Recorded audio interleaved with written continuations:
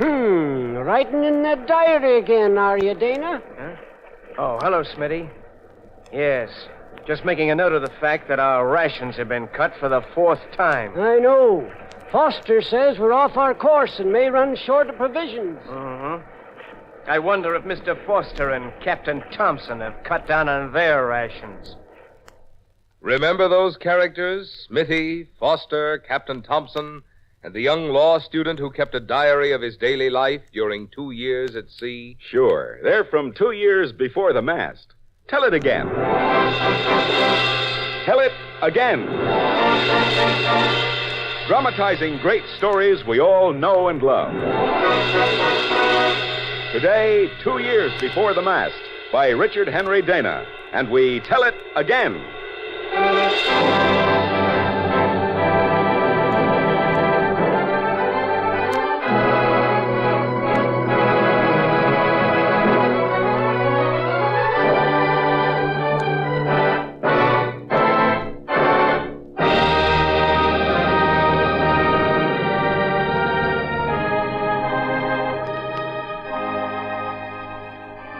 In the year 1831, a young man by the name of Richard Henry Dana entered Harvard University. He had many plans for the future and many ideas about what he intended doing with his life. But of all these plans and ideas, he was quite certain that he would never do 2 things: write a book or go to sea. Luckily for the common seaman serving in the merchant marine, Dana did both. A short time after he began his law studies, he noticed that he was frequently subject to dizzy spells. His eyes bothered him, and he seemed to have great difficulty keeping his balance and equilibrium. The attacks became worse, and finally, at the insistence of his friends and fellow students, he consulted a doctor. Look far to the right, please. Now to the left. Look straight ahead. Up. Down. Follow my finger. Tell me when you lose sight of it. Now. Well? Well, Dana, this examination is not complete, and I'll want to make some more tests. But I think I can safely say that unless something is done soon, you're in danger of losing not only your sight, but your ability to coordinate your brain and your muscles. I see. Something pressing on the brain, eh? Perhaps an operation. No, I don't think so. I think it's localized in your eyes. Too much close work, poring over those law books of yours. You're underweight, too. You don't get out enough. Sunshine, fresh air. Well, I'm afraid Harvard doesn't give one much time for those things, Doctor. I know. Dana, if I were you, I'd start making plans to leave Harvard. Leave Harvard? But my study's my law course. I'm very much afraid your law course will have to wait until you're in better physical condition. A long sea voyage might do the trick. Long sea voyage? Oh, Doctor, if there's one thing I don't like, it's the sea. Oh? Anyway, it's out of the question. I couldn't afford it. I see. Then, of course, you couldn't go as a passenger. Perhaps you could sign on as a sailor. Sailor? Me? My boy, there are times in our lives when fate takes a hand and demands that we do certain things, even if we dislike the doing and feel that it's not for the best. I'm giving you my professional advice. You need rest and building up, a complete change. Use your body instead of your mind for a few months. After that, we'll examine you again. It's just possible that a voyage at sea might be the best thing in the world for you.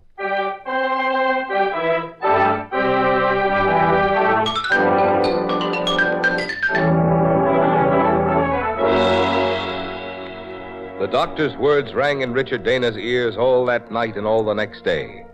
And finally he realized that he had no choice except to take the advice of the skilled physician.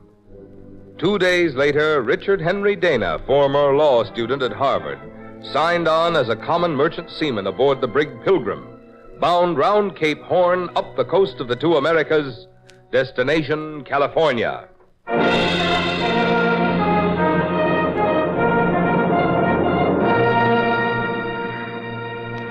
With typical one purpose of mind having come to his decision, Dana resolved to be the best sailor possible.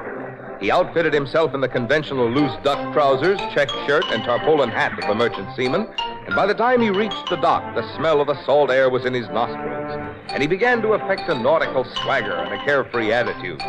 For after all, he wanted the rest of the crew to accept him as an old salt, not as a law student. Unfortunately, you can't fool sailors when it comes to recognizing a landlubber. Welcome aboard. Don't stand there with your gear over the side. Oh, excuse me, are you the captain? Oh, the captain's got nothing better to do than stand on deck and personally welcome every filthy scum of a seaman that steps foot on board. Drop anchor and answer some questions. All right. It's aye, sir, on a ship, you landlubber. Oh, sorry, sir. Belay, heave to and pay attention. I'm Foster, first mate. You're Dana, the new hand? That's right. Aye, sir. As green as they come, ain't you? Well, sir, I've never... Blast you, keep quiet when I'm talking. Aye, sir. Don't worry. We'll make a sailor out of you. Now stow your gear and steerage where you bunk and come topside. Aye, sir. I beg your pardon, Mr. Foster. Well? Did you say steerage? That's right. I'm to sleep in the steerage? Yes, Dana. I'm afraid that's all the accommodations we have available at this time. Unless, of course, you'd like to share my cabin. Well, that would be very kind of you, sir, and I... Get below! Belay, all of you! Well, Dana, what are you waiting for? Stow your gear and steerage and come topside. Yes, sir. Aye, sir. Aye.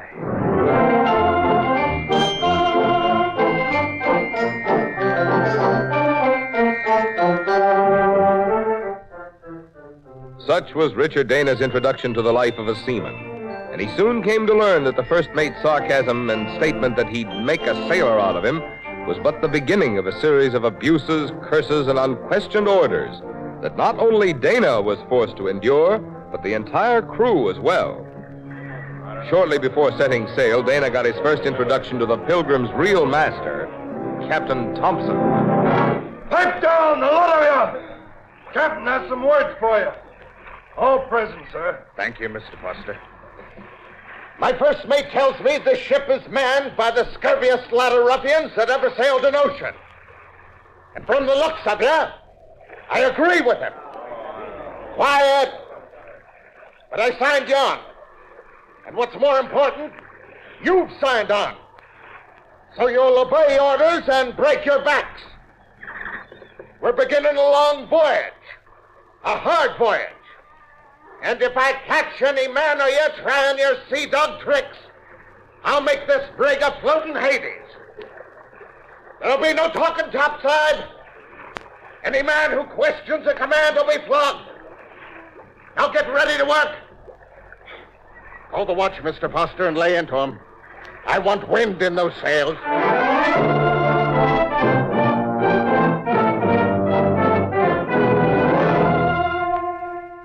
It was a new and disturbing experience for the well-bred, cultured, polite law student. No one except the men who went to sea in those early days can have any idea of the absolute authority of the captain, and through the captain, the first mate, on the merchant ships during those years. There was no such thing as justice, or the difference between right or wrong, or the opportunity to raise the smallest question about the advisability of doing anything. There was only blind obedience to an autocratic power, the captain. And if he happened to be quick-tempered, ill-advised, or simply woke up with a stomachache, it was the men who paid for it in extra work, smaller rations, and whip-lashings tied spread-eagle to the mast. Dana was to learn all this and more. But at the moment, he had his hands full trying to comprehend the complex duties involved in getting a ship under sail. Orders were shouted from stem to stern. Orders that sounded so unintelligible to Dana that they might as well have been shouted in a foreign tongue. All hands! Off anchor! Bring to it! Reef studding sail gears! Roll through yards! Hoist topsail!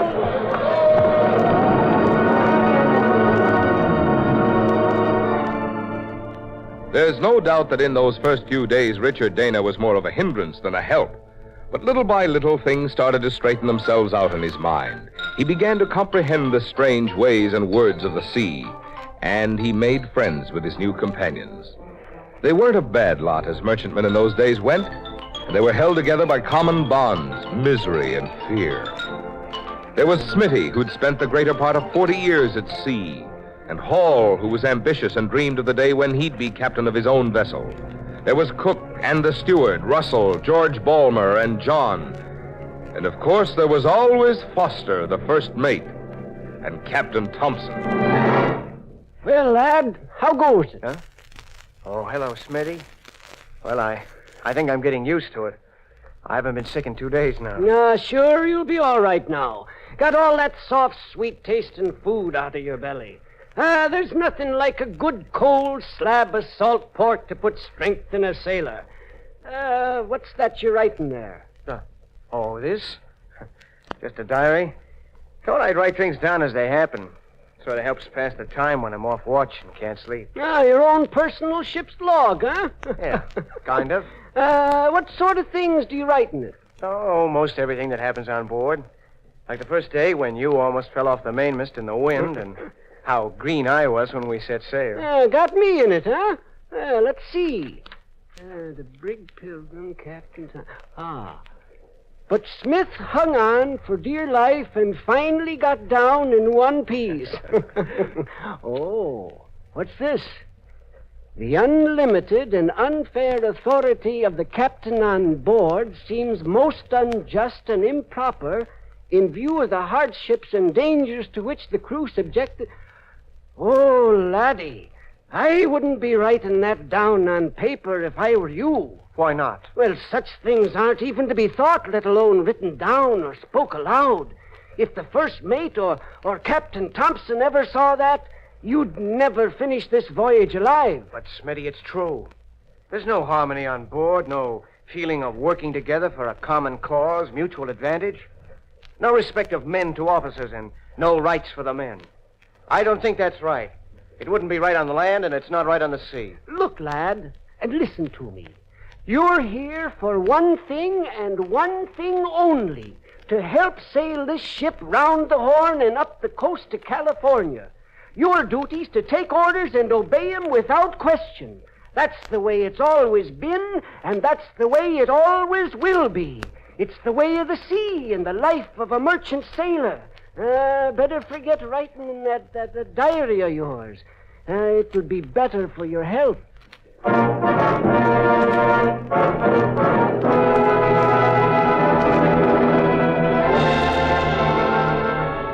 But Dana did not forget writing in his diary. Smitty's words and obvious fear only reflected the attitude of the entire crew, and Dana resolved to keep even more detailed notes on the injustices and abuses he observed aboard the Pilgrim. The days passed, and the ship made good progress, and for every nautical mile they traveled, Richard Henry Dana added another page to his rapidly filling diary. One day there was a sudden and violent change in the wind.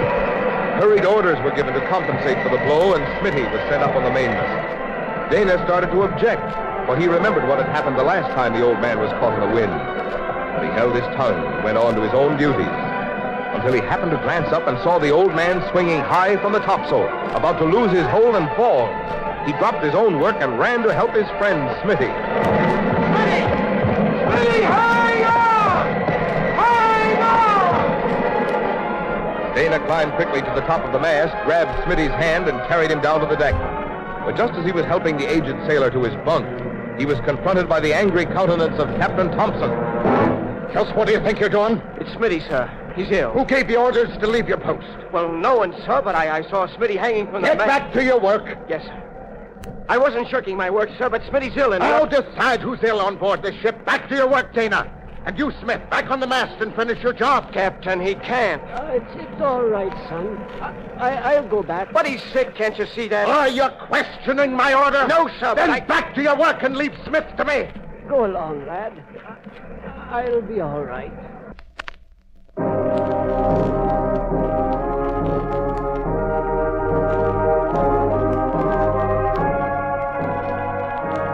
So, for the first time in his life, Dana found himself faced with a situation in which the power of reason and the appeal for mercy and justice were useless. Somehow or other, the old man managed to pull himself up to the top of the mast again and lashed himself to the topsail boom. In this way, he hung on through the gale. And after the storm passed and the seamen were allowed to go to their quarters, Dana climbed up and untied the old man. He was unconscious by then, and Dana carried him tenderly to his bunk, tucked him in, and went to record the events of the day in his diary.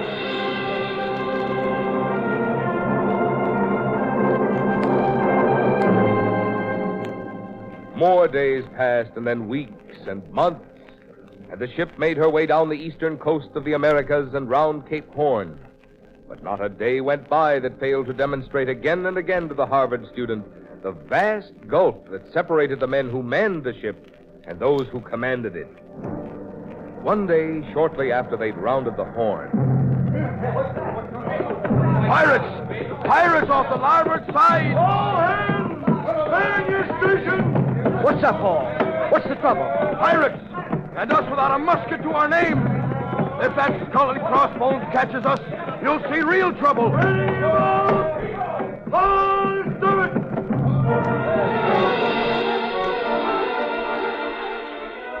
With every inch of canvas straining, the Pilgrim literally leaped through the sea in an effort to elude her black-hulled pursuer.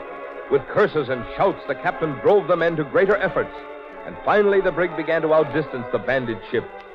Although there were men aboard the Pilgrim who silently wondered if it might not have been better to fall captive to the pirates instead of saving themselves and the ship for the continued command of Captain Thompson. Well, writing again, are you, Dick? Oh, yes, Smitty. Just making a note of the fact that our rations have been cut. That's the 4th time. I know. Foster says it's because of the pirates. We took ourselves far off course, getting away from them. Now we'll be late in port, and if we don't cut down, we'll be in danger of running short of provisions. Sounds logical.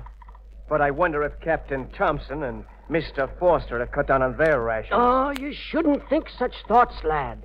It's the way of a sailor, and there's nothing you can do to change it. Maybe there is, Smitty. No, don't try it, my boy.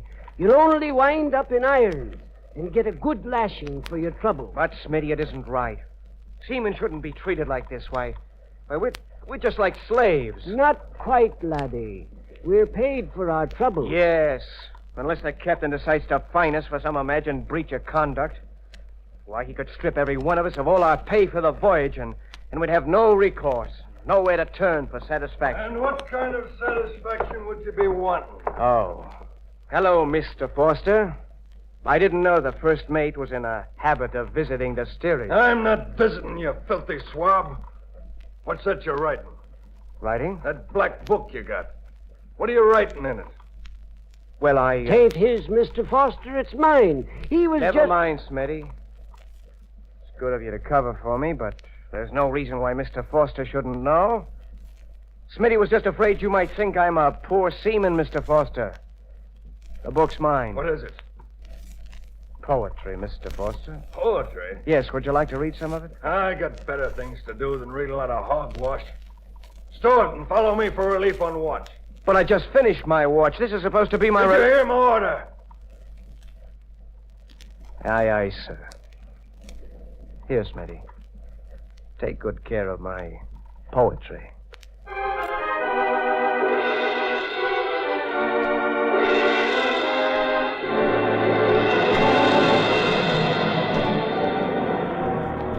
All right, Dana. Keep the watch. I'm going to catch 40 winks. And if you breathe a word to the captain, I'll break your back. Aye, aye, sir.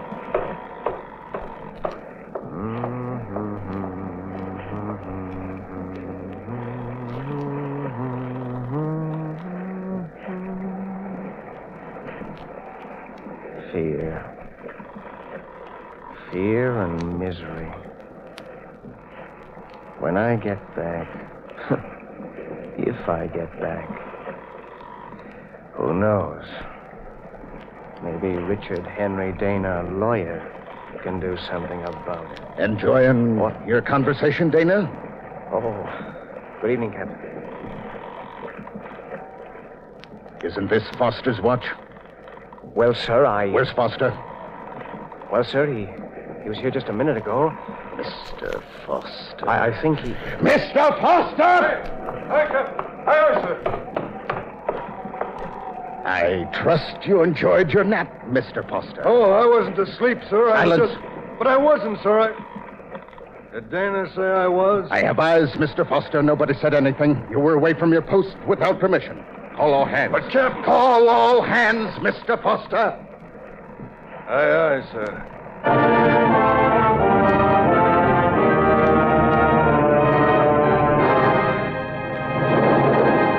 Men, you've been called together, according to regulations, to be told that this ship is now without a first mate.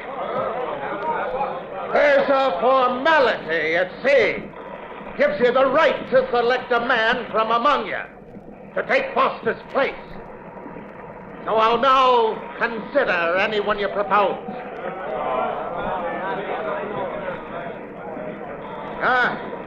I'm glad to see you recognize that I'm the only one who knows who to appoint. Dana. Me? Aye, sir. You're an educated man. Leave this scum and be my mate. If it's all the same to you, sir. No, thank you. What? You refuse? Sorry, sir. I'm not qualified for the position. Very well. Paul. Hi, sir. How about it? Think you're qualified for the position? Oh, yes, sir. I'll do my best, sir. Good. Come up on the quarterdeck. Now, men, this is your new first mate, Mr. Hall. You'll obey him and jump to his orders, or take a flogging every last man of you. Now get back to your work.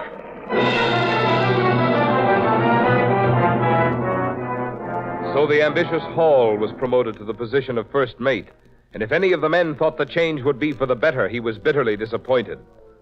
Hall and Captain Thompson drove the men mercilessly, and only the most hearty could stand the increasing work and the cut rations that kept the hunger always gnawing at their stomachs.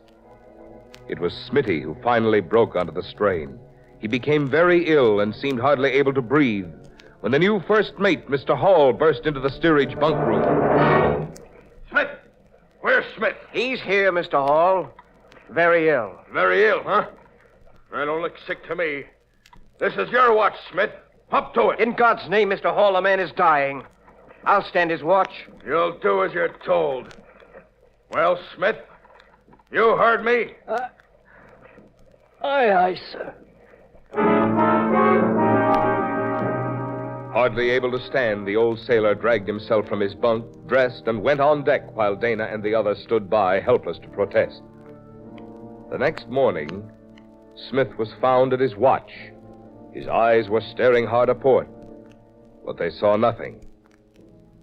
Smith was dead. You killed him. What? You murdered him, you dirty maggot. You killed him the same as if you'd stuck a knife in him. Get below, Dana, before I call the captain. You dirty, filthy beast. No, Dana! No! What's this, Dana?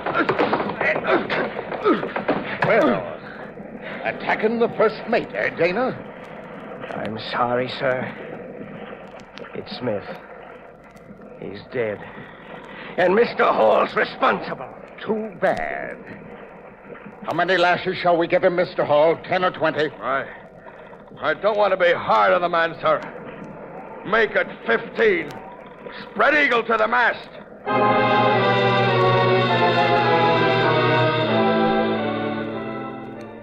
So Richard Henry Dana, student at law, was tied spread eagle to the mast of the Pilgrim and given 15 lashes with a raw cowhide whip.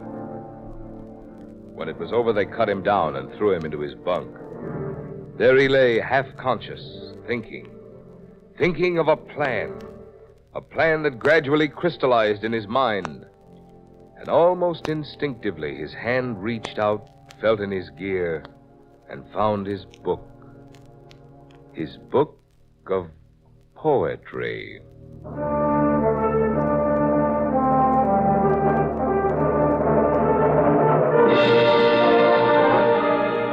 remainder of the voyage was much the same, just a repetition of abuses and stern orders to which there was no reply or appeal.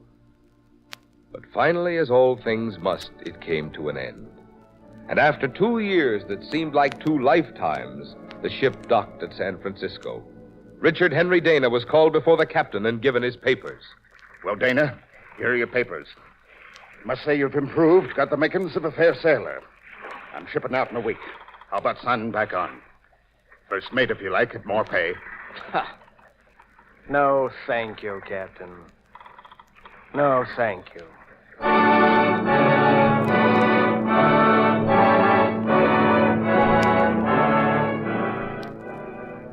And Dana took his precious diary, booked passage for Boston, and returned home. Strangely enough, the hardships he had endured had not injured his health. On the contrary, the advice of the doctor had proved to be correct. His eyes were sharp and clear. The headaches and dizzy spells were gone. And he was ready and able to resume his law course at Harvard. On graduating, Dana shunned the ordinary cases he was offered and dedicated his law practice to the defense of the seaman.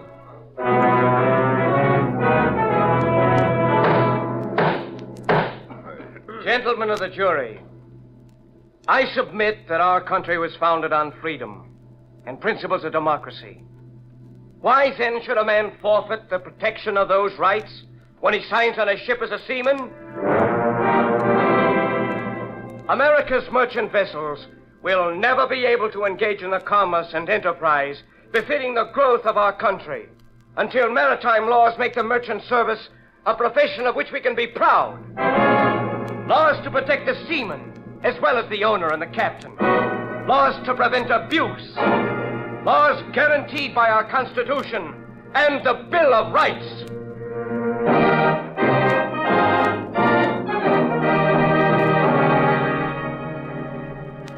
And the people of this country listened to Richard Henry Dana, and the courts listened, and the ship owners listened. And out of the bitterness and controversy came the maritime laws under which we now conduct our merchant sailing.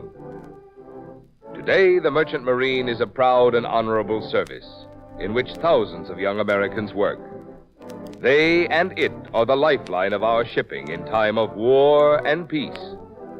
Young men who sign on these ships know that they will be treated honestly and fairly, with equal justice for all, from the lowest seaman to the captain. Thanks to Richard Henry Dana and others who joined him in his fight. And particularly to the inspiration that made him write his daily experiences in a diary. Experiences of a young law student who was forced to spend 2 years before the mast.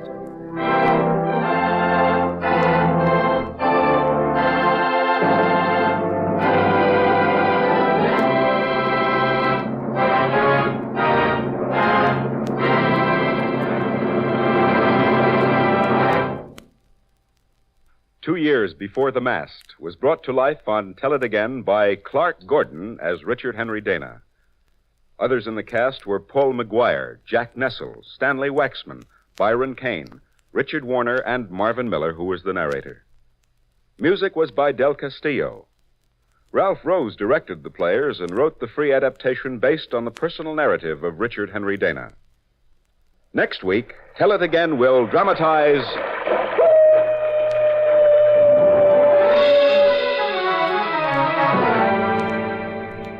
The Luck of Roaring Camp by Bret Harte. Join us then, won't you, when we tell it again.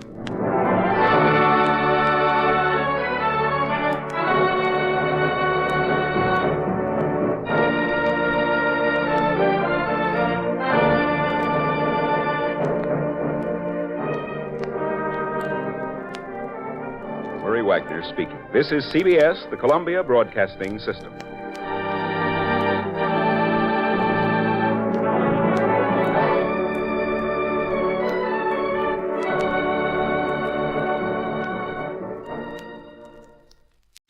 This is Ronald Coleman, inviting you to radio's most dramatic half hour, Favorite Story.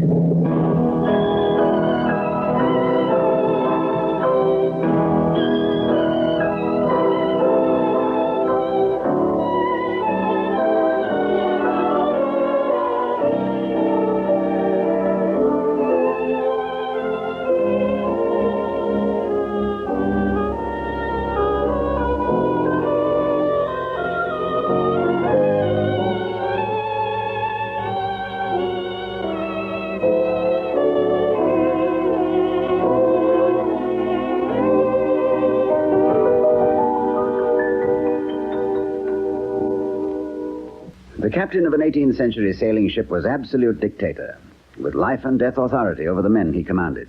His word was law. There was no appeal.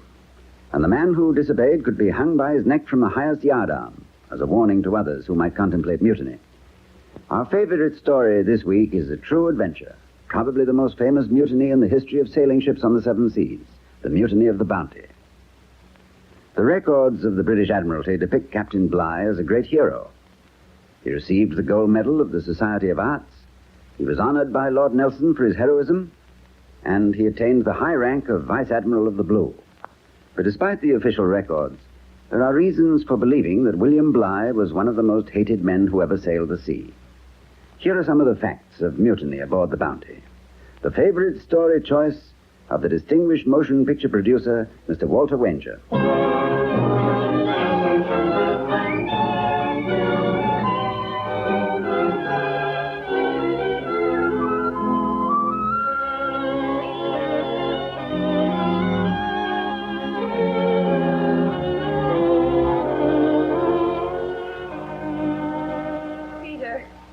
Everything ready. Your luggage is all packed. Mother, you don't call it luggage. It's my sea chest. Oh, I hope you have enough woolen stockings. I'm sure I do. Perhaps he won't come. Perhaps he's decided that you're too young to go on such a voyage. My little boy going off to sea. Don't talk as if I were still a child, Mother. And please don't be crying when Lieutenant Bligh comes. So young, so young. Oh, that must be Mr. Bligh coming up the walk. Peter, are you certain this is what you want to do? Mother, you want me to have a career, don't you? You want to be proud of me? Oh, yes, yes. Well, if you must go, you must. Mr. Bligh seems a strange-looking man. With all the work there is to do on board a ship, how can the captain grow so fat? The Deemster says Mr. Bligh is one of the finest sailors in His Majesty's Navy. I don't like his face. Mother. Yes, I'm coming. I'm coming. Lieutenant Bligh? Your humble and obedient servant. You, madam, I presume to be Mrs. Haywood? That is correct.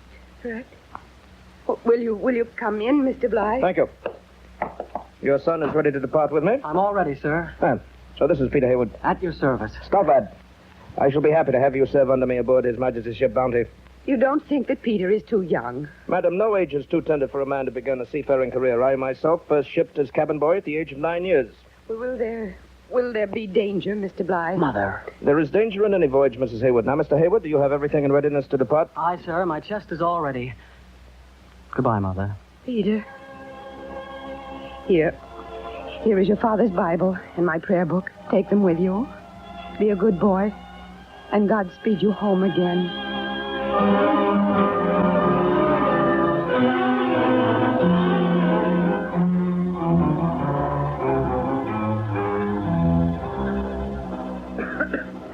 This is Mr. Haywood, who will serve as midshipman during the voyage of the Bounty. Mr. Haywood, these are your fellow officers. I'm Morrison, boatswain's mate. I'm pleased to know you, Mr. Morrison. And this is Mr. Fryer, the ship's master. Your first voyage, Mr. Haywood? That's correct, sir. Well, lad, you could not serve under a better captain than Lieutenant Bligh. And this is our first mate. Fletcher Christian. Welcome aboard the Bounty, son. If you need any help or any advice, call on me. Thank you, Mr. Christian. That is all, gentlemen. You'll return to your duties. Have everything in readiness to sail at sunrise. Good day, gentlemen. Oh, Mr. Bligh. Well, Mr. Christian? Aren't you going to tell us the purpose of our voyage, the cargo, our destination? I am captain of this ship, Mr. Christian, and I shall tell my crew only such information relating to my orders as seems, in my opinion, to concern them. Is that clear? Are we to infer that you do not trust us with this information? You may infer whatever you like. You will sail the course which I prescribe. When it is necessary for you to know certain things, Mr. Christian, I shall tell you. You are all dismissed. Lieutenant Bligh. Dismissed! Yes, sir. Mr. Haywood. Yes, sir? Mr. Haywood, before the Bounty sails, do you think it would be fitting for me to go ashore to bid farewell to my good wife, Mrs. Bligh? I do, sir. And do you think, Mr. Haywood, that it would be fitting for me to take Mrs. Bligh some small present or token on the occasion of my departure on this long voyage? Some provisions or supplies of some sort? I should think it proper, sir. Well, then you will ask the steward to stow a large cheese. 2 large cheeses and a small cask of vinegar in the longboat for me to take ashore as a gift for Mrs. Bligh. I shall attend to it, sir. Stop that. We shall get on, Mr. Haywood.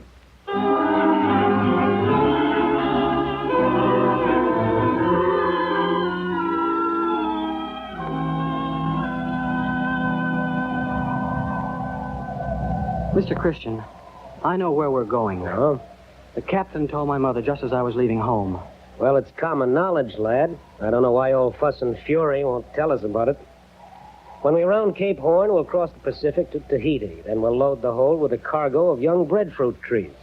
Breadfruit trees? Then we'll carry them to the West Indies, plant them, and set the Bounty's course for England again. Why do they want breadfruit trees in the West Indies? Well, the breadfruit's a cheap diet. It grows all the year round. The British plantation owners in the West Indies can feed breadfruit to their workers and their slaves and save the expense of growing potatoes for them. Oh, I see. People in the West Indies will be cursing us for centuries. Ever taste of breadfruit? I think even breadfruit would taste good to me right now. You don't like the food the old man's giving us? Does anybody? Well, if you're hungry, at least you have the satisfaction of knowing that 44 other men aboard the Bounty are just as hungry as you are. As for the 45th man, well, I think old Bligh keeps his gullet pretty well filled.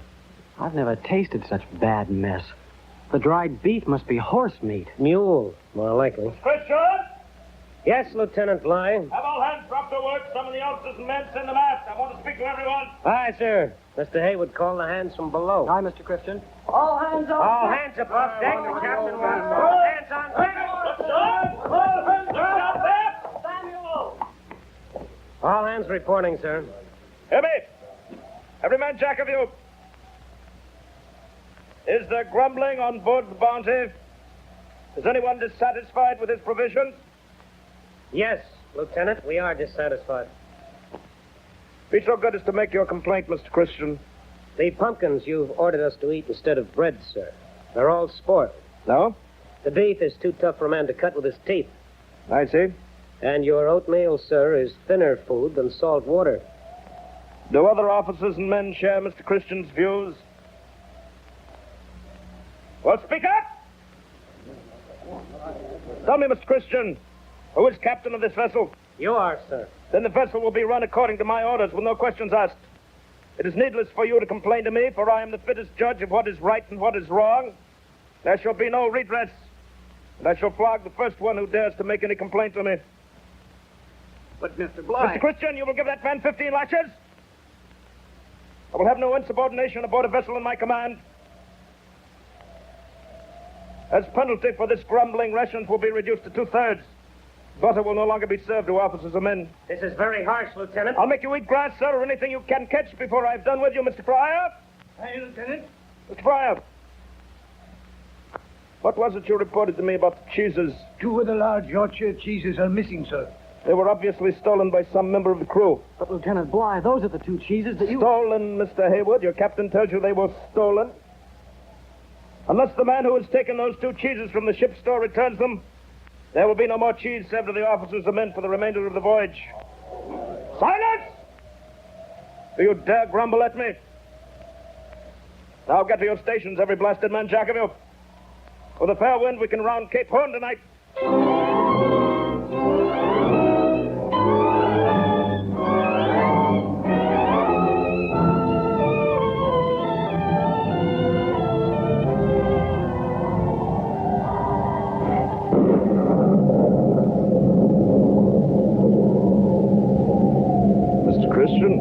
Aye, Lieutenant. This is your watch? My watch, sir. Will we raise our Tahiti the 3rd day from now, Mr. Christian? Unless this wind makes us haul down the topgallant sails. You expect a storm, Mr. Christian? I expect a storm, sir. A severe storm, Mr. Christian? By every indication, Lieutenant, we are in the track of the worst storm you or I have ever remembered. Good night, Mr. Christian. Good night, Mr. Bligh.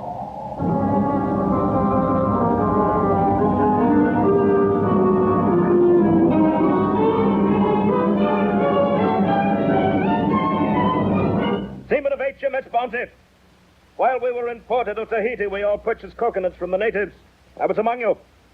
Some of the coconuts which I purchased have been stolen from my cabin. Mr. Fryer. Aye, sir. How many coconuts did you obtain in port? 11, sir. Mr. Haywood? 6. Mr. Molson? 14 Mr. coconuts. Christian? Mr. Christian? State the number of coconuts now in your possession. I really do not know, sir. How many did you purchase? Several. I don't recall exactly.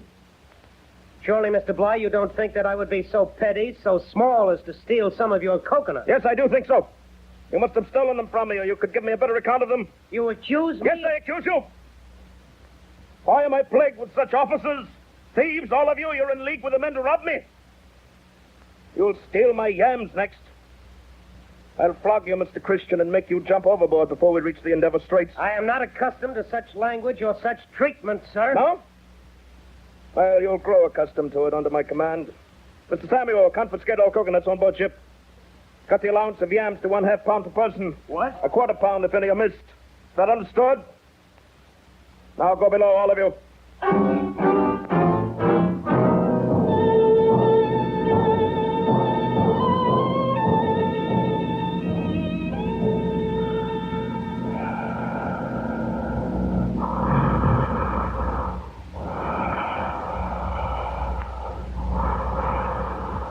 Mr. Bligh. What are you doing in my cabin? Get out of bed. Get dressed. I give the orders here, Mr. Christian. No longer. Mutiny? Call it what you like. I have taken command of the Bounty. And if you interfere with me in any way, I shall not hesitate to fire a ball directly through your head.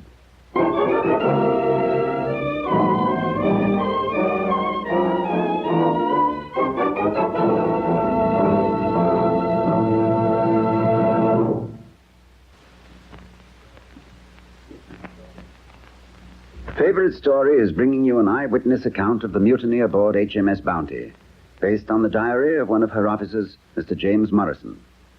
William Conrad is Lieutenant Bligh. Lon McAllister is Peter Haywood. We are now in the wastes of the South Pacific, in that gray half-light before sunrise. The sea is utterly calm, the sky slate gray, and they blend at an unseen horizon.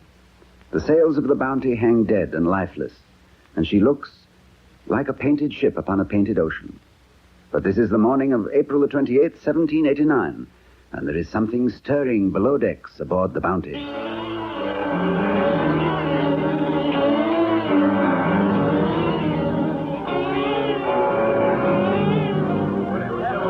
Mutiny? Seamen and officers of the Bounty, gather aft. I have something to say to you. This man is no longer an officer of this vessel. I have stripped him of his command. Correction, Mr. Bligh. It is you who have been stripped of your command. Must I stand here with my hands fettered behind my back while you drag me about by a cord? Like a dog on a leash? I'll not undergo this indignity, sir. I'm an officer in His Majesty's service. Mamu, Mr. Bligh, Mamu. And what does that mean, Mr. Christian? In the language of the people of Tahiti, sir, it means silence or death will be your portion. All hands, hear me. I, Fletcher Christian, have taken command of the Bounty. We shall carry Lieutenant Bligh as a prisoner to England to answer for his maltreatment of officers and crew. Huh? It's a warm welcome the Admiralty will give you at Plymouth Home, Mr. Christian. They have ropes for mutineers. We have just complaint against you, sir. You have no complaint, Mr. Christian. My word against yours. Which do you think they will believe, captain or mutineer? Now untie my hands, set me free. No, Lieutenant Bligh. I've borne all the insult and degradation I can take from you. I'll not be starved and sworn at for another year. What say you, men? Mr. Christian, if you do this thing, you can never go back to England. So I shall never go back. Churchill, keep a weather eye on the carpenter. He's up to something. I want to avoid unnecessary bloodshed. Where's the arms chest, Mr. Bligh? We'll raise a party and retake the ship. Good man, Mr. Fryer. The arms chest is in my possession, gentlemen. And all firearms are in the hands of men who are loyal to me. Mr. Bligh, you will prepare yourself to leave the Bounty. What? Mr. Morrison, lower a boat. Aye, aye, sir. Mr. Christian, you would set me out in the middle of the Pacific Ocean in an open boat? You have brought this on yourself, Lieutenant. Such an act is murder. I'll have no part of murder. Very well, Mr. Fryer. You shall go with Lieutenant Bligh in the cutter. No, we will die for sure. Take your choice. I leave it to every crew member, officer, or man, whether he wants to throw his lot with Mr. Bligh or with me. Mr. Christian, this is a joke, Mr. Christian. A game you play. You may go below, sir. Your hands will remain tied. Take which supplies, provisions, personal effects you may wish. The men will help you stow them in the boat. 15 minutes from now, you will be master of a vessel again, a vessel 19 feet long, and with no first mate whom you can curse and smear with petty charges. Churchill, take him below. Mr. Christian, what shall I do? Follow your conscience, Mr. Haywood, as I follow mine. I want to stay with you, Mr. Christian. I hate the captain as much as you do. But I can't be a mutineer, sir. You're not a mutineer, lad. I'll swear on the highest court of England that you're as innocent of mutiny as I am guilty. Will they have a chance in the open boat? They'll have a chance, a bare chance. It's a large ocean, Mr. Haywood. Shall I go or stay? It is a great pity, lad, that this should happen to you on your first trip to sea. You're not out of your teens, are you? No, sir. Then I say choose life. You'll be closer to life with us on the Bounty than you will be with Bligh in an open boat. I beg you, reconsider, man. I've considered and reconsidered, Mr. Fryer. There's a basic dignity to living creatures. And those who flout that dignity and trample it deserve less favor from their fellow men than we're granting the lieutenant. Some respect, sir. Have you made ready, Mr. Bligh? Aye. Now, down the ropes with you, sir. Let's have this business done with. Mercy, Mr. Christian. Your boat is waiting, sir. Upon my honor, Mr. Christian, I'll give my word never to think of this if you let me stay. Your word, your honor. If you had any honor, Lieutenant, things would not have come to this extremity. Consider my wife and family. If you had any regard for your wife and family, you should have thought of them sooner. For blessed human charity. What do you know of human charity, Mr. Bligh? Help him down, mates. Cast off. Have done with it. Yeah, that's good. Have done with it, old man. God save you, Mr. Bligh. God save you, Mr. Christian.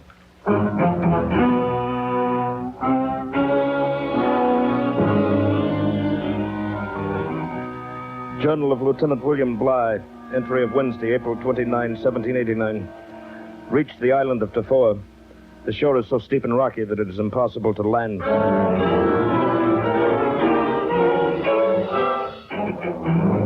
Entry of Saturday, May 16. Dark, gloomy weather. I've resolved to try to reach the Dutch settlement at Timor, which is a full 1,200 leagues distant. This night has been truly horrible. Not a star to be seen, so that steering was uncertain.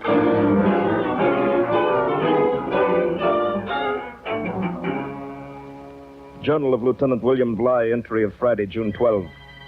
Sighted the island of Timor, bearing from west-southwest to west-northwest, 41 days after having been set adrift by the mutineers of the Bounty, and having traversed 3,618 miles.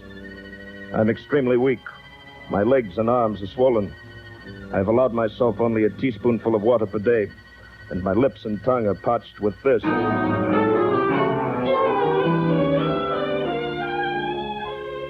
Sunday, June 14. This is the happiest day of my life. After hard rowing, arrived at the town of Kupang and slept the sweetest sleep that man ever enjoyed. Shall embark immediately on board a Dutch packet boat bound for England.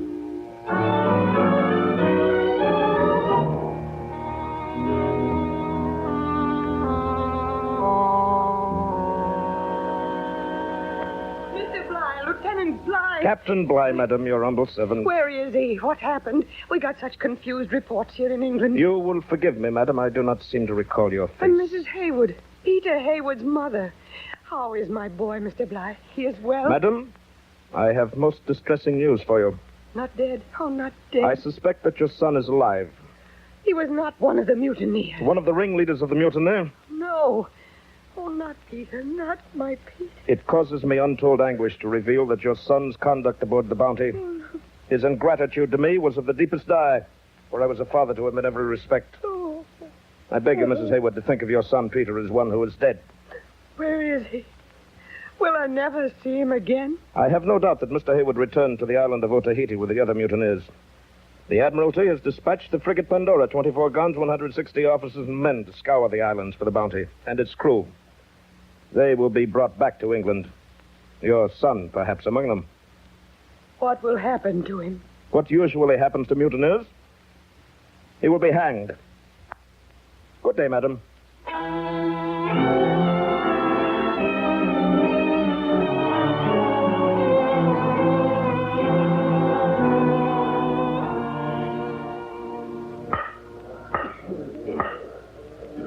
This court-martial will proceed now to investigate the charges against the prisoner Peter Haywood, late midshipman of His Majesty's ship Bounty.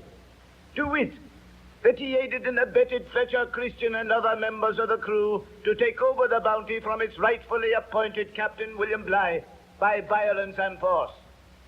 The prisoner will stand. With your permission, Mr. President, may I give my testimony without standing? Why, Mr. Haywood? My imprisonment on board the Pandora during the return to England was so confining that I'm afraid my health was affected.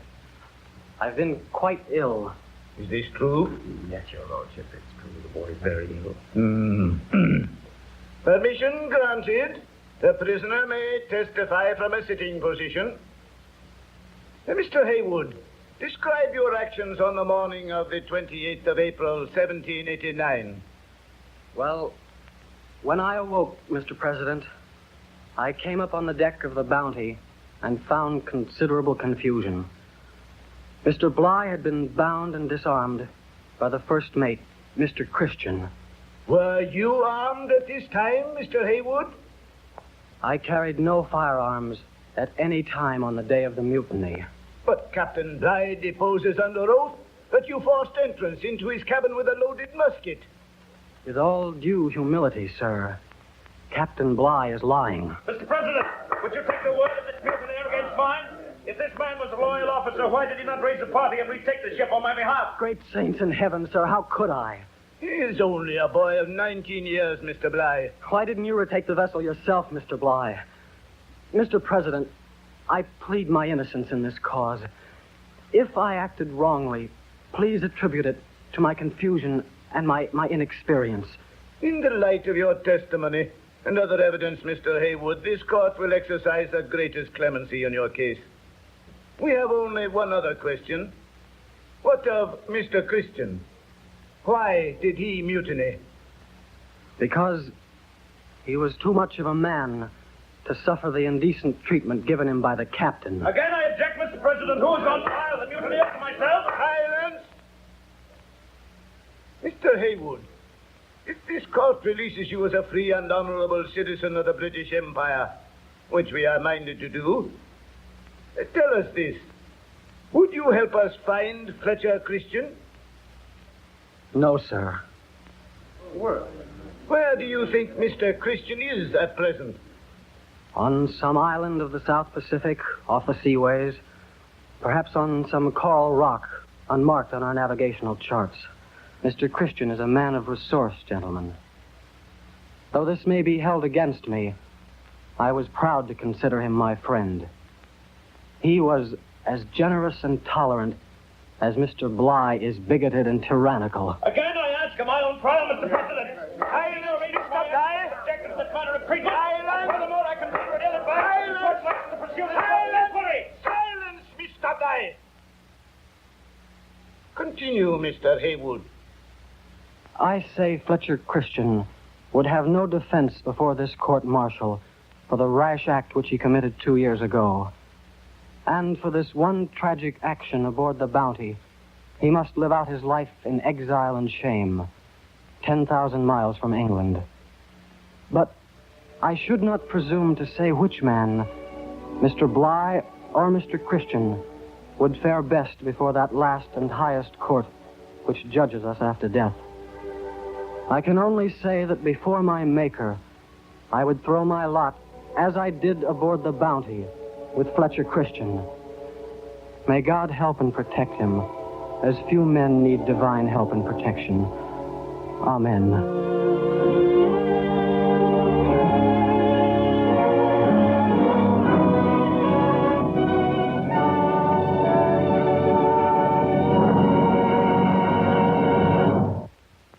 You've just heard Mutineers of the Bounty, the favorite story of Mr. Walter Wanger, with Lon McAllister as Peter Haywood, Frank Lovejoy as Christian, and William Conrad as Captain Bligh.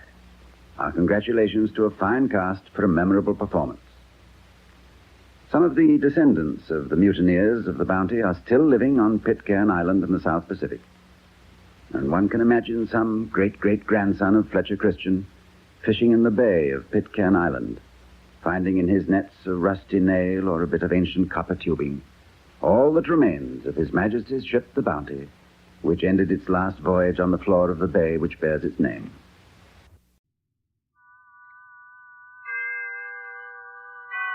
Autolite and its 98,000 dealers bring you Mr. Charles Lawton in tonight's presentation of Suspense.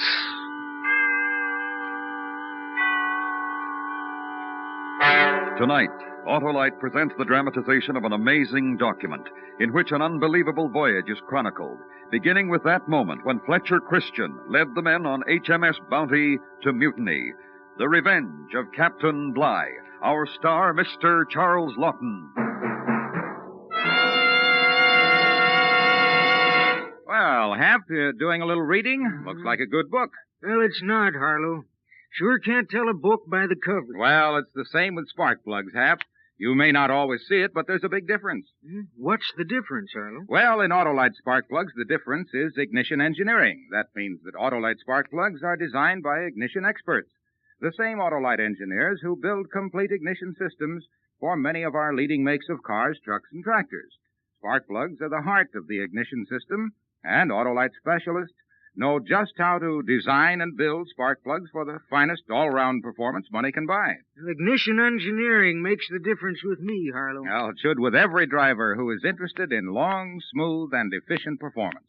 That's why millions of wise motorists specify and insist on world-famous ignition-engineered Autolite spark plugs, either standard or resistor type. Remember, from bumper to tail light, you're always right with Autolite. And now, Autolite presents transcribed Mr. Charles Lawton in The Revenge of Captain Bligh, hoping once again to keep you in suspense.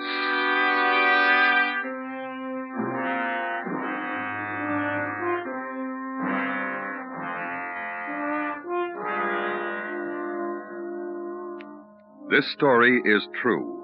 It is gathered from the court records and the diary of a naval officer who performed the incredible feat of sailing an open boat some 3,600 miles from the Friendly Islands to Timor, carrying himself and 17 others to safety.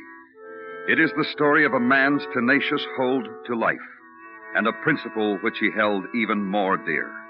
A ruthless disciplinarian, a great man of the sea, a man with one goal: to see justice done. This, then, is the chronicle of Captain William Bligh, in command of His Majesty's ship, Bounty.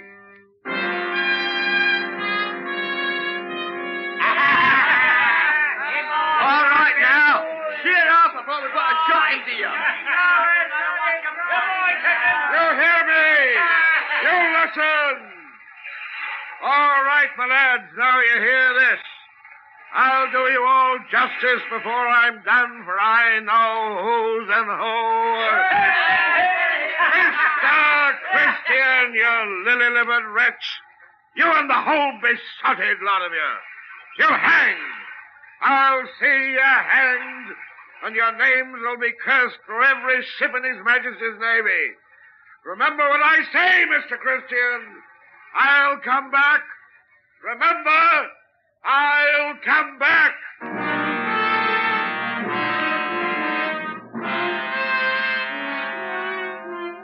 We were 19 in number. The size of the launch was 23 feet from stem to stern and rowed 6 oars. 4 cutlasses were our armament and no other arms of any kind. We were cast adrift with 28 gallons of water, 150 pounds of bread, 30 pounds of salt pork, 6 quarts of rum, and 6 bottles of wine. We were so deep and lumbered that there were 7.5 inches of wood amidships between us and the sea. And that's the way it was when we dropped astern of His Majesty's ship Bounty. A ship in full mutiny, commanded no longer by your obedient servant, Lieutenant William Bligh.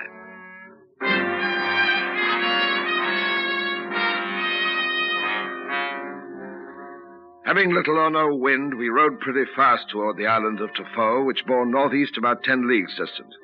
The spirits of the men were low, and I had to do my best to cheer them. For myself, I was resolute. I was going to live to see a trial and vindication of my command. I'd feel a sight better, Captain, if we had an armful of muskets. So would we all, Mr. Hayward. So would we all. But we haven't. And must make the best out of what those scurvy knaves have given. In with a will, lads. Captain Bligh won't let you down. You'll all live to swill ale and pinch a bit of strawberry jam again. Mark my words. That boat is almost hull down, Captain. Aye, they're bound for Otaheite. They flatter themselves with the hope of a happier life on that island than they can enjoy in England. I heard some of the men talking about the women there a few days ago, sir. But I never believed that it would lead to mutiny. This? Well, it has it not, Mr. Hallett? And like true British sailors, we must take the good with the bad. Am I right, lads? Our task is to forget the past until an opportunity presents itself to remember. Then we'll have justice. Meanwhile, we'll put in at the fore and take stock of our position. Give us a song, lads.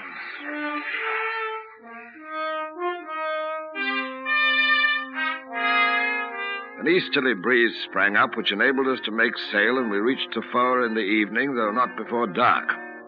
There being no anchorage and the shore so steep that we could not land, we were obliged to keep the boat under the lee of the island with 2 oars.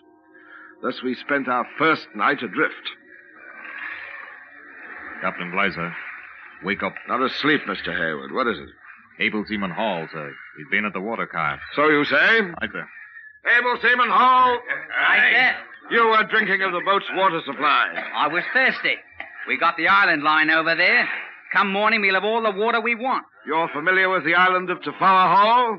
You know we'll find water? You know the natives are friendly? They'll allow us to come ashore? You know nothing. Now I speak to every last soul in this boat. Our situation is dangerous, but not hopeless. If we maintain discipline, this we shall do. Able Seaman Hall, no water for 24 hours. That ain't fair. 36 hours, Able Seaman Hall. And you will address me as befits both your station and mine. Captain Bligh. Do you have anything else to speak of, Able Seaman Hall? No, sir. Captain. Very good. Quartermaster. Aye, sir. You will be in charge of the water casks. We shall determine the rationing after we have explored the island in the morning. That is all.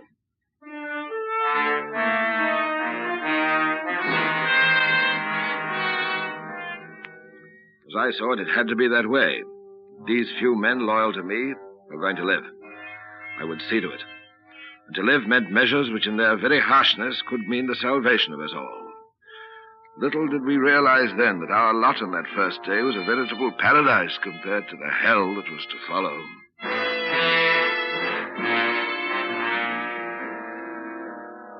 At daybreak, a very nasty squall arose, and we were in imminent danger between wind and wave of swamping. A great surf was running into the island, and it was not until later in the morning that we were able to effect a landing. This we did in a cove with a stony beach where I dropped the grapnel about 20 yards from the shore, which shelved very gently. Grapnel's holding, sir. Very good. Mr. Hallett. Aye, sir. You will take 4 men, Linklater, Norton, Smith, and Samuel. Aye, sir. There is a possibility of finding breadfruit coconuts, but most important, water. However, I don't wish you to venture into the interior more than a quarter of a mile. Take 2 of the cutlasses. If you see any sign of natives, you are to return immediately. Very well, sir.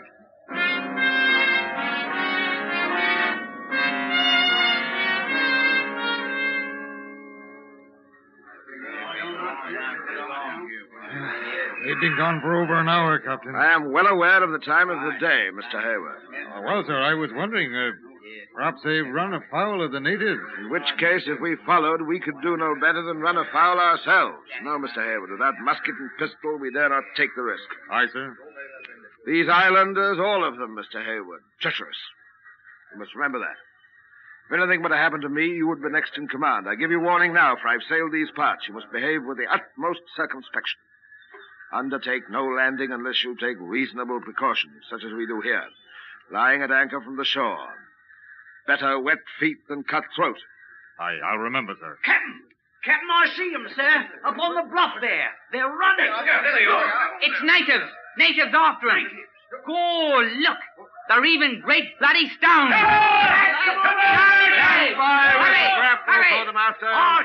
There's over 100 of them. 2. Our lads will never get down in time, sir. We'll give them every chance to, Mr. Hayward, until it is no longer safe to remain. Go! One of our lads is down. Look. Who is it? Can't see. He got bashed by one of them bloody stones.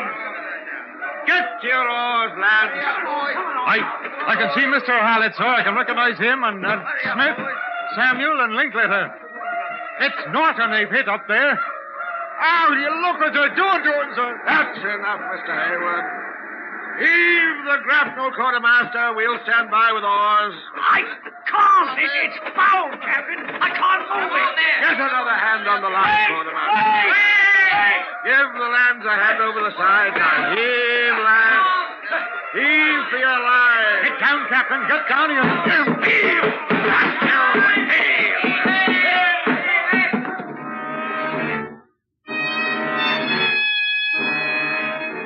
The natives were already wading to the boat, and one had his hand on the grapnel line. The grapnel, still fouled, wouldn't give, and if I had not had a knife in my pocket with which I cut the rope, we would have all perished on that spot. As it was, their attack with the heavy stones, which the natives threw with great accuracy and skill, disabled a number of us, including Mr. Midshipman Haywood.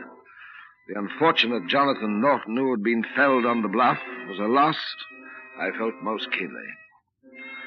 Thus, we escaped the onslaught of the Tofoan natives and, setting sail, steered for the open sea. It was at this point that I decided to tell the men what was in my mind. Provisions are accounted for, sir.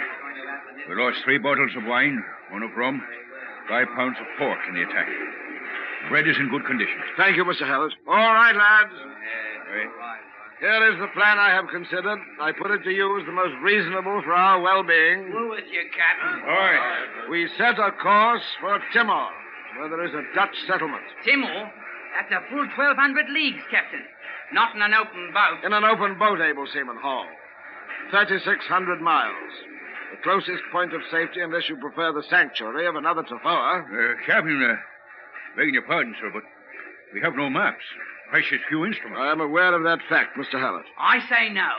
Without provisions, and overloaded as we are. I am not asking permission, lads. I am saying thus and thus. I give you the privilege, as sailors of His Majesty's Navy, of knowing the captain's decision. A rare privilege indeed. From this moment, the rations will be as follows. 1 ounce of bread and 1/4 of a pint of water a day. The pork will be equally shared in 1 ounce portions every 2 days. I shall now demand your promise that you respect my order, for in so doing I promise you that you shall see England again. You have mine, sir. And mine? I'll give mine gladly, Captain. So be it. Break out the rum, quartermaster, a tot for every man. We'll drink to Timor.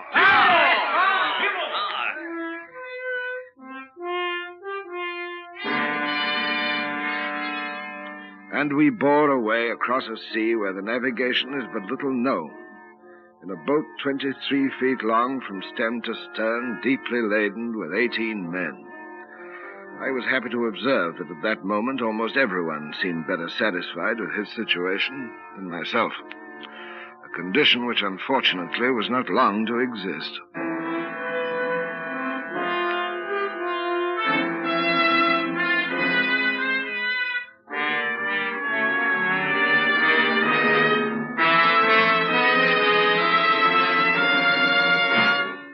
Autolite is bringing you Mr. Charles Lawton in The Revenge of Captain Bligh, tonight's presentation in radio's outstanding theater of thrills, Suspense.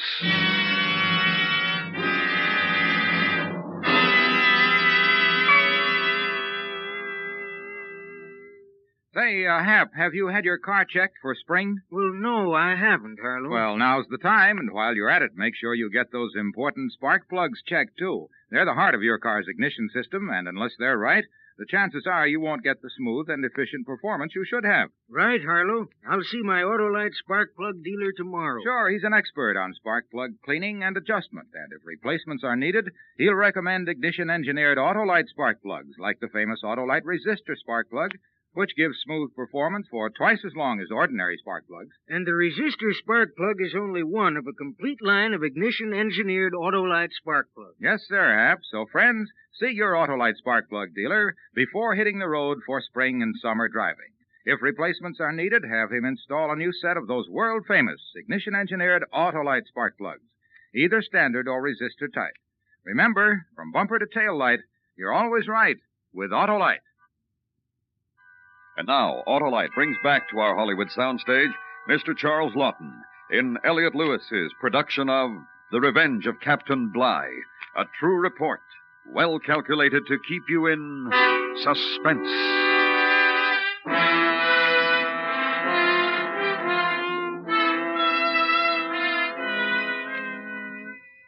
The remainder of that day and the following until noon, we made with sail 94 miles. We passed a number of islands, but did not venture to land, and so the hours passed into days. We logged our passage, 500-600 miles, always closer to England. Justice. The supply of food, meager as it was contentedly received by the crew, but we suffered great thirst. It was this thirst which nearly brought upon us a second disaster. The wet weather came upon us. First, it was a miracle from the heavens, a replenishment of our water supply. But as the seas rolled up and began to break over us, it became an agony of torment. We were never dry, not for an instant.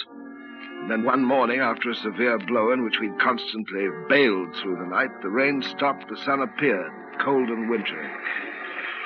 Water and bread rations.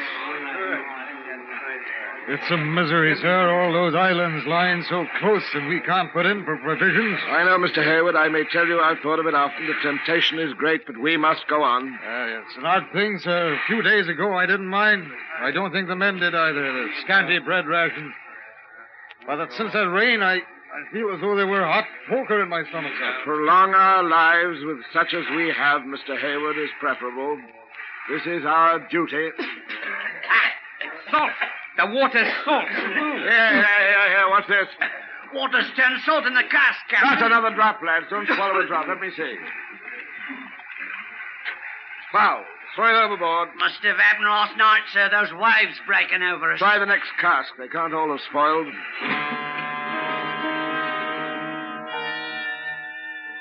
Salt. An ocean of salt about us and in the boat.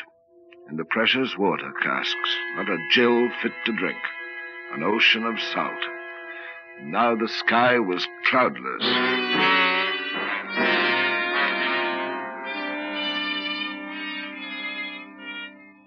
We endured this state for 2 days. On the third, able seaman Hall approached me in the stern. I was readily apprised of what was to come by observing the furtive expressions on the faces of half a dozen or so of the men near him. Captain? What is it, Hall? Your station is forward. Beg permission to speak to the captain, sir. Permission granted. Me and some of the men, sir. We've been talking. Them islands we passed a day ago, and more on the lee horizon. We respectfully request you to put in for water afore we all perish from thirst. No. Sir. My answer, able seaman Hall, is no. All of you. Do I have to remind you again of Tafoa, of Jonathan Norton? There are clouds building up to the north. Perhaps in a few hours we shall have rain. And if we don't, Captain? Then we'll wait. The rains will come again. In the meantime, we will wait. Wine, then, Captain. We've still got the wine. Give us a sup of that. Mr. Hallett. Aye, sir. Fetch me those wine bottles. Aye, sir. The wine will remain by my side. Whosoever desires to partake of it without my express orders will do so at his own peril. Do I make myself clear? Able Seaman Hall, the interview is over. You may return to your station. Captain, you... Aye. Sir.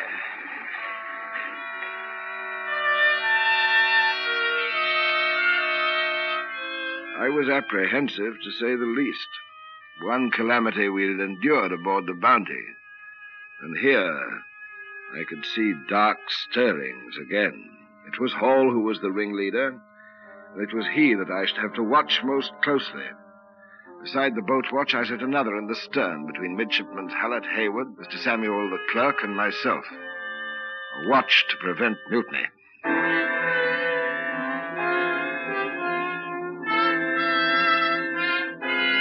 Providence smiled upon us the next day, and the rain fell in torrents.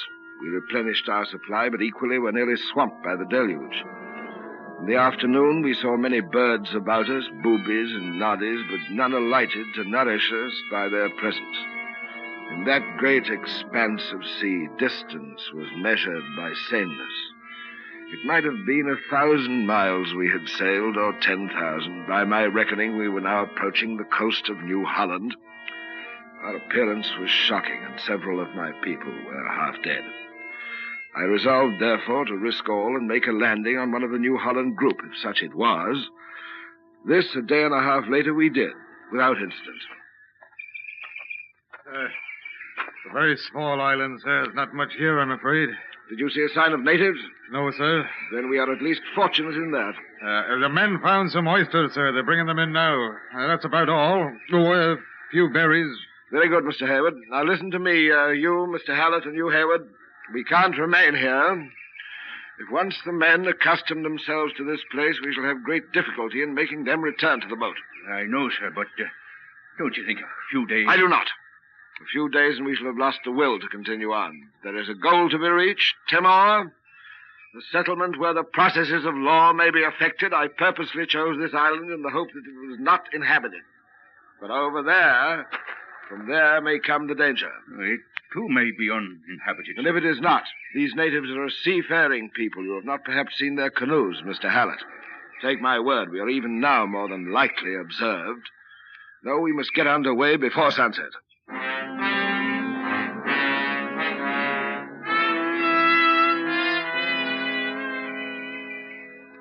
Captain Bligh. Captain. What is it, Quartermaster? Where are the rest of the men? They say they aren't coming, sir. They'll take their chances here rather than the boat again. They say that? Yes, sir. Take me to them, Mr. Hallett, Mr. Hayward. The cutlasses, if you please. Follow me.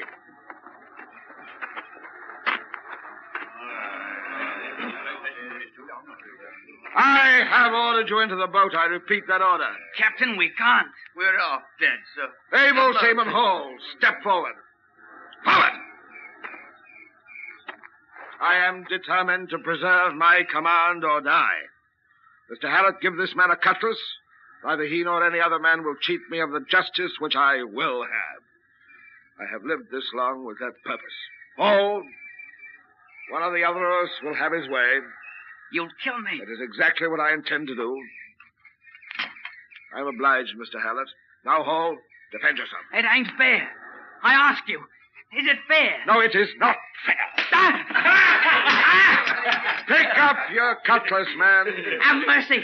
Mercy, Captain. You nasty little beetle. Get into the boat before I cut your ears off. The whole lot of it. Now.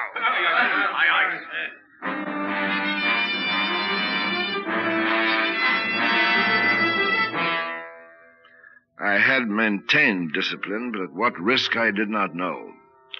The men had laughed at Hall's discomfiture, but I knew that unless our lot was soon bettered, their laughter might soon turn to growling. For the next few days, however, I must admit that I was pleased with their renewed confidence, all except for able Seaman Hall, who upon occasion cast glances which were laden with villainy. His last attempt to defeat my purpose occurred in the early gray morning, 39 days since the mutiny on the Bounty.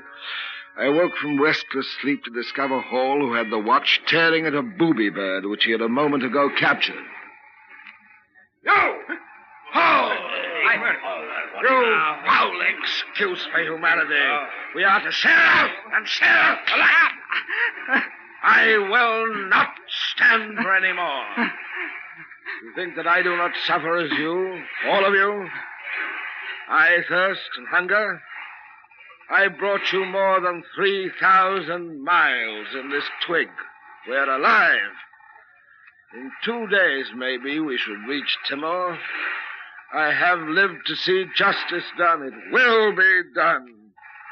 I have lived because it is my duty to bring you men who have been loyal to me to safety. This, too, will be done. Do you hear me? Mr. Hayward, you will divide the bird amongst the men, equal shares. The blood will be given to the weakest, Ledward, LeBogue, and Nelson, and a dollop of rum to the rest.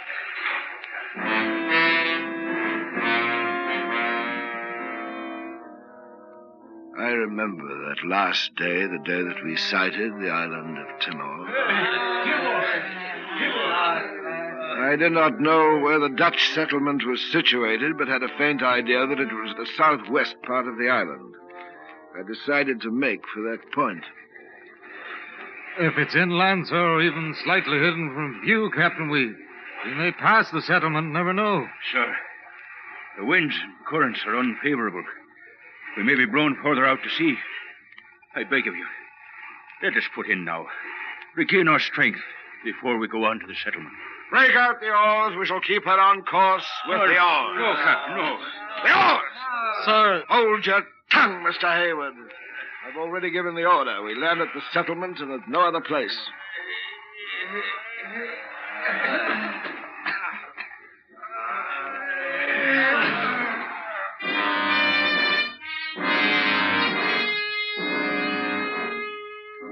It was at daybreak of the next day that we came to a grapnel off a small fort and town which I later learned was Kupang, Dutch settlement of Timor.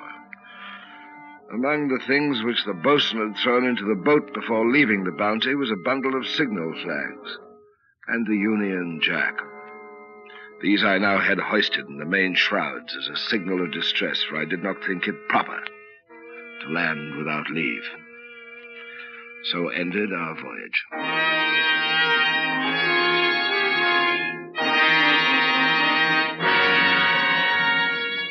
Captain Bligh returned to England and saw that his justice was done. Some few of the Bounty mutineers were captured. 4 of them were hanged, 2 convicted, then later pardoned, and 4 others acquitted of the charges against them. Concerning the remainder, led by Fletcher Christian, they were never apprehended. However, their descendants may be found in person, living a now peaceful life on Pitcairn Island, deep in the wide latitudes of the Pacific Ocean.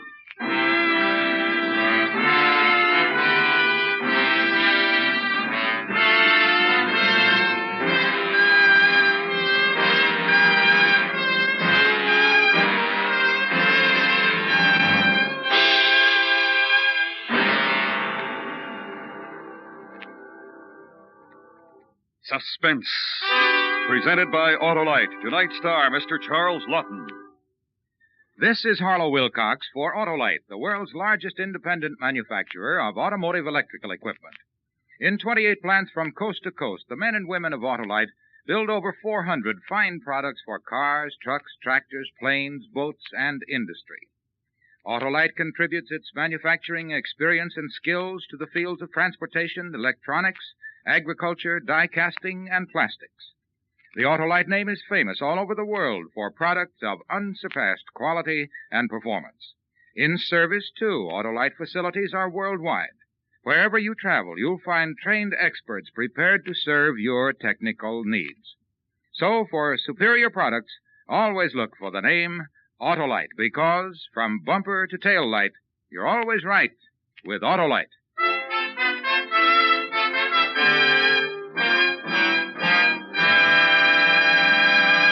Next week, the terrifying story of a double murder and the woman who became involved in this criminal activity. It's called Weekend Special, Death. Our star, the First Lady of Suspense, Miss Agnes Moorehead. That's next week on Suspense. The Revenge of Captain Bligh was written for Suspense by Anthony Ellis. Suspense is transcribed and directed by Elliot Lewis, with music composed by Lucian Morowick and conducted by Lud Gluskin. Featured in tonight's cast were Ben Wright, William Johnstone, Charles Davis, Joseph Kearns, Anthony Ellis, and Larry Thor. And remember, next week, Miss Agnes Moorehead in Weekend Special, Death.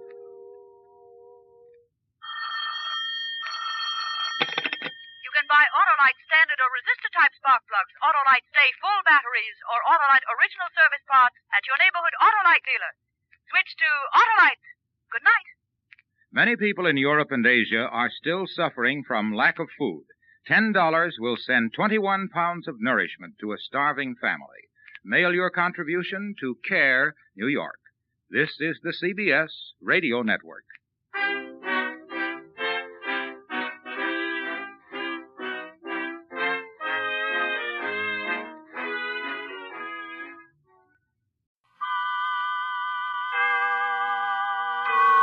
Autolite and its 98,000 dealers bring you Miss Agnes Moorehead in tonight's presentation of Suspense.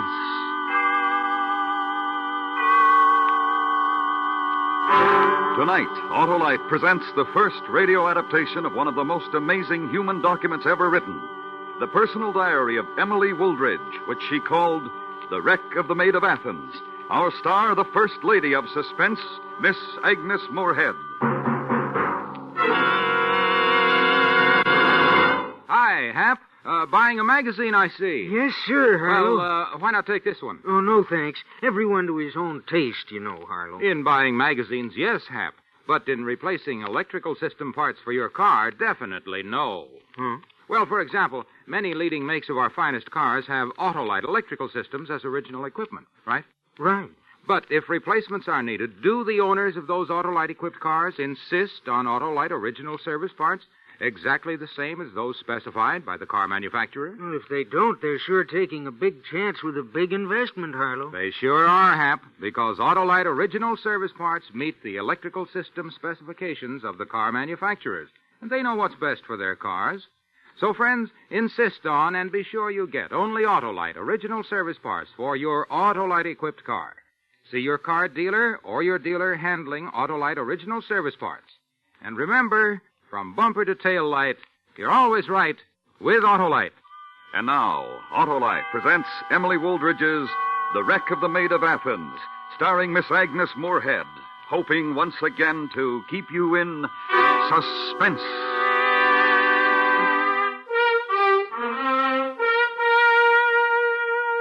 "84 years ago tonight, there sailed from the port of London the brigantine Maid of Athens. 60-some days later, off the cold southern tip of South America, the ship was afire and sinking in heavy seas. Aboard her, along with the necessary officers and crew, was the wife of the master, Captain Richard Wooldridge. Her name was Emily, and this is her story.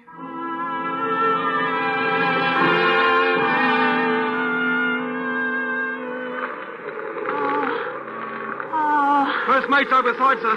He was trying to free the port lifeboats. We can't go after him. Those boats are jammed. We'll never use them. Very well. Tell the rest of the men to come here. We'll have to abandon ship as quickly as possible. Perhaps the most terrible thing of all was the fact that there wasn't room in the lifeboats for all the men. Always in my memory will live the picture of those who fought to live and who died so hopelessly in those cold seas.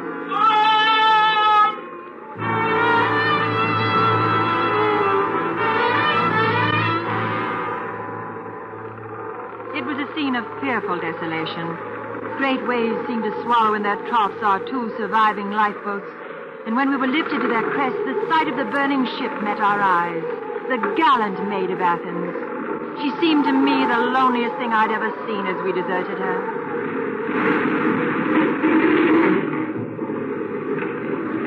Looking the other way by the grace of Providence, we could see a low fringe of land on the horizon. My husband took this to be the island of San Carlo and perhaps our salvation.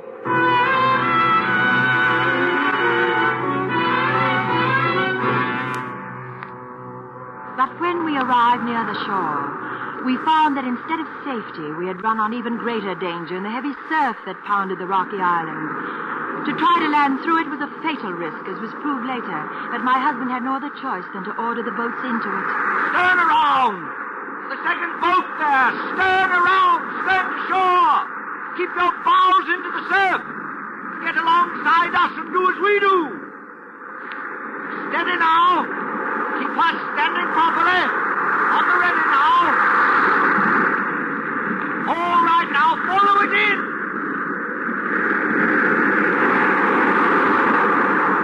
The other boat, sir! You're going broadside! Don't get broadside to the surf or you're lost!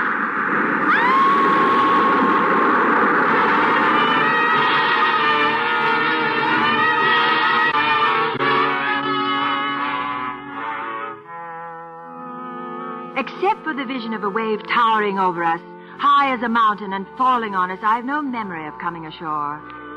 As though awaking, no, not quite awaking, from a nightmare, I saw a boat overturned on a tiny strip of sand.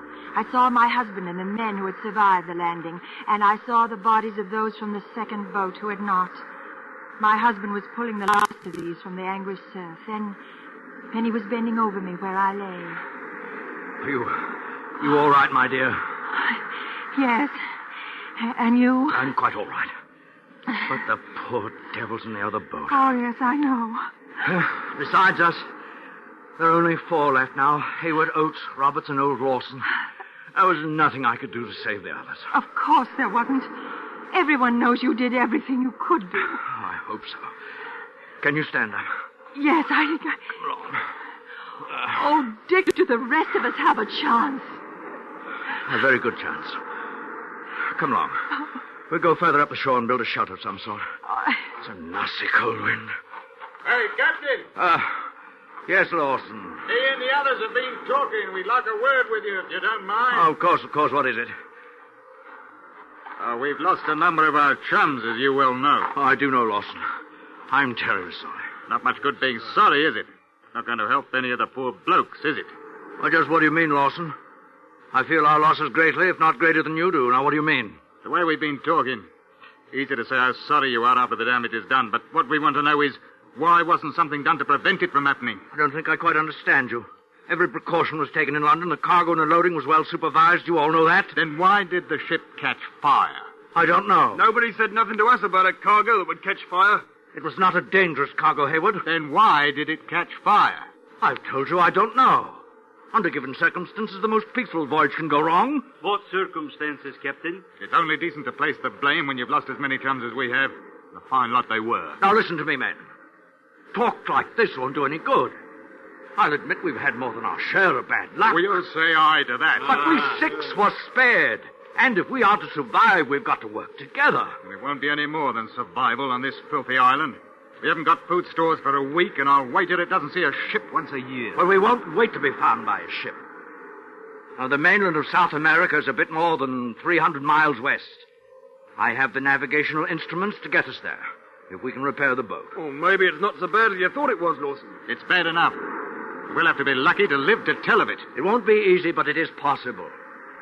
And I can't stress the importance of speed strongly enough. There are 2 reasons. One is scarcity of food. The other is more important. We're approaching the storm season in these latitudes.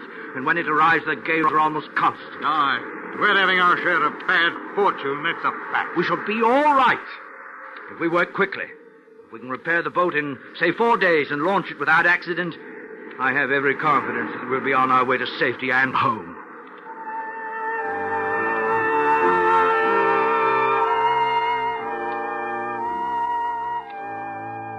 Darkness fell as Lawson and the others buried the dead. A thick fog settled on the island, and in spite of exhaustion, the dampness and cold made sleep out of the question. We spent the night huddled over fires, one for the crew and one for my husband and me. We were separated from the men by only a few paces, and although nothing further was said, there was a tension between the 2 groups.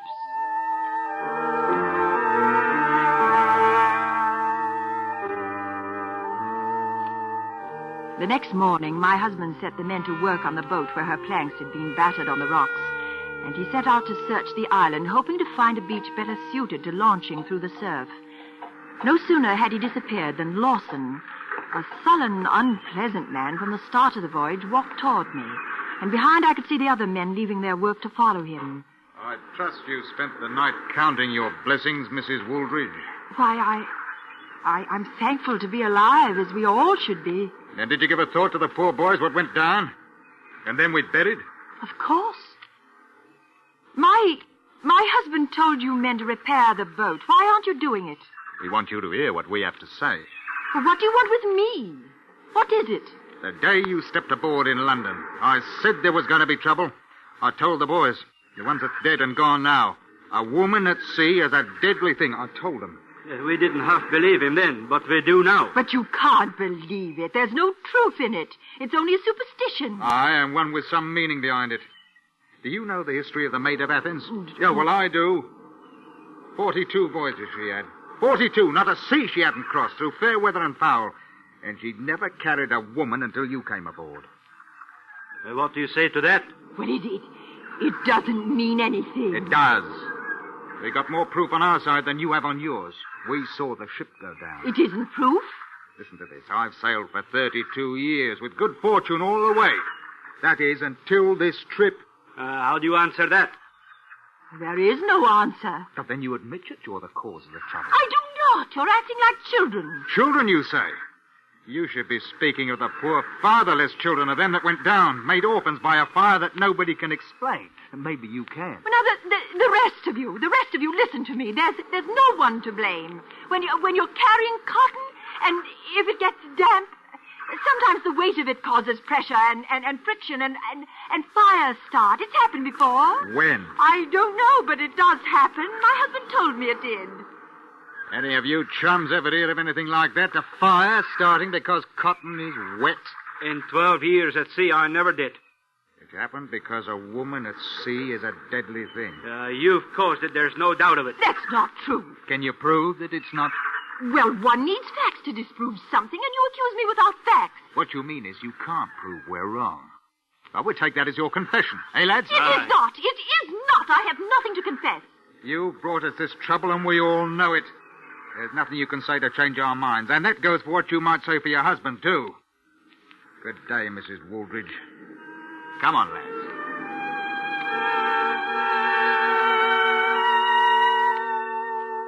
Quite obviously, there was an unspoken threat in their words. And although I hoped that I had maintained my composure in front of them, I was frightened.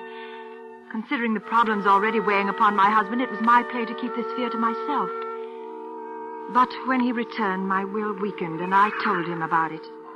My dear, you mustn't let it trouble you. As you told them, they are like children.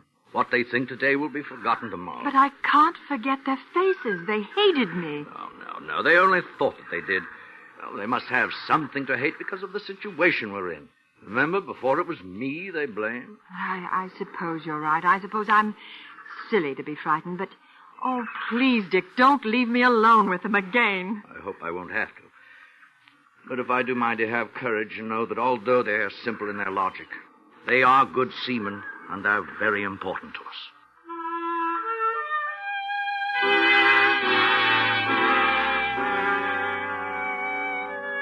His words did give me courage. The men were important to him as seamen. When he said that, I realized that he was more important to them because he was the only one who could set us on a course that would take us to safety. He was the only one who could navigate. With his importance to them, surely the men would do nothing to me. Well, that is what I hopefully thought. But I could not forget the expressions of hate on the faces of the four men as I stood before them.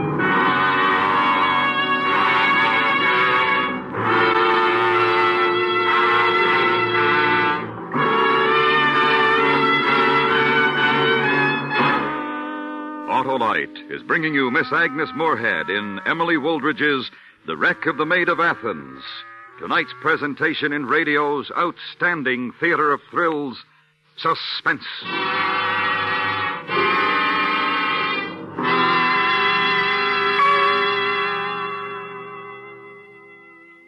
Say, Hap, if a reader asked for a sports magazine, would he let the man substitute detective stories? Well, of course not, Harlow. Yet many magazine readers will stand for substitute parts in the vital electrical system of their Autolite-equipped cars. But why, Harlow? Well, Hap, I guess it's because readers can easily see what's inside the cover of a magazine, but not what's under the hood of the car. But it's simple, Harlow. Just insist on Autolite original service parts for your Autolite-equipped car. And then you can't go wrong. Right you are, Hap. Autolite original service parts meet the exact specifications of leading car manufacturers who specify Autolite electrical systems as original equipment.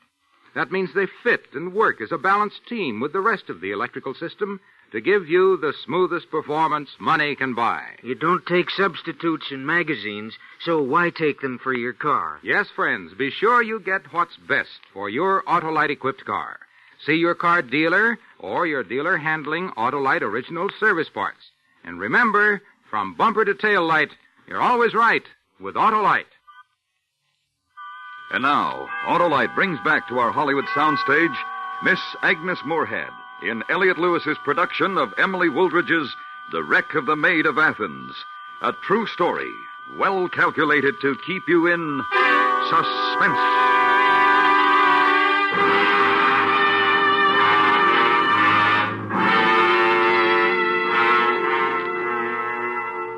Thinking back to my meeting with Lawson and the men, it was impossible for me to understand how they could be so blind. But when one remembers the witchcraft trials in Salem and the burning of witches in Europe, then one realizes that humans have often used demons and superstitions when no reasonable cause for a situation can be found.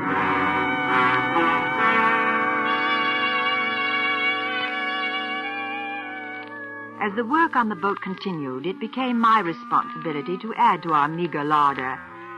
With some rough hooks fashioned by my husband and some stout cordage secured to the rocks, I fished. Although I checked these set lines often, even at night when sleep was impossible, the results were disappointing. I thought it possible that the attitudes of the men would soften toward me because of my efforts to better conditions, but there were no indications that this change was taking place, only dark, accusing looks. One, Hayward, the youngest of them, seemed less hateful than the others. He averted his eyes when I looked at him. That evening of the second day, Lawson paid a visit on my husband. A visit that made my fears all the more real. Top of the evening to you, Captain. Thank you, Lawson. Mrs. Woolridge. Good evening. Although the top of the evening ain't worth anything on this rotten wet island, I hope you don't mind my coming, sir. Of course not, Lawson. What is it? Are you satisfied with the way the work is going, sir? Yes, I am more than satisfied. To be quite honest, considering the mood you men were in the day we arrived, I expected trouble. I'm thankful that there hasn't been any. A bit upset we were losing all those chums. But it's survival of the fittest, I suppose. When do you think we'll be ready to leave? I should say it will depend on the surf. Oh, the boat should be fit day after tomorrow. But if the surf is heavy, we won't be able to launch safely here, and we'll have to move to the other beach. And that would take a day. The fourth day, then? Yes, I should say so, barring any trouble, that is. Yes, sir. Now, I wouldn't want you to think that I'm expecting anything bad to happen, sir. It was the boys that asked me to talk to you about this. About what? The way they feel, sir. Well, we're all in this together, everybody equal, taking the same chances. Yes, that's right. Going through that surf and trying to make the crossing to the mainland. Anything might happen to any one of us. Yes, that's true, too.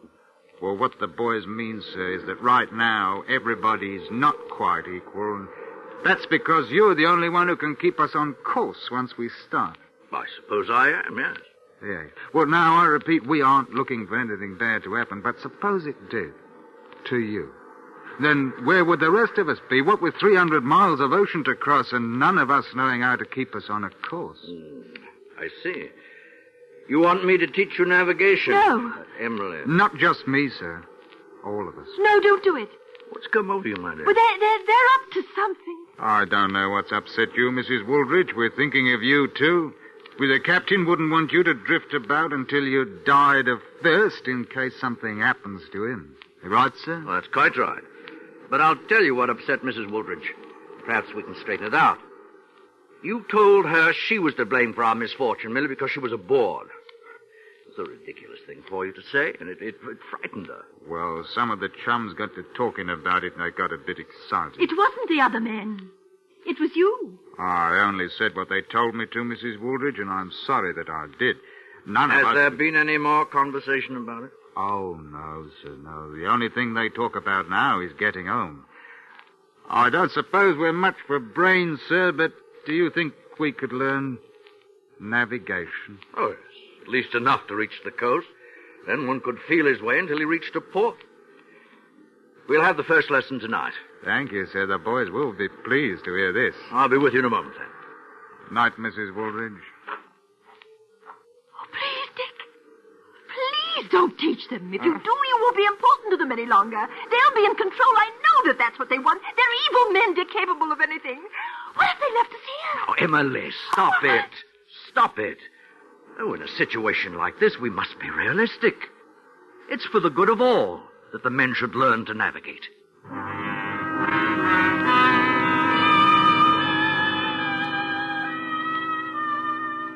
My husband returned an hour later, quite pleased with the spirit of the men and the progress they had made during their first lesson. I tried to match his confidence with my own, but the next day that became impossible. There was no mistaking the hate for me in the faces of the men when my husband was not present. But he had no chance to realize this because the expressions changed when he appeared.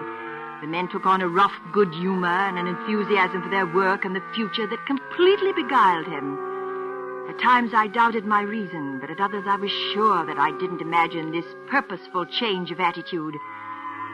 Then during the afternoon, I was able to speak with Hayward, the one I hoped felt less strongly toward me.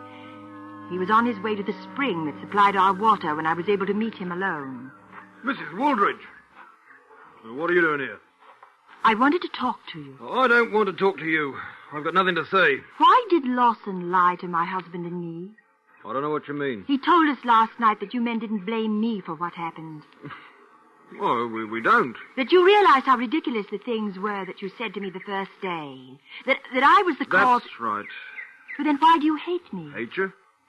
We don't, Mrs. Wooldridge. The expressions on your faces when my husband isn't there couldn't mean anything else. What is it? What are you thinking? You must be mistaken, Mrs. Wooldridge. All we talk about is getting home. That's what Lawson told you to say if you had to talk to me, isn't it? I don't know what you mean. He said the same thing last night in the same words. But he was lying, wasn't he, just like you are? You've got no reason to say that, Mrs. Wooldridge. I don't know what we'd want to lie about. About what your plans are. Plans? Why, to get home as quick as we can. Isn't that what you plan? You're lying to me. But, Mrs. Wooldridge, why should you say that? That's not what you're thinking. What are your plans? What I told you. To go home. You're lying to me. I can tell from your face. It's been a trying experience, Mrs. Wooldridge. Perhaps your mind is playing tricks. I don't know what else could upset you like this.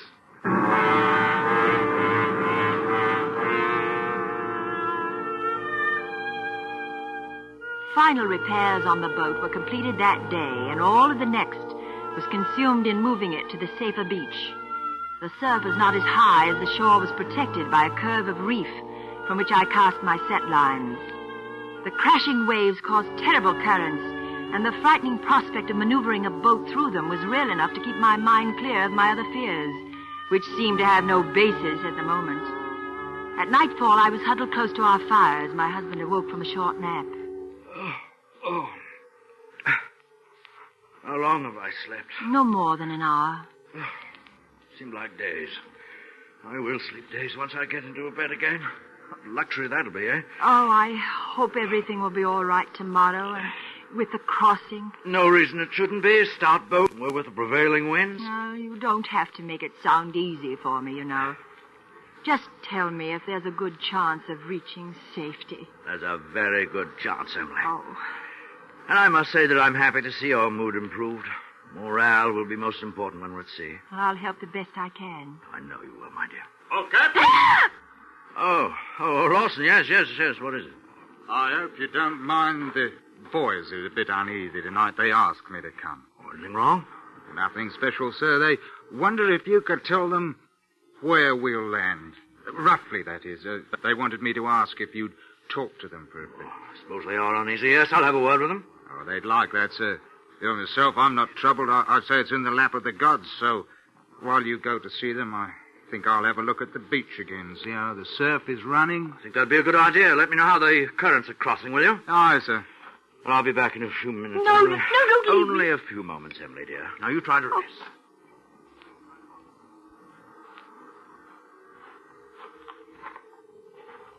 All right, Mrs. Wooldridge.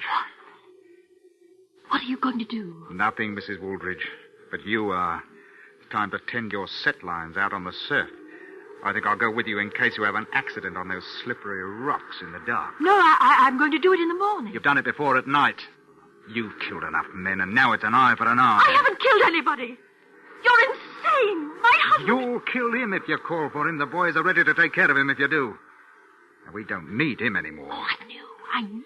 It's all up to you, Mrs. Wooldridge. Ain't fair of you to risk us all, when a slip off the reef will save us. I won't shout. Come along, then. We've seen what a woman at sea brings about, but it won't happen again in the small boat.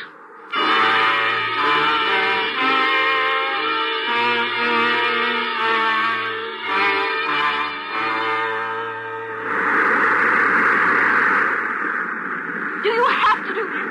Won't you admit that you're wrong, that superstitions are baseless, and that you've nothing to fear about my going with you? What? We've seen what happens, and what you see is proof. We'll talk no more about it. No, you can't do that. Wait, Captain, let her go!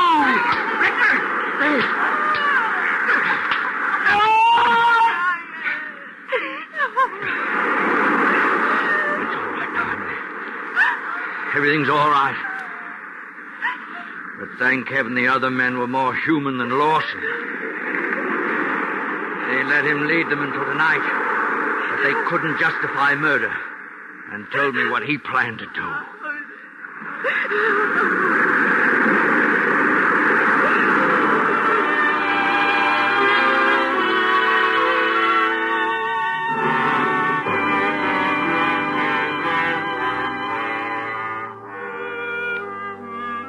After 3 weeks, the 5 survivors of the Maid of Athens reached the port of Stanley in the Falklands. As Emily Wooldridge stated it in her chronicle, in time to hear of the death of Charles Dickens, a sorrowful landfall after all our trials.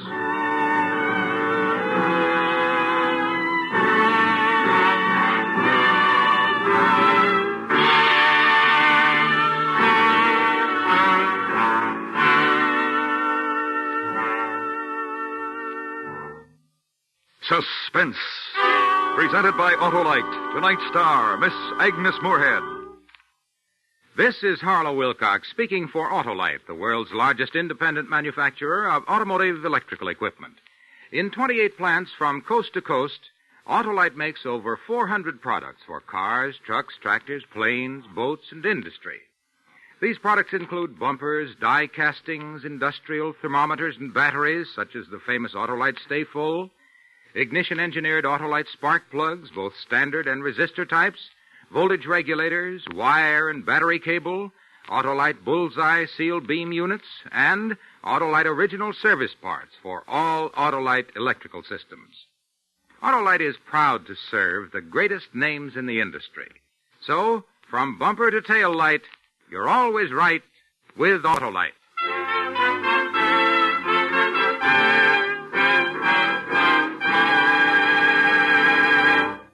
Next week, we bring to life one of the most famous detectives in literature as we dramatize E.C. Bentley's classic novel of deduction, Trent's Last Case.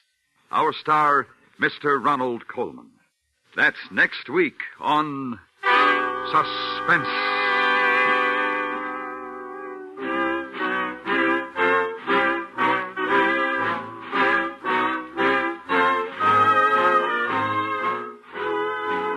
Suspense is produced and directed by Elliot Lewis, with music composed by Lucian Morowick and conducted by Lud Gluskin.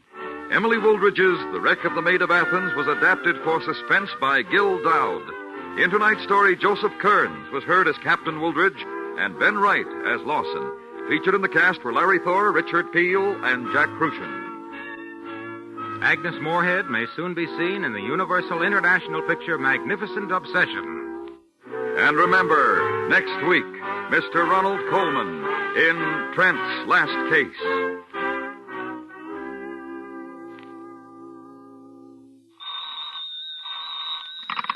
You can buy Autolite original service parts, Autolite standard or resistor type spark plugs, and Autolite Stay Full batteries at your neighborhood Autolite dealers. Switch to Autolite. Good night.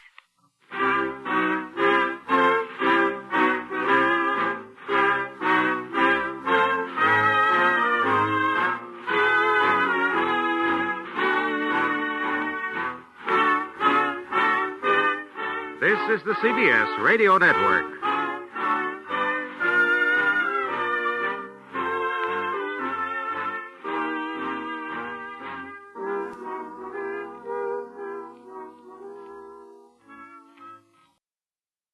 Tired of the everyday grind? Ever dream of a life of romantic adventure?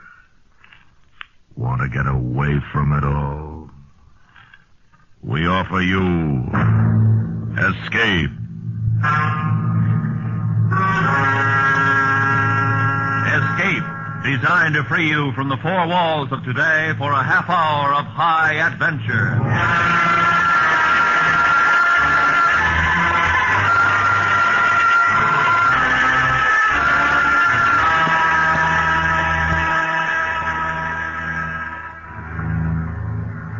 In an open boat with 3 desperate men, 200 yards from land and safety.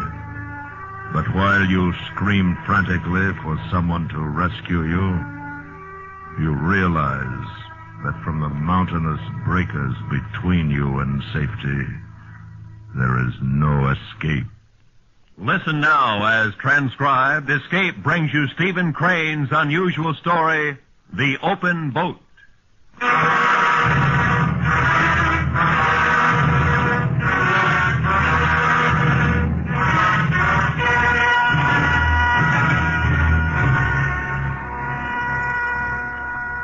$1897. A tale intended to be after the fact, being the experience of 4 men from the sunk steamer Commodore. They were a captain, an oiler, a cook, and a correspondent. And many a man ought to have a bathtub larger than the boat which they rowed upon the sea. None of them knew the color of the sky. Their eyes were fastened upon the waves that swept toward them. The horizon narrowed and widened, dipped and rose, and at all times it was jagged with waves that seemed to thrust up in points like rocks.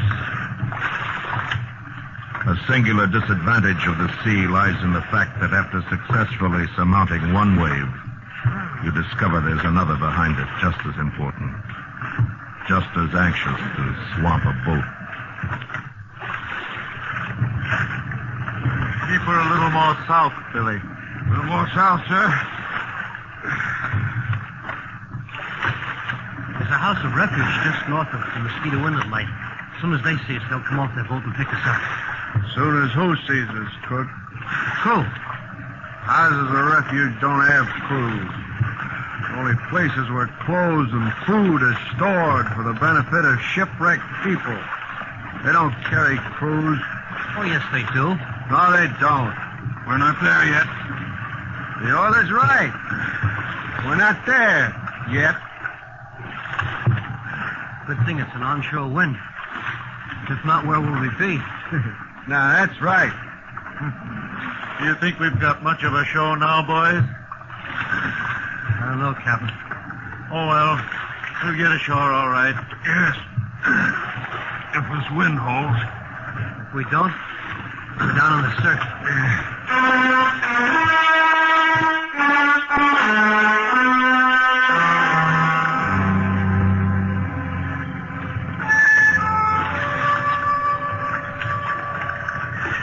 Sometimes the gulls would sit on the sea comfortably in groups. Its wrath was no more to them than it was to a convoy of prairie chickens 1,000 miles inland. Often they came close. And at these times they were uncanny and sinister in their unblinking scrutiny. Get away! Go on, get away! Ugly, filthy things.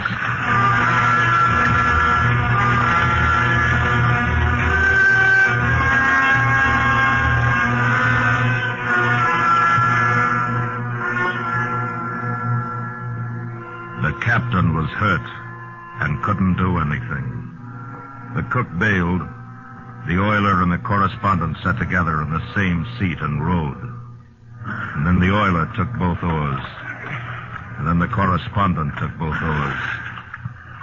The correspondent, the oiler. Will you spell me? Yeah, sure. But it was easier to steal eggs from under a hen than it was to change seats in the dinghy. The man in the stern slid his hand along the thwart and moved with care. The man in the rowing seat slid his hand along the other thwart. As the two sidled past each other, the cook and the captain kept watchful eyes on the coming wave. Look out! Don't steady there! Good boy, Billy.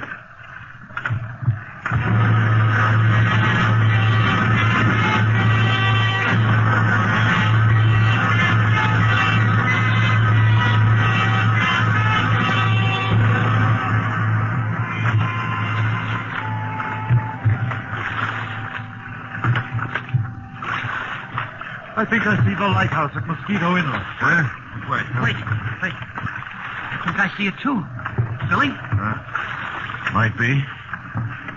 I don't see anything. Look again. It's exactly in that direction. What? Why, now I see it. It's real small, like the head of a pin. Think we'll make it, Captain? If this wind holds and the boat don't swamp, we can't do much else. Sail here, Cook. All right, Captain, sir. All right.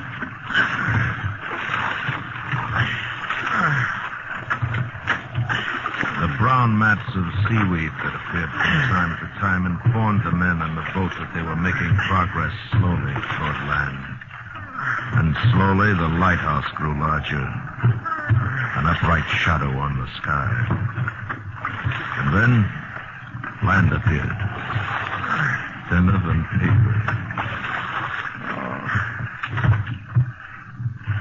I wish we had a sail. We might try my overcoat on the end of an oar. Give you two boys a chance to rest. I'll try anything. What do you say? Let's try it. Here's my coat. Right, sir. Blow them both down toward me. I'll tie it on. Here. Here you go. Some rope there, Billy. You can lash it better.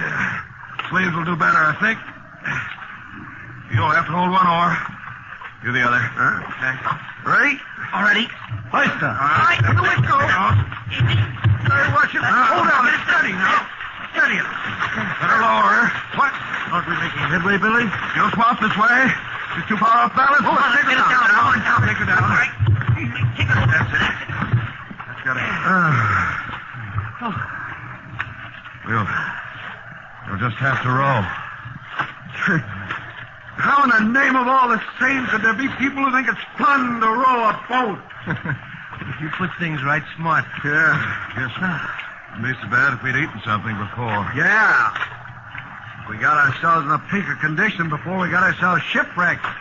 That'd be better, too. Would be. There'd be less people drowning at sea. I'll spell you. We can both do it. Take the right oar, Billy. Let's go.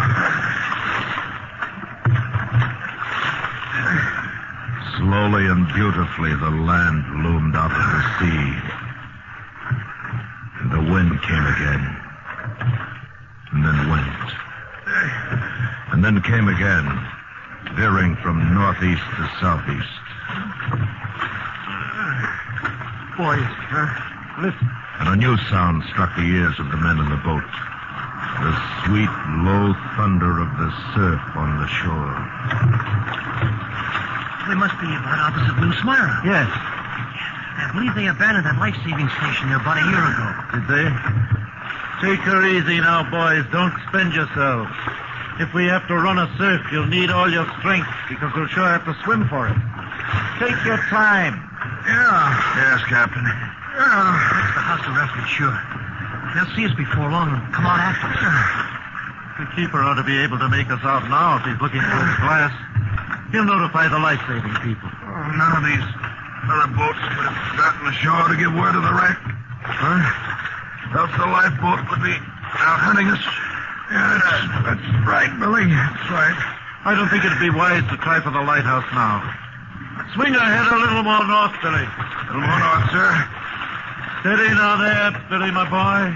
There she is, Captain. In an hour, perhaps. Maybe two.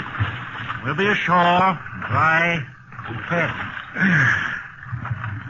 Want a drink to that, Captain? Yes. I still got the water jug. Well, let's have it around. All hands. Hey. All right, sir. You go ahead. You first, sir. Thank you. All right. Cook. Thank you. Billy?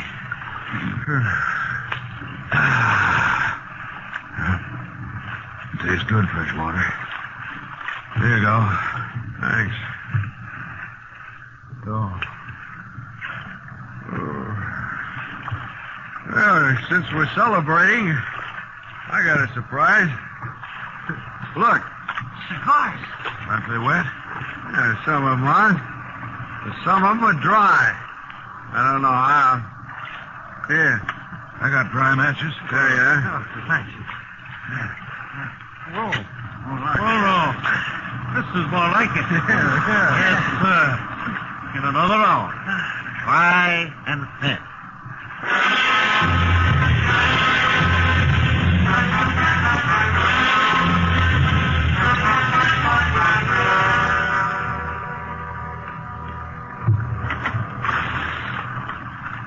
Cook, there don't seem to be any signs of life about your house of refuge. No. Funny they don't see us. Yeah, we have to go through that surf. The swamp for sure. Funny they don't see us. I suppose we'll have to make a try for ourselves. If we stay out here too long, we'll none of us have strength left to swim after the boat's swamped. Right out. Yeah. Hit us straight in then, Billy. All right, sir. Straight in.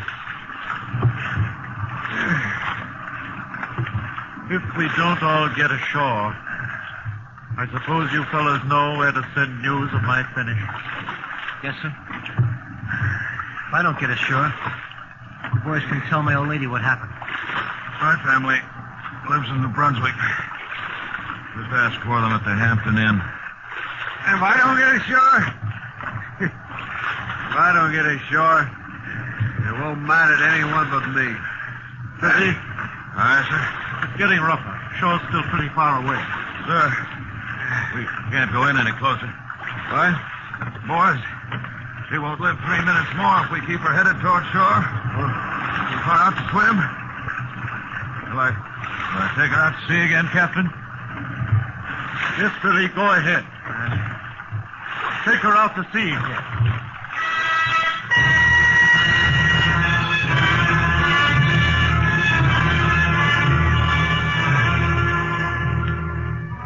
And the boat with the 4 men in it.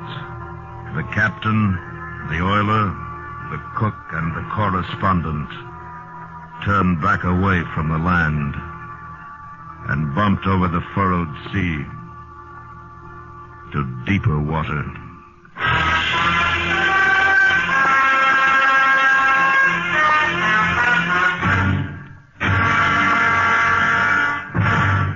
We will return to Escape in just a moment, but first, just sit back, relax, and watch the cars roll by. Watch the heavy traffic on the highways in the summertime. Watch the traffic jams and the roadblocks and the tired, hot drivers sitting behind the steering wheels of their cars, trying to make time and getting nowhere fast. Just help yourself to a nice, refreshing, cool drink. Sit on your chair on the porch or stoop or lawn under the shade of a big elm tree with your radio tuned to some nice, sweet music or a thrilling whodunit on CBS Radio and watch the summer rush on the roadways. Gosh, you're smart. And now, back to Escape.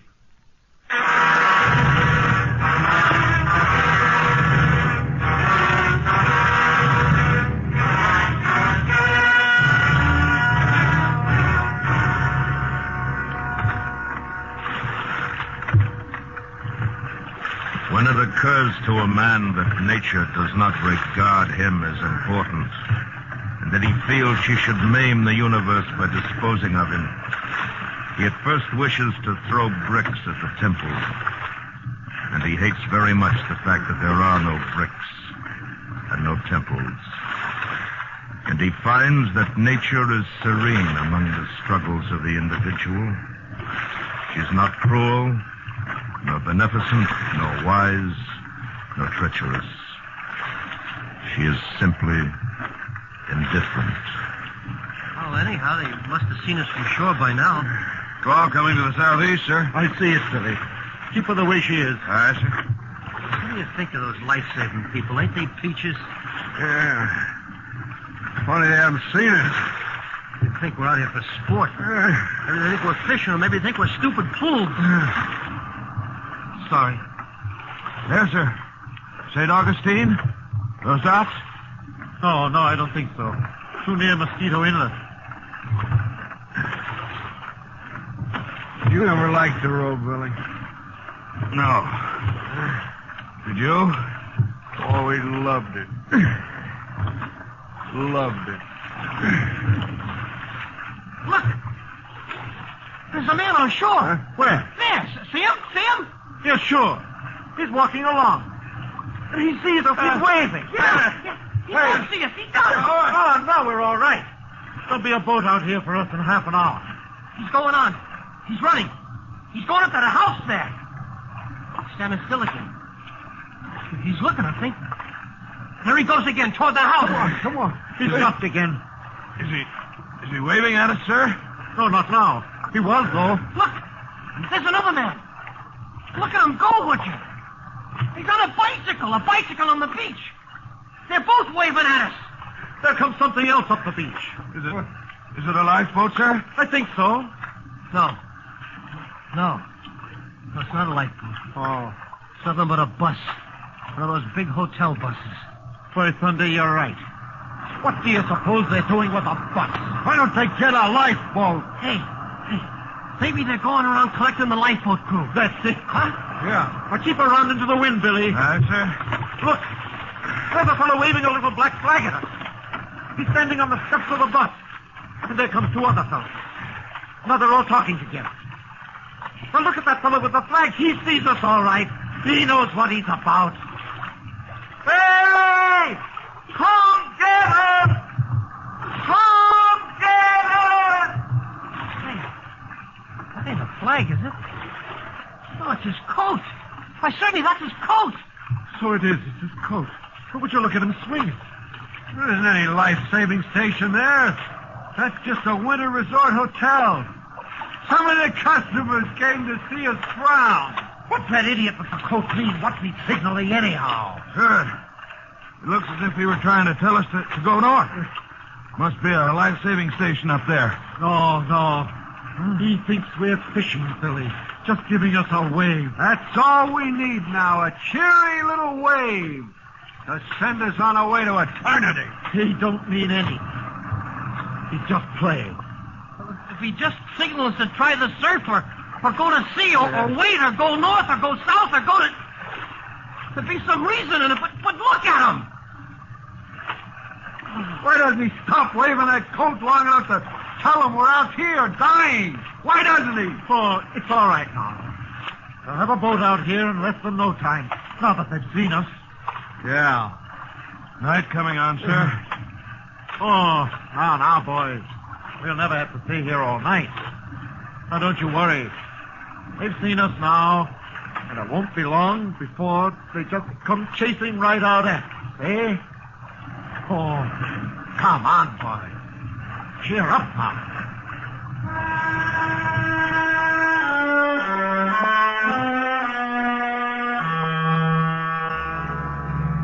The shore grew dusky. The man waving the coat blended gradually into this gloom, and it swallowed in the same manner the bus and the group of people. A night on the sea in an open boat is a long night. I'd like to get my hands on that bird who waved the coat. I'd just like to live long enough to do that. Why? What did he do? Oh, nothing. He just seemed too blasted cheerful. Keep her head up. Keep her head up. Keep her head up, sir. The obligation of the man at the oars was to keep the boat headed so that the tilt of the rollers wouldn't capsize her. The black waves were silent and hard to be seen in the darkness. And on the northern horizon, a light appeared. A small bluish gleam on the edge of the world.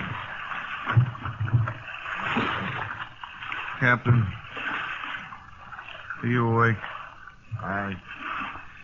Shall I keep her making for that light north? Aye. Keep it about 2 points off the port bow. Right.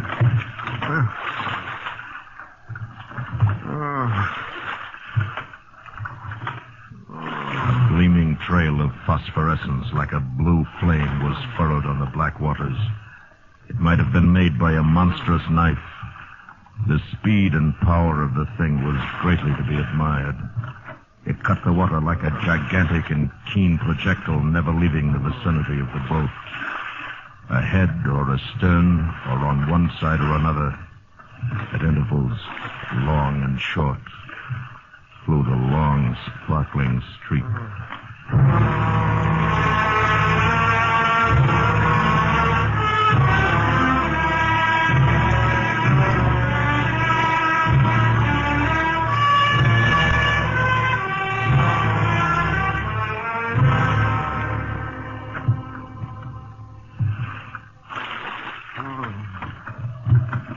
pretty long night. Those life-saving people take their time. Did you see the shark playing around? Yes, I saw it. He was a big fellow, all right. I didn't know you were awake, Captain. Makes no difference. He's gone now.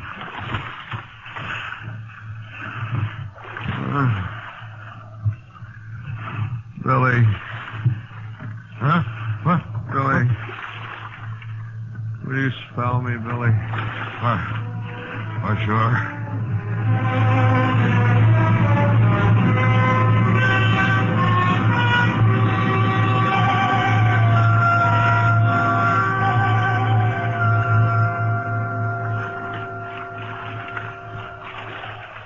Cook.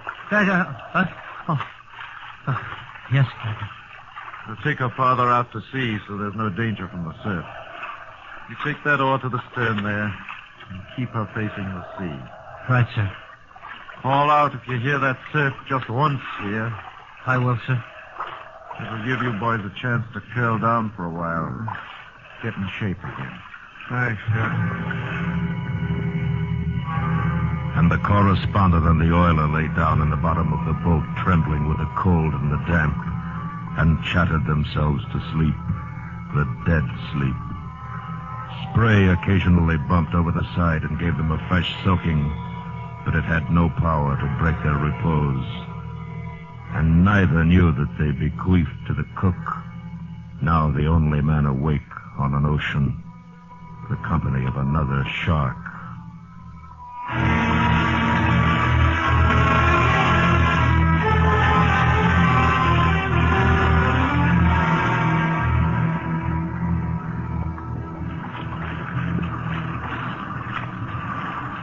Boys. Boys. What's day, huh? How does it look? Drifted in pretty close. I guess one of you better take her out to sea again. All right, Captain. Oh, no, I'll do it, Billy. Take it easy. You've been working hard enough. Easy now. It's all right. Well, here we are. If I ever get ashore or anybody shows me even a photograph of an oar, I'm going to break their... Nothing on the beach. No man, no bicycle, no bus, not even a dog. Guess I'd even like to see that fellow with the coat again. Guess we all would. Well, at least the light tower's still in sight. That I'd rather not see. Why's that? Well, for one thing, I don't think anyone ever climbs up there. If they did, we'd have help. If no help is coming, we might better try to run through the surf. When, sir? Right away, Billy. If we stay out here much longer, we'll be too weak to do anything for ourselves at all pretty soon. Captain's right. Anything's better than this. Should I head her into the beach, sir? Head her into the beach, Billy. Into the beach, sir.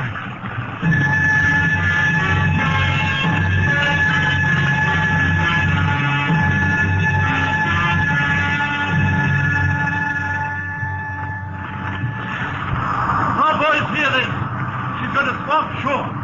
All we can do is work her in as far as possible. And then when she swamps, pile out and scramble for the beach. Yes, sir, Captain. You're hurt. I can swim it all right, Billy, if we get in close enough.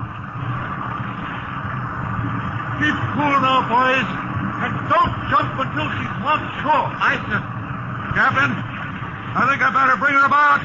Keep her head onto the sea and back her in. All right, Billy. Back her in. I don't think we'll get in very close, Captain. We'll try. And remember to get well clear of the boat when you jump. Bail her! Bail her out! All right, Captain! Captain, the next one will do it for sure, sir. Here she comes. Mind you jump out of the boat!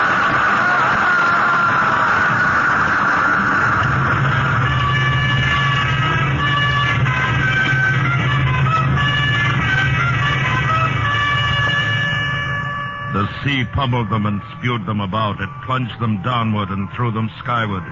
And all wondered, am I going to drown?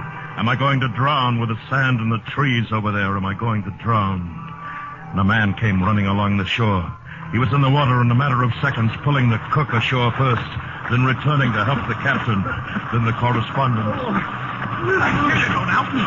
Here, grab hold of my arm. Grab hold of it. Take it. Done for. No, you're not.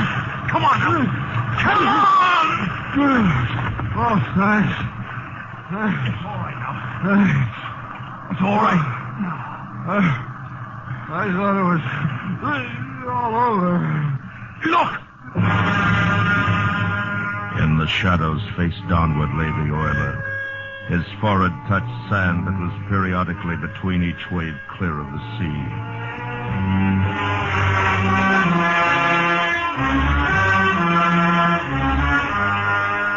It seemed that instantly the beach was populated with men and flasks, blankets and clothes, and women with coffee pots. But while the captain and the cook and the correspondent took all of these remedies, a still and dripping shape was carried slowly up the beach. And the land's welcome for Billy, the oiler, could only be the hospitality of a grave.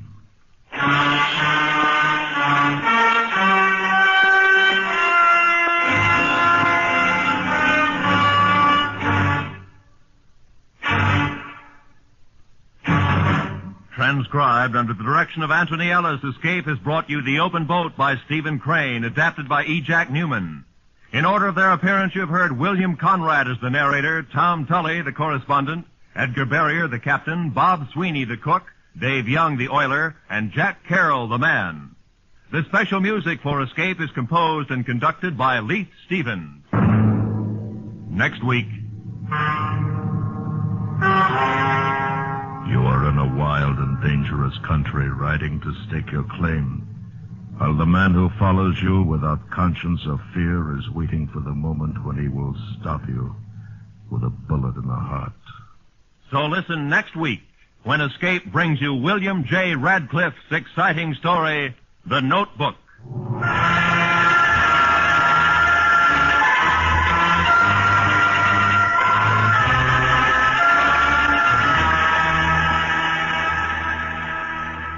Remember, the blood you give is vital in building a reserve of gamma globulin for the prevention of paralysis from polio. Call your local Red Cross chapter for an appointment to donate blood tomorrow. This is Roy Rowan speaking. And remember, the Johnny Mercer Show is heard weekday evening on the CBS Radio Network.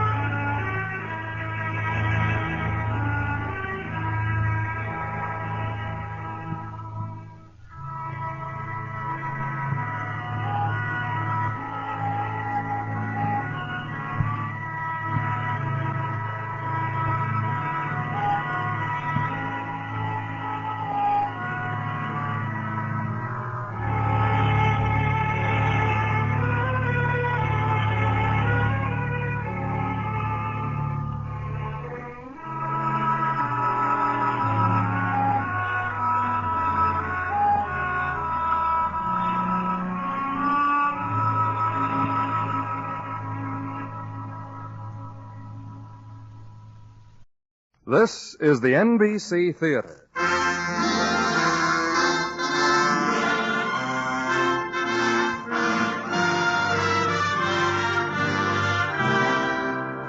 From the NBC Theater in Hollywood, we bring you an hour-length adaptation of H.M. Tomlinson's novel of adventure, Gallions Reach. The radio version is by George Lefferts of NBC. And at intermission, you will hear a transcribed commentary on the writings of H.M. Tomlinson by Dr. Harvey Webster, the Director of Education by Radio courses at the University of Louisville. Here now, the NBC Theater production of Gallions Reach.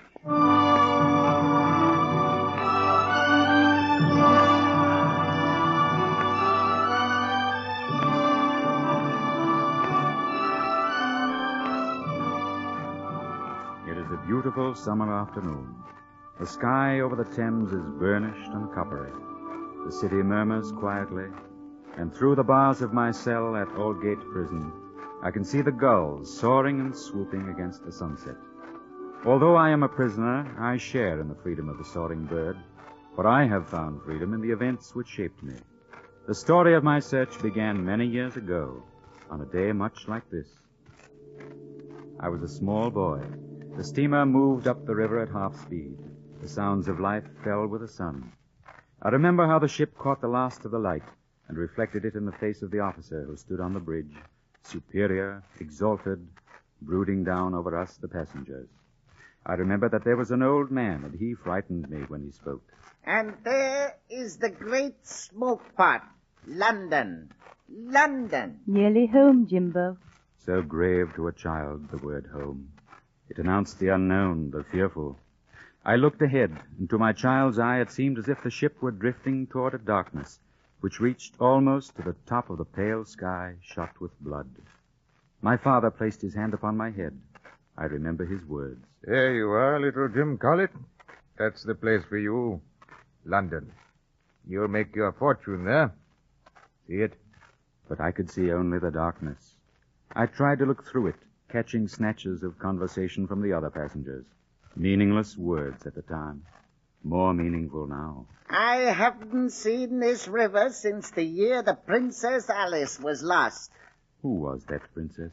Had she appeared in my storybooks? They never heard from him afterwards. He was afraid, but he went. Who was afraid? Where did he go? Yes, he was afraid. Call it fortune, luck, or fate, it's the same old dream. I suppose we can't live without dreaming. The man didn't want to go, and yet he never came back once he'd broken his ties. This river has seen a lot of that sort.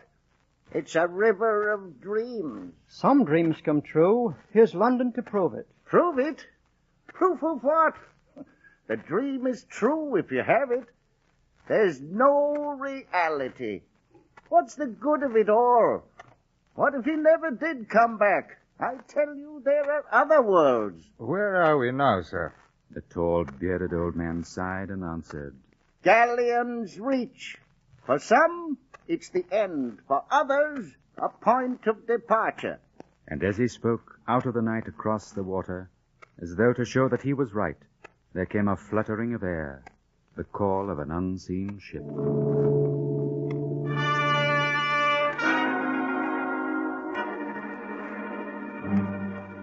And so I came to London, and I was afraid.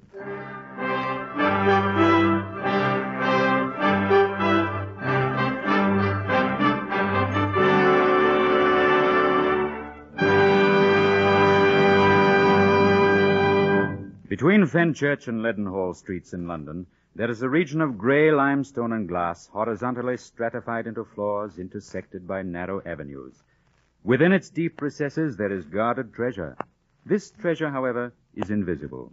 It may be viewed only by confidential initiates, and even they cannot see it except as symbols in ledgers, bills of lading, bank drafts, warrants, indents, manifests, and other forms of treasure specifically designed to puzzle moths and tax assessors in their work of corruption. The region has no beauty. When I was a young man, I took my trade here with a firm that bore upon its door a brass plate with the inscription Periams. The master of the dynasty that dwelt beyond the brass plate was Ephraim Periam, Esquire. You sent for me, Mr. Periam? Mr. James Collett, remain standing. Yes, sir. You worked for me, Mr. Collett. Yes, sir. 6 years.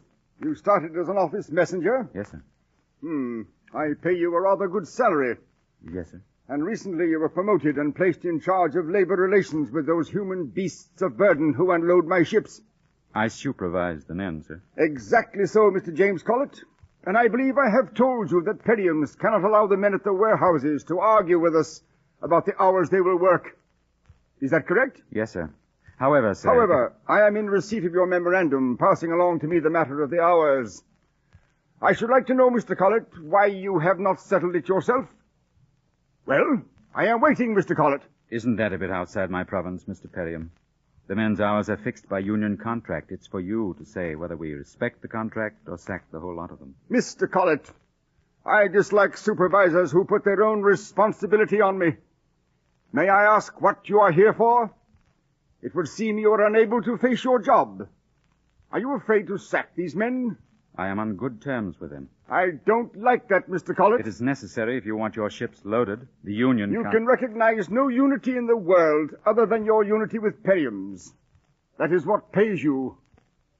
Now that we speak, I see that you are an impertinent fellow, Mr. Collett. I put it to you.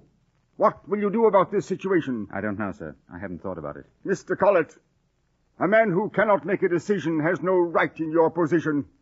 A man who takes a position he cannot fill is nothing more than a cheap swindler. Say something, Mr. Collett. That blasted quietness you flaunt in my face cheats the man who pays you. Mr. Perium, I consider I have done a good job for Periums. However, in my 6 years here, I have come to recognize that you do not want to hire a man, you want to own him. You're a bigot, a greed-filled, power-crazy tyrant, and I dare say you haven't a decent relationship with any man alive, including your own nasty self. Why? I am certain that if you died this instant, they would be dancing in the streets before sundown. You may consider this speech my resignation. So this is the trash I took from the streets and elevated to a position of dignity. You pig! Oh! Mr. Perium. Mr. Perium. Mr. Perium.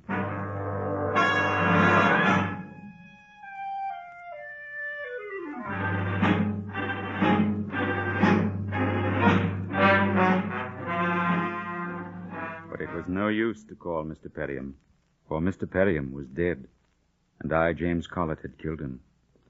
I left the building, left the old man lying on the floor of his office, his eyes globing toward the ceiling.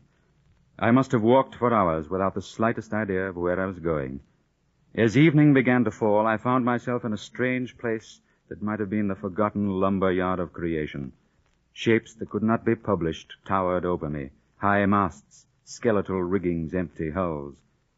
Against a high wooden fence, there was a name board, its letter big enough to announce the location to a great distance. Something clicked in my mind as I read the word Gallions, and for a moment I heard the voice of an old man speaking from long ago. For some, the end of a voyage. For others, a point of departure. Gallions reach. Good evening, sir. Oh, good evening. Excuse me, but are you the passenger for the ship Altair? I beg your pardon? I'm Mr. Sinclair, the first officer of the Altair. I was to pick up a passenger here at Gallions Reach. Are you he? I'm afraid not. Oh, sorry to trouble you. Not at all. I wish I were going with you. Where are you bound? Calcutta, then Bombay. You don't happen to need an extra hand, do you? No, but we are short a purser. Are you serious? I don't know. What does a purser do? Keeps books, passes out stores, checks on the cargo and bills of lading. Sounds too much like the job I just left. Besides, you wouldn't want me. Why not? You seem an intelligent enough sort. Pay isn't much, but... Well, I'm afraid I couldn't, much as I'd like to. Oh, family? No, I'm quite alone in the world. Position? I have little of that. I'll sign you on if you like. You wouldn't want me. Why not? I just killed a man. Oh, yeah. You've been pulling my leg, haven't you? No, I'm serious. By heaven, I half believe you are. When did all this happen? A few hours ago. I've been walking around ever since, trying to screw up enough courage to go to the police. You don't look or speak like the sort to murder. How'd it happen? I don't really know. My employer was talking to me, saying some rather nasty things about me, when suddenly I saw red and pushed my fist in his face. He fell forward, and I saw that he was dead. Perhaps he had a heart attack. Try convincing the police. Ah, yeah. Does sound like a bad fix. Was he a nasty old fellow? He was. Huh. What a pity it wasn't old Perium. What did you say? I said pity it wasn't old Perium. You wouldn't know him. He used to own the Altair. Oh, Lord, the times I've wanted to punch that imperious nose of his. What's the matter? You ill? It was he. Who? Perium. What about him? I'm trying to tell you, that's the fellow I killed. Now, look here, old man. It'll be all in the papers tomorrow. You can verify it. Strange are the uses of Providence. Look here, Collett.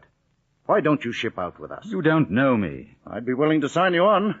No one need ever know about this business but you and me. Well, I really don't... Ship with us. We'll drop you at Bombay or any port en route. Or you can return with us.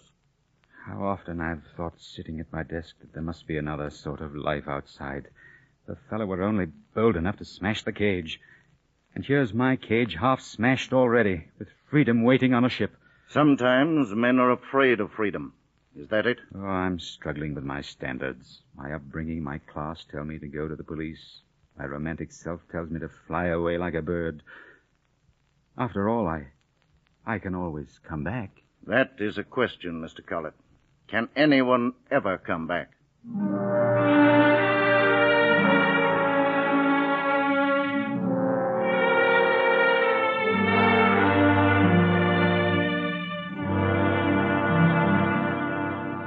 It seemed I could hear the old man again. He didn't want to go, and yet he never came back.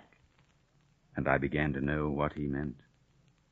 The Altair went downriver on the first ebb, past shores I had not seen since I was a child of 6, away from England, away from the past, yet bearing fragments of the past as I went. I discovered that the life of a purser is not all bookkeeping, and I discovered that there was more to Mr. Sinclair than I had suspected. Well, Mr. Collett, how do you like life aboard the Altair? I didn't know a purser's job included chipping rust off a deck with a hammer. Oh, when we're short-handed, we all take a turn at the rust. It's a fight, the rust or us. Relax for a moment. Where are we now? This is the Aegean Sea. You're familiar with the Odyssey? Somewhat. See that tiny island off the port bow? The one with a tiny house sitting like a white cube in a desert? I can make it out. A girl lives there. I call her Circe. Oh? Friend of yours? I wave to her each voyage. We've never met, but I like to fancy that she waits for me. No leopards or swine, of course. And that line of white along the shore would be the bleached bones of the sailors, I see you have read the classics, Collett. And you too, Mr. Sinclair. We must have a talk one day. McPherson down in the engine room is an authority on Homer. Sailors are a peculiar lot. The sea gives us time to think. It seems to be kicking up a bit. Yes, there's a beam sea setting in. Makes a roll. I like it. It shakes off the heat. Smells like a storm coming up to me. Oh, they can be quite nasty in these waters. There's a message in that breeze. We'll be in for it before nightfall, or I miss my guess.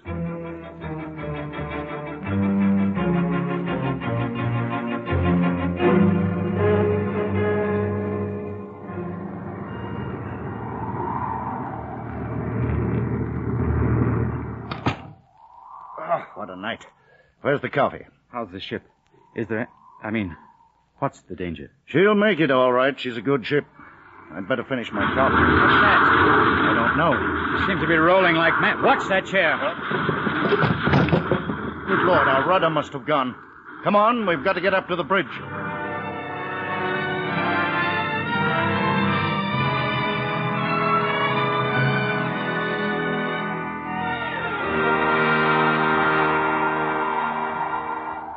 Give me a hand. All right. Look out for that wave! She's by the head. One of the bulkheads must have gone. The storm isn't letting up. I wonder what... There's another bulkhead. All hands, abandon ship! Abandon ship!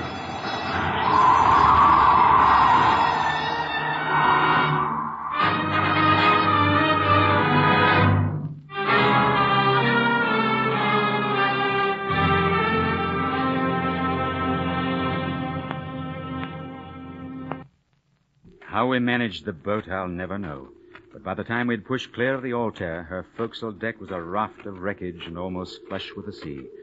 Then I heard Sinclair's voice from the stern of our lifeboat. She's going! The Altair gave a hollow, rumbling groan and slid head first into the sea.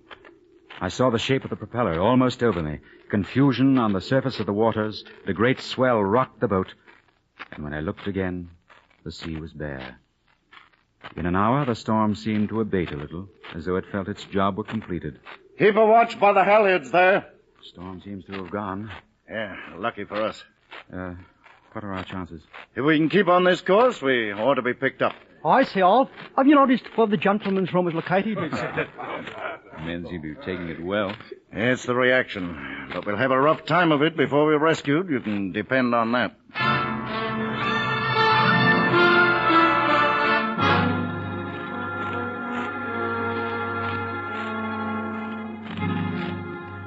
The days that followed bore out Sinclair's words.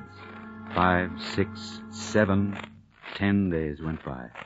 The sea was calm and the sky blue, but it grew hotter and hotter. There was no shelter from the white fire of the sun. There was no singing now either. We spent our hours peering beyond for the chance that would end our misery.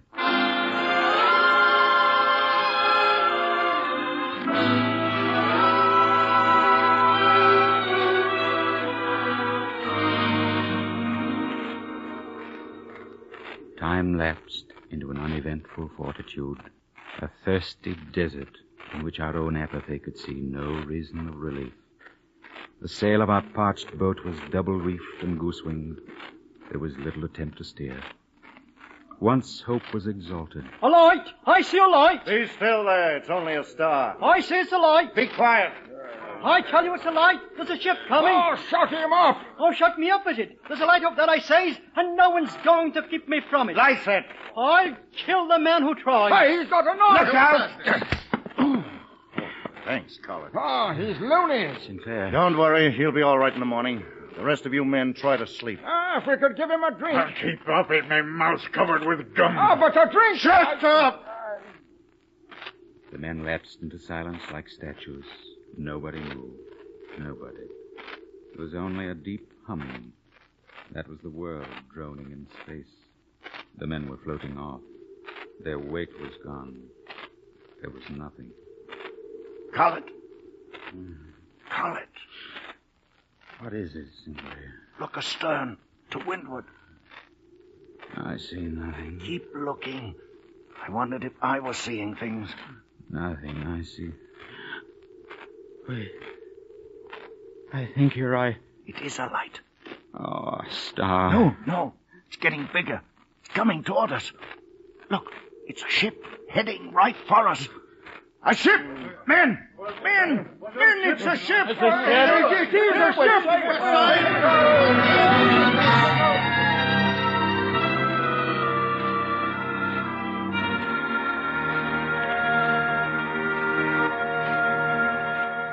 The liner was black, with a long, round row of ports like circles of gold. She was enormous. Someone was shouting at us from the bridge, and along her rail was a row of silent figures. I remember thinking in astonishment, women in white dresses are looking down at us. And then the world went black.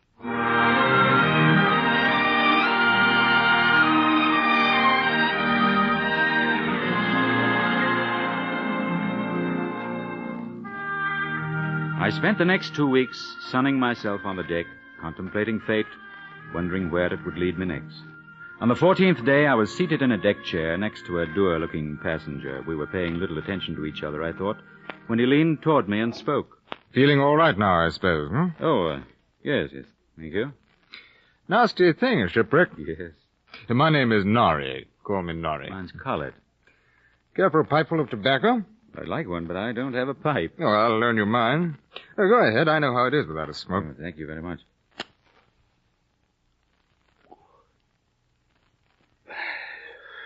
Very good, thank you.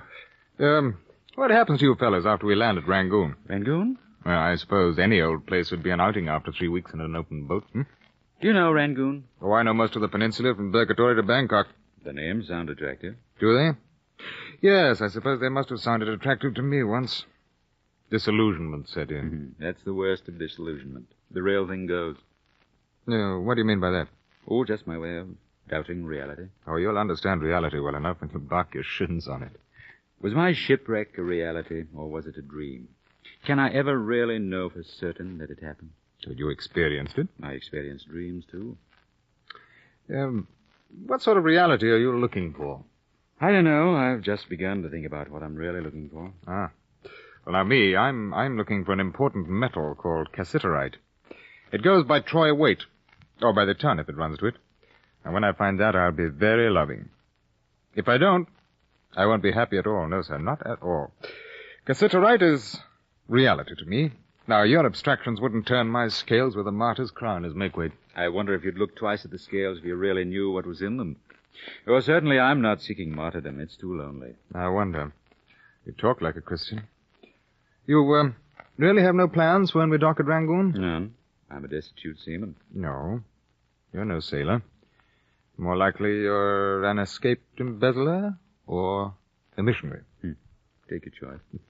How would you like to come into the jungles with me and search for cassiterite? I know nothing about prospecting. Can't see why you'd want me. Well, first of all, I don't like getting malarial fever all alone in the jungle. Secondly, they're the natives. They can be very volatile. If they make trouble, they might get you and not me. You see, a partner has many advantages. Don't let me persuade you, though. I want you to come only if you feel like it.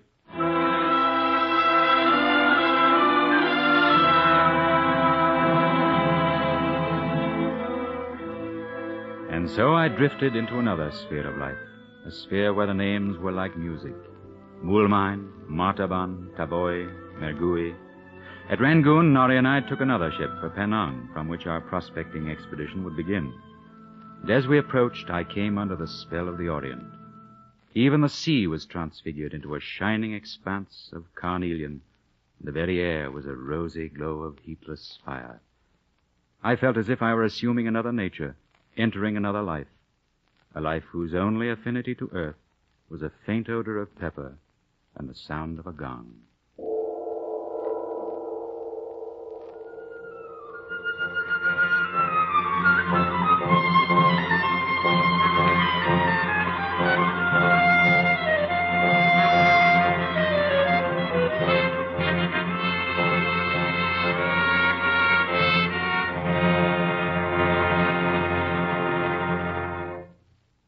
From Hollywood, the NBC Theater is bringing you a dramatization of Gallions Reach by H.M. Tomlinson. If you're interested in supplementing your enjoyment of these NBC Theater productions with home study under college supervision, be sure to listen to the announcement at the close of this program. And now, our intermission commentator, Dr. Harvey Webster. It is most appropriate, I think, that the NBC Theater ends its admirable series of dramatizations of contemporary British fiction with a little-known work of a too-little-known novelist of great distinction.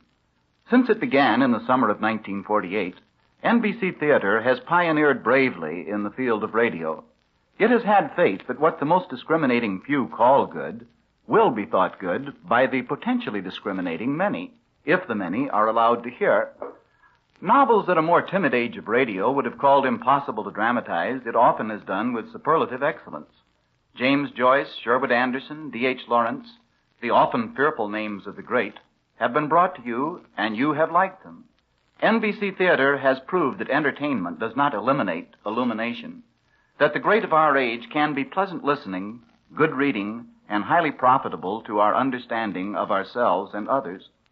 The Peabody Award, the National Council of Teachers of English Award, the Ohio State Institute on Radio Education Award for 2 successive years, and a high Hooper rating prove the point.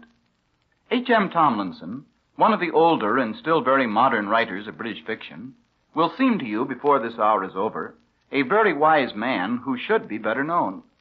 Like Conrad, whom he resembles but never slavishly imitates, he can be mistaken as an adventure story writer. In Gallions Reach, there is what might be called a murder, an adventurous sea voyage, a trip through the jungle. There are strange and believable characters like Captain Hale, Jim Collett, Parcell, and Norrie. You can read or hear it as fun if you will, or if you wish, you can read and hear it as a grim and significant commentary on man's fate in the modern world. H.M. Tomlinson is a modern Thoreau who writes novels. With originality, he echoes Thoreau's generalizations that most men lead lives of quiet desperation, and that progress has too often meant the ability to communicate nonsense for thousands of miles. In his admirable travel book, The Sea and the Jungle, in his perhaps best novel, All Our Yesterdays, in the fine novel you are hearing dramatized today, he shows vividly one view of the modern dilemma. We honor the engine, not the man. We can fly over mountains, but not conquer ourselves. We can worship money, but not God. We have made ways of living, but not learned how to live. Right or wrong, he makes us think and criticize ourselves. He makes us feel and understand others.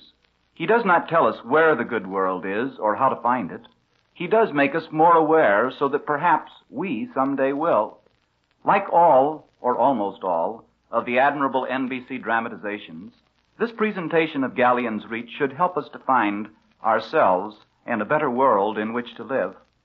All praise to NBC Theater, its director, actors, and writers. May it continue to be honored and to deserve it. Thank you, Dr. Webster. Our radio version of Gallions Reach will continue from Hollywood after a brief pause for station identification.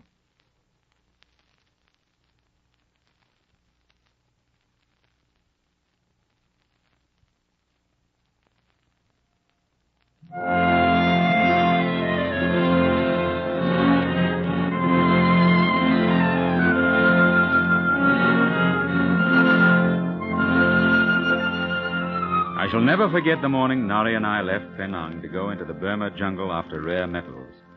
Norrie had asked me to meet him at the home of Ah Loy, the Chinese trader who had outfitted our expedition. I went by rickshaw to Ah Loy's, through a gateway flanked by a pair of porcelain beasts, into a garden, into a pinkish house not unlike a temple.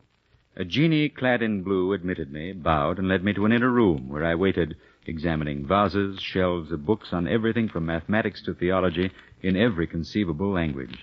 The silence hung heavy as drapery.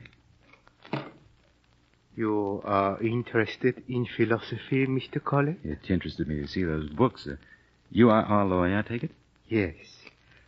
Are my books out of place? The truth is, I looked at your books only because I hadn't the courage to get closer to that jade vase. The vase? Oh, come and handle it.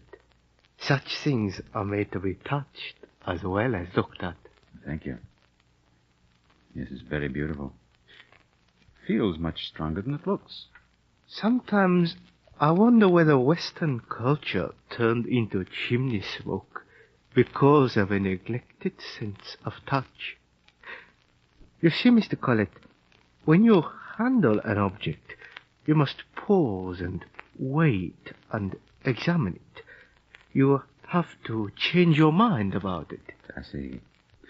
Is Norrie here? He will arrive soon. Do you know him well, Mr. Collett? Only a little. A little of Mr. Norrie is good. You will join my wife and me for tiffin? If it wouldn't inconvenience you. It will be no inconvenience at all, Mr. Collett. This is my wife. How do you do, Mrs. Alloy? Is she not a rare beauty, Mr. Collett? You will have a stinger to drink, Mr. Collett? No, thank you, not before breakfast. Mr. Collett has not been long in Penang. Give him more time, my love. Yes.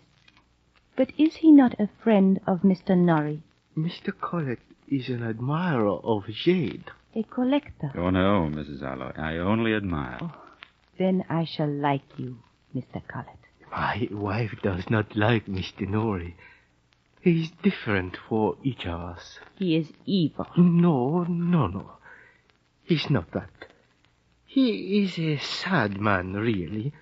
He knows too much and he has accepted too little. I am sorry for Mr. Norrie. Why do you say that? Because for him there is no ultimate value. It has been killed by his science, the formulation of dirt. It is very sad. As he talked, I found I couldn't keep my eyes from the face of his wife. She was not a Malay, though slender, in a green sarong and white muslin tunic. She was hardly Chinese, and certainly not English, even with that abundance of brown hair. Her beauty almost caused fear in me. She listened not so much to what you said, but to the reservations. Her face was wide with a delicate chin. She would have been a rarity in a court of Kubla. Later, as we journeyed upriver toward Kuala, I spoke of her to Norrie. So, you like my Chinese friend, our lawyer? Oh, very much. Well, that shows your good taste. Our lawyer is rather too rare for my taste sometimes, though. I feel as if he doesn't belong with a body. He's only a subtle appreciation of refinement. I liked his wife. I had breakfast with him. Oh, you're honored. She won't eat before me often. I'm too coarse. You've never seen anything like her, I'll bet. No, I haven't. What is she? Dad, her mother was Siamese, and her father was a Scotsman. I feel almost like a bishop when I look at her. I wonder if I'll ever see her again. Will you ever see England again? I wonder about that, too. One thing I can promise you. You can't see them both. You must make a choice. Penang or Berkeley Square. Come on, we'll be at Kuala soon. Another hour, and you can ponder life in the Burma jungles.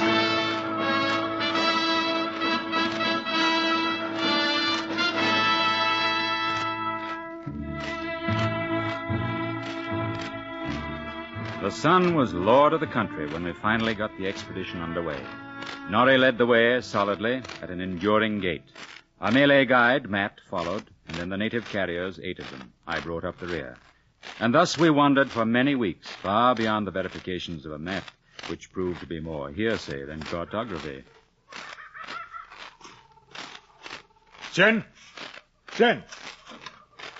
Yeah, we'll rest here a while before we push on. How do you feel, Collett? Oh, hot. Tired and hot. How long are we going to keep this up? Until we reach the right kind of geological strata for cassiterite. The signs are good.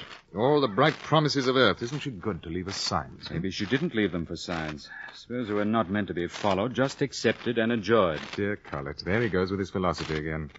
But I'll have to repeat it again. I want to own something. I want to give the moths and rust a chance to corrupt something that really and truly belongs to me. I suppose you don't share the itch with me. Oh, on the contrary, if you lift the lid off a hoard of treasure, I'll be the first to dance a Highland fling. But I don't feel it's owing you. You know, Collett, I grow more and more certain that you're a Christian. I believe you'll come to no good end. Don't you like humanity, Norrie? No, I don't trust them. You just look at humanity messing up its planet with progress, shoving things about, piling them up, getting cockeyed with deep religious conviction while it continues to suffer. No, I'd rather believe like the Malay. They shoot off firecrackers to keep the evil spirits off. As for the rest of your Western civilization, I tell you, it's enough to bring the Olympian sanitary inspector down on us. Norrie, I never would have guessed it before. But you're a frightened man. Well, you can call it what you will. And I look life in the eyes in the hope of finding some reason in it. My little insides turn pale. Come on, let's find a stream and do a bit of healthy gravel washing.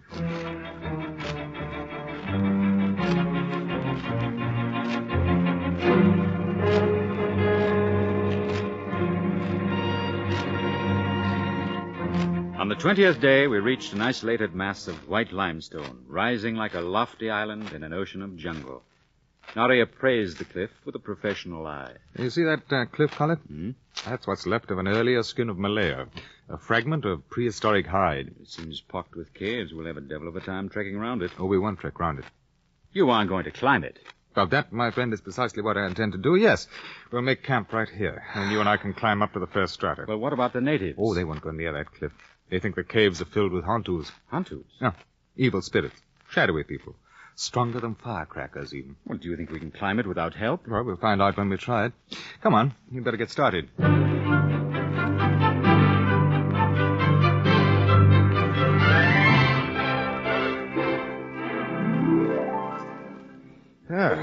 Good exercise, eh, Collett?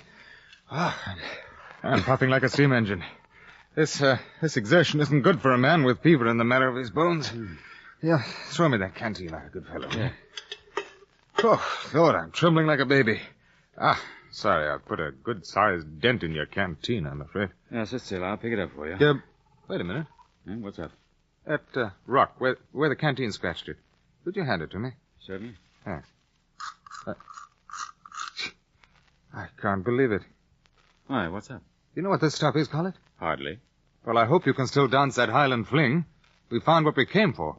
This is cassiterite ore. It's loaded. Looks so unimpressive. I thought it was dirt. So it is. And there's an acre of it. You and I are rich men, Jim Collett. What's wrong, Norrie? Is it getting dark? Darker? No. I can't seem to stop my teeth from chattering.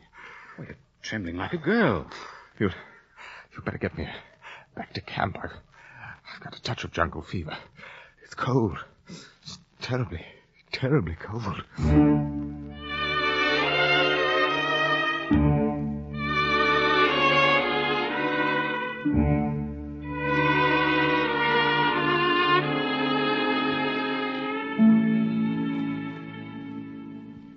had found treasure, and it was a fraud. I felt in that moment that of all the frauds of this sensational drama of life, this joy on access or riches, this elation on the discovery of treasure as though it were wealth, was the silliest. Norrie's illness on the eve of the discovery taught me there was nothing in it. More was lost than was gained. Somehow I managed to half drag, half push Norrie back down the trail to camp. That night he lay in his hammock, yellow and motionless, hardly breathing. I sat beside him smoking. The silence stretched out before me into an illimitable league of nothing, a depth where it could never be disturbed.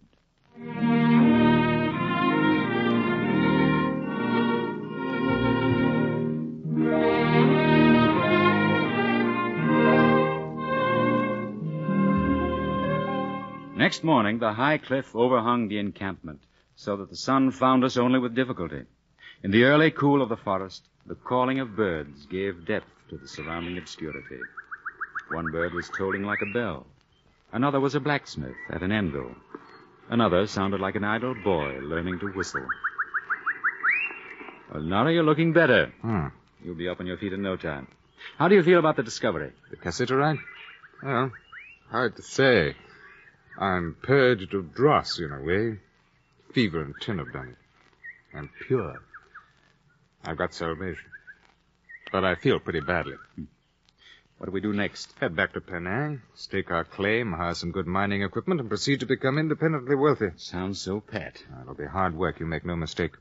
We'll have to raise some money for bulldozers, steam shovels. Bring in and destroy this beauty. Look, I told you when we started this search that I was searching for cassiterite, not the answer to the riddle of life. You weren't even looking for happiness. Just dirt. Are you going to get metaphysical on me and ruin my joy at having finally made my fortune? If it can be ruined so easily, it must be outside you. Oh, now look, Colin. Just a minute. I think there's someone outside. May I come in? Who the devil? It's an old man. In the middle of the Burma jungle, that's nonsense. But do join us, sir. I hope you'll excuse me. I've lost my way. You see, my Malay guide, an exceptionally good man, was killed. I'm trying to make my way toward the China Sea. Well, come in. You look as if you'd had a difficult time of it. I was very glad to see your campfire. My name is Parcell. Parcell the ethnologist. Oh, you know my name? I should be a fool if I didn't know it. Colette, this gentleman is the world's greatest authority on primitive culture. Why, I think your books are responsible for my coming to Burma when I left school. I trust I haven't misled you. No, I misled myself. What point are you making for, Mr. Parcell? Mount Birching. Birching? Well, that's impossible. Mount Birching has never been penetrated. Hardly anything is known. Very likely. Well, you can't make it alone. You can return with us to Penang when you're rested and fed. That's nice of you, but I believe I'll push on. I'll just stay the night. But that's suicide. I know the direction. Collett, you try to persuade Mr. Parcell. Mount Birching is raw virgin jungle. I wouldn't try it with 50 men. I've lived in the jungle most of my life, sir. You aren't a young man, Mr. Parcell. I can manage. Not on Mount Birching. I wonder if you'd mind if I spoke to your carriers. They're Semang, aren't they? Mostly Semang, yes, a few Sakai. You will excuse me, I'm sure. Most interesting culture, the Semang people. But Mr. Parcell... Mr. Parcell! How do you like that? He walks off without a word to talk to some natives. Well, either he's quite mad or the most foolhardy man I've ever seen. Look at the man. Bald head, high dome, skinny as a rail, covered with jungle ulcers he doesn't even seem aware of. And he stands there chatting with your Malay boys as if he'd known them all his life. Oh, the Malays stand in awe of him. I've seen it happen before. Oh, why? Oh, they think he's a madman. Why stand in awe of a madman? Oh, the favorite of God, I believe. Oh, wizard, huh? Yes, exactly. Look at how they respond to him, you see? He already knows more about those fellows than they know about themselves. And they sense it. Do you think he'll make Mount Birching? No. But he won't attempt it if I can stop him. What right have you to try? The world can't afford to lose men like Parcell. I don't think you'll frighten him out of it, Norrie. At any rate, I shall try to dissuade him. There are enough ghosts in these jungles already. Come on, let's have another go at him. Mr. Parcell! Mr. Parcell! I've been having a most interesting chat with your Malay guide, sir.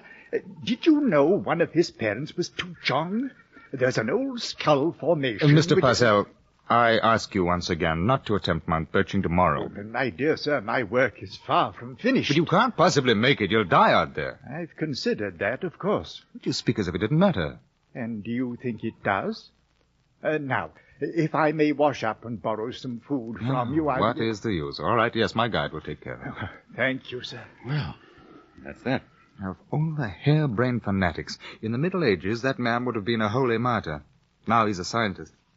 What can we do to help him? Do? What is there to do? Hang the man. Why did he have to turn up? Isn't life complicated enough? I can't go doddering across Malaya, wet-nursing an inspired crackpot who's after the Holy Grail. There are quite enough worries in life without having to decide what one ought or ought not to do.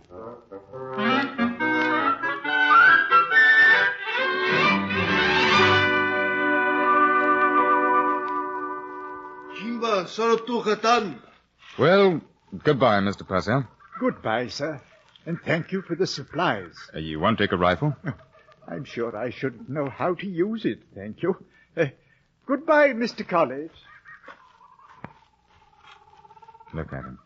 Wandering into the worst jungle on earth like a child after some wildflowers. Amazing man. He'll die. He'll probably stagger off some cliff.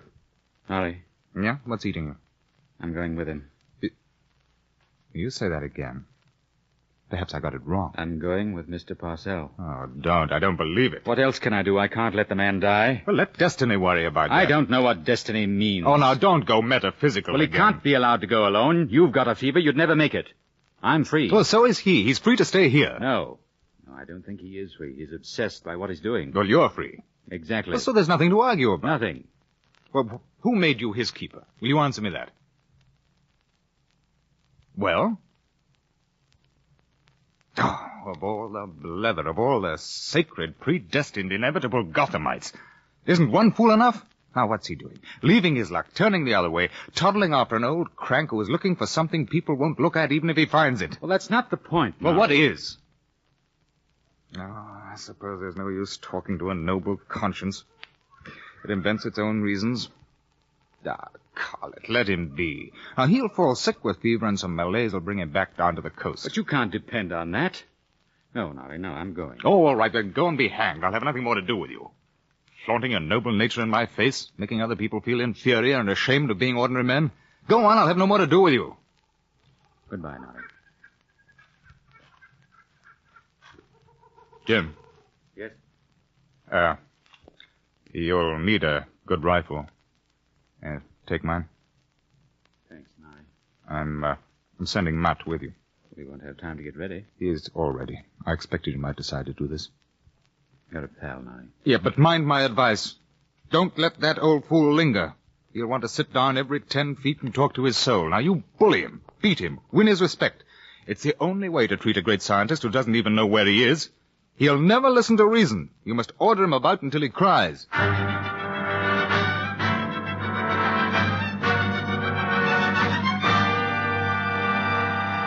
We walked away from each other, and I knew that since our first meeting, we were two men already separated, already on different trails. I turned back once to see Norrie standing and looking after me. He raised his rifle, and I mine, and then he vanished forever. I knew I should miss him. Norrie was an old sentimentalist at heart, easy and warm, but he had armored himself bright in guile, like most cynics and epicures. I looked ahead then at my new companion. He was lurching along the trail, examining the foliage as he went. His puttees were almost comical, like an urchin's stockings. They were no better than dirty bandages slipping down from his skinny knees. The leeches were already active on his legs. Mr. Parcell! Mr. Parcell! Come along, Matt. Yes, Tuan. We've decided to go along with you, if you'll have us. Oh, fine. I'm glad of your company. Before we start, though, you'd better fix those puttees of yours. They'll never last that way. Huh? Oh, thank you. I hadn't noticed. I was thinking of something else. As a matter of fact, I've decided that we should camp right here for the day. This is an excellent place, and I need some time to arrange my notes. Mr. Parcell, we've only just begun. But still, my notes are vital. Besides, this is a bad site. No, we'd better move on till sundown. Yes, but my dear sir... You couldn't work here. The sandflies would eat you. Now, come along. All right, Matt, you lead the way. Yes, Tuan. But really, Up we go. Watch the trail, Mr. Parcell. Hey, careful of that sinkhole. Move on, move on.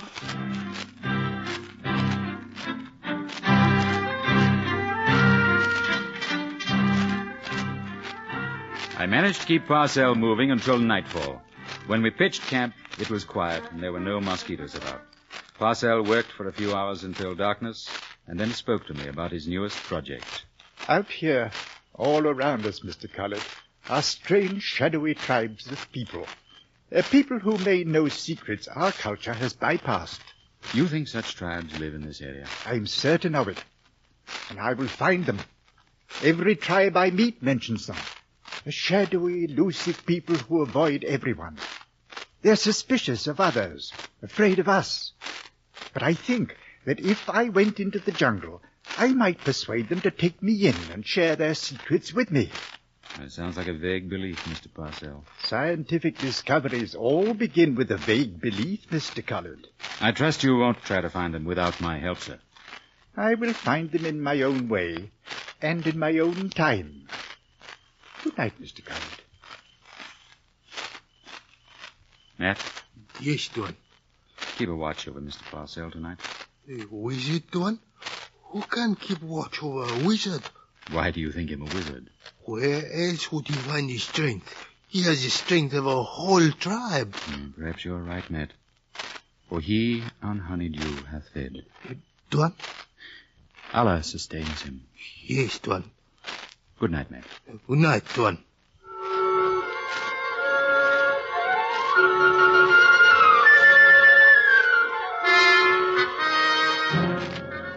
Tuan, Collett, wake up. Wake up. What is it, Matt? Where's Parcell? Speak up. Tuan, an evil thing has happened. Tuan Parcell is gone. Where? Into the forest, Tuan. He must have left when I fell asleep. Did he leave tracks? The rain has washed them. Come on. Tuan, if you would permit me, we should consider first in which direction. It is difficult for a man to consider while he runs. Yes, of course. We'll head toward Mount Birching. We must keep within shouting distance of each other at all times. Let's hope he hasn't been swallowed up by something. Come on.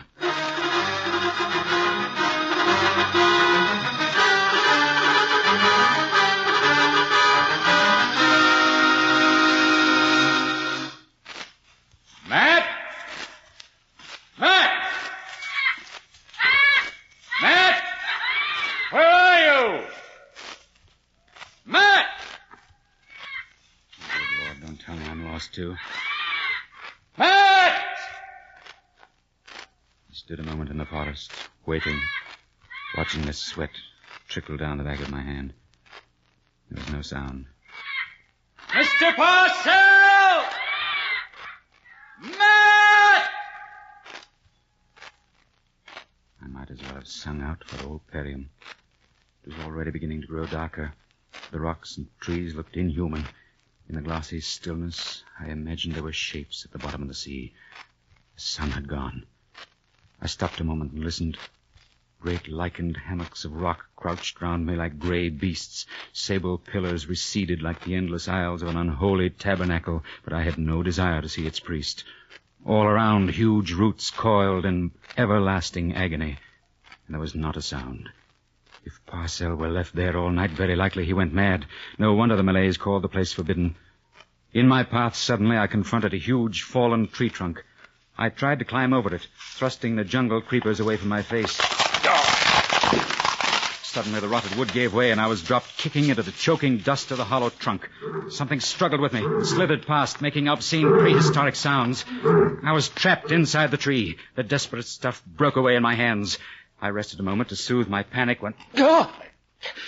The ants were on me like fire. They bit like the points of red-hot wires. I knew I had to get out to be eaten. Somehow, I'll never know exactly. I broke and tore my way through the rotted trunk into the dusk. My body was bruised. My tongue felt dry and thick. I started to walk into the blackness when the woods began to sigh and whisper. I knew that a tropical storm was in the making. The wooded aisles filled with quivering blue fire. The trees danced. And then there was a rolling of drums, a steady boom of the coming calamity, and the bony shouts of the host that followed the drums. Were they men? No men in these woods, only ghosts. My tired, feverish brain told me that the ghosts were having a night out. The entire mountain was hollow and booming. They were marching out of it, up their valley, an army of them. It was their place, and I was trapped, my back to the wall. I I strained my eyes against the blackness, toward the shouts. They were juttering toward me now. I could hear them. And like a floodgate, my jungle prison opened. Great skeletons of fire capered around me, arms about the trees. The trees leapt. They had no weight. The roots were flinging out of the earth, lashing at me. Serpents of fire punishing my body, my soul. The floods poured down like torrents of romping fire. The valley was going. I could feel it. The mountain was collapsing and running down, taking me with it. For nothing.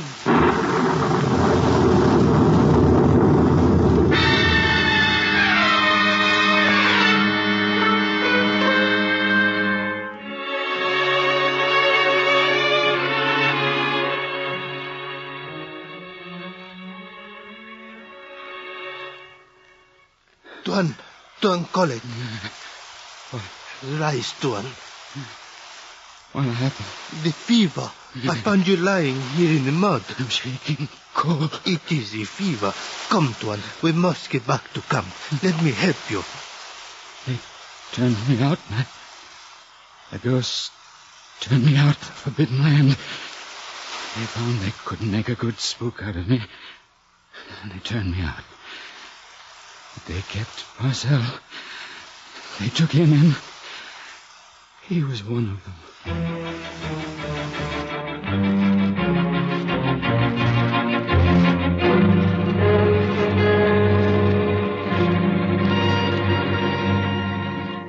After that, it seemed as if we walked for centuries. My body moving by itself, detached, supported by Matt.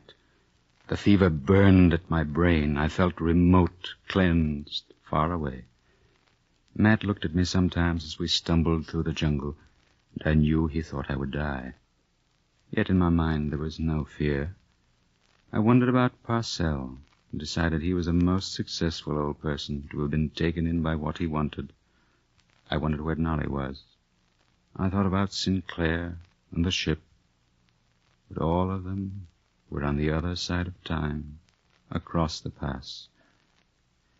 It was all right if you didn't expect anything but dreams.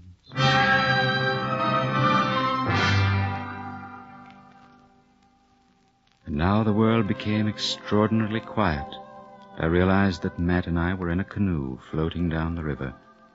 The trees moved by on a long and level line, but the country was distant and had nothing to do with me. I decided in my fever-ridden mind that we would get to the end of it presently, when we'd sunk down far enough. Everything went past as we sank down, and there was nothing to do anymore. I didn't even need to watch it all go by.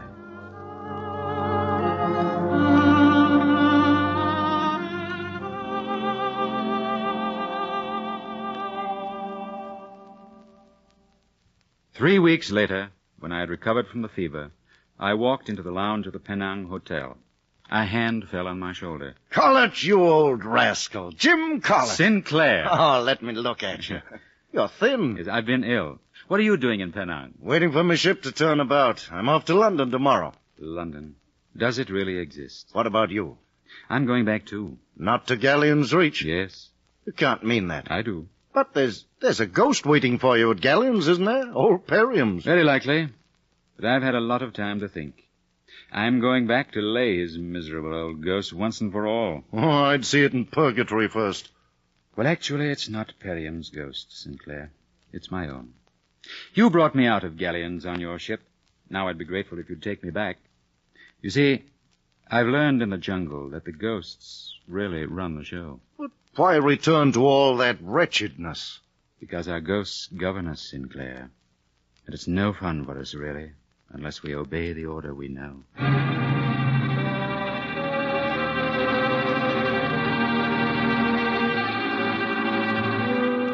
And so I came back and sailed once again up the river of my childhood, with the same officer shining and exalted on the bridge. It was twilight when I knew I was there at last. The people who were with me on the second voyage were shades in a dusk. I could not recognize them. There was a vague woman in a pale dress beside me, whose face I could not see, but I could feel her consoling fingers in my hair. and an old man stood up who somehow accorded with the dark and the sound of the warning river. Which voyage was I actually making now? I know not, for there can be no chart of what is of enduring importance for a man. Infinity cannot be charted. For each man, the voyage begins and ends at Gallions Reach.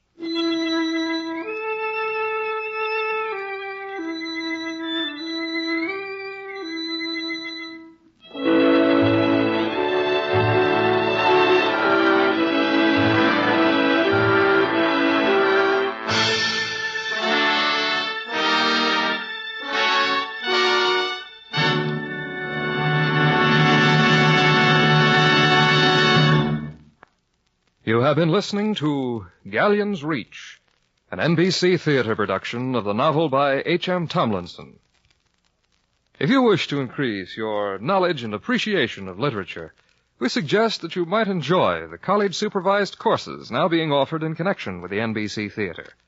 For full information, write to NBC Theater in care of one of the following universities or colleges: the University of Louisville, Louisville, Kentucky; the University of Tulsa, Tulsa, Oklahoma; Kansas State Teachers College, Pittsburgh, Kansas; University of Arizona, Tucson, Arizona; Texas College of Arts and Industries, Kingsville, Texas; and Brooklyn College, Brooklyn, New York. You also have a chance to win a set of the famous Encyclopedia Britannica. Several of the universities and colleges offering these courses are giving the Encyclopedia as prizes to the students doing the best work. Enroll in a supervised course, and you may be one of the fortunate ones to win the Encyclopedia Britannica. With today's broadcast of Gallions Reach, we conclude another semester of NBC Theater dramatizations. We will return to our academic ways in the autumn with an exciting list of novels. And in the meantime, all summer long, that is, we urge you to be with us at the NBC Summer Theater, same time, same place, for a happy series of radio entertainments. Next week, for example, we bring you a presentation of the international prize-winning film, Monsieur Vincent. And in subsequent weeks, a first radio performance of Jean-Paul Sartre's engaging work, The Chips Are Down, a new version of The Doctor in Spite of Himself by Molière, Sidney Carton by Charles Dickens, Hedda Gabler by Henrik Ibsen, and other such notable works.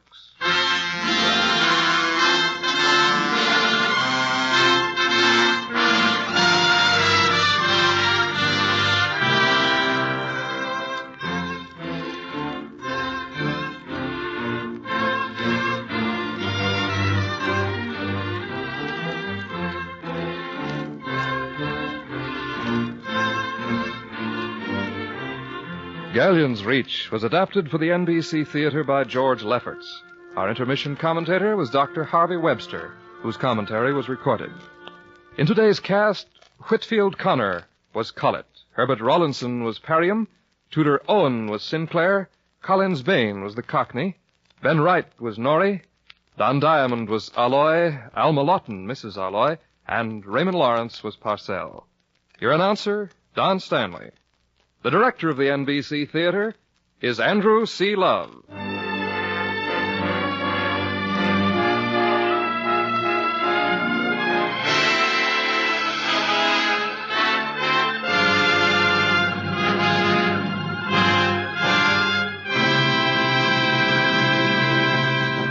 This program came to you from Hollywood. What's on NBC today? Today, Gertrude Lawrence and Franchotone help to ring down the curtain of the 5th season of Theater Guild on the Air when they star in Call It a Day. And for still more comedy, hear Phil Harris and Alice Faye in their bright show, followed by The Adventures of Sam Spade. For great listening, keep tuned here. This is NBC, the national broadcasting company.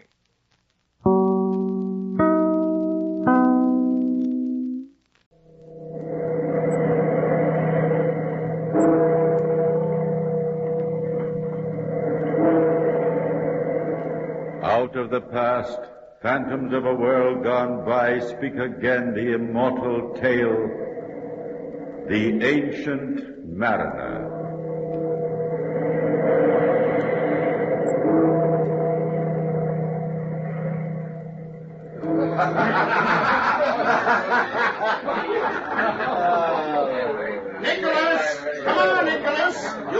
I'm coming. Leave go my arm, old man. Listen to me. I've a tale. But I've not the time. All the wedding guests are there, and... There was a ship. I don't care. This is my cousin's wedding. There was a ship, I say. Do you want money? No. Then what do you want, for heaven's sake? A tale that must be told, about a ship. Some other time. Let go my arm. If it's an amusing tale, then come, tell it to all the wedding guests. Only don't keep me here. Listen, everyone is there but me. Nicholas! And they're calling me. There was a ship, stranger, that sailed the seas. Take your hand off me. Leave me. A ship that wives and sweethearts cheered as it left the pier. Listen, stranger. There was a ship put out to sea, and I must tell its tale. The crew sang, the sails swelled, foam uncurled below our keel. Listen. There was a ship cursed by a man, cursed by none but me. I do not like your eyes, old man. Yes, cursed by none but me. They gleam like a madman's eyes. Cursed so that all the crew died, yet rose and walked like living men, and sailed the lonely sea. That died? And what do you mean? Who trod the deck and reefed in sails, who took the helm and walked the bridge. Yet they were dead, as dead could be. Who are you? Who are you, old man? Jonathan, am I? Listen, tomorrow you shall wake a wiser man.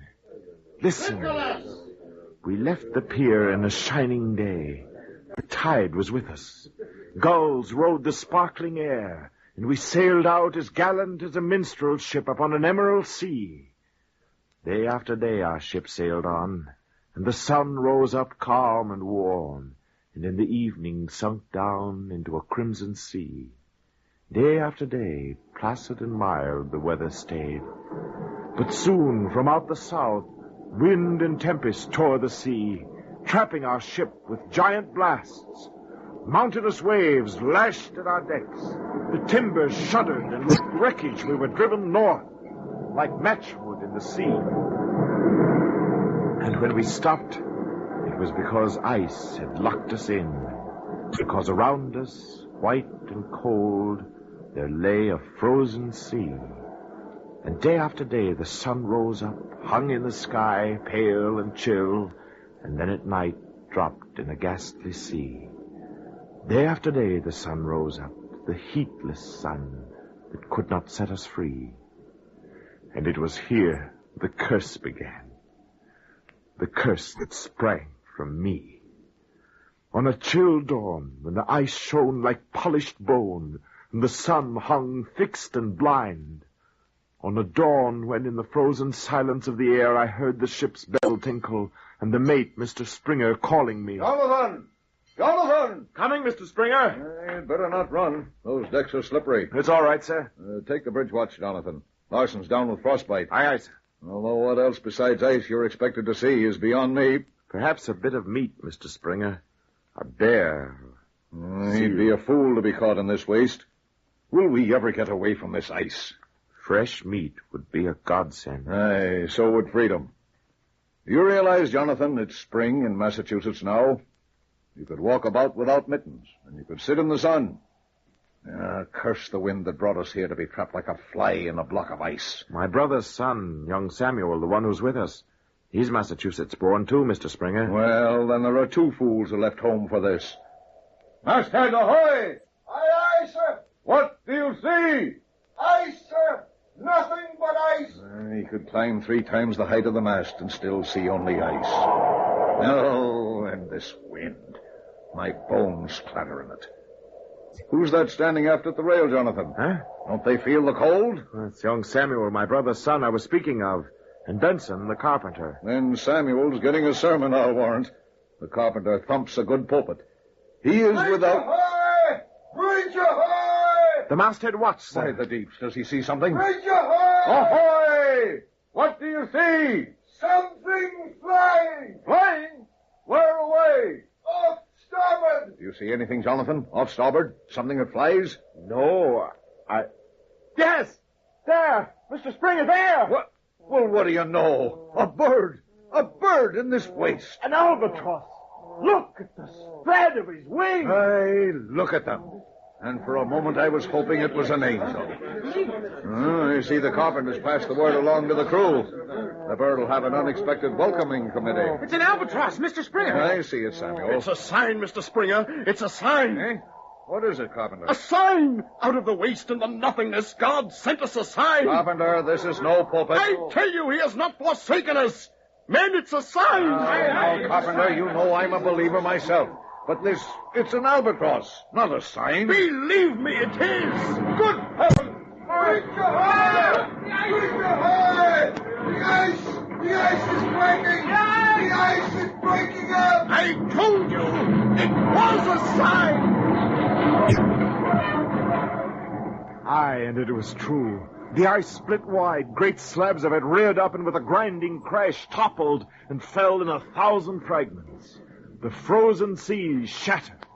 And there below, at last, gleamed the sea. And a wind sprang up and caught and swelled our sails, and the ship that had been locked and trapped, rode free. And all the time about the ship, the albatross winged and soared, filling the air with gladsome cries, like a bringer of glad tidings that soared and sang. Day after day, the wind came up, and the ship plunged on until once more we rode in warmer seas, and the bird was with us all the time. Aye, it was a sign I could not read, except that it was flesh and blood, and it was near to me.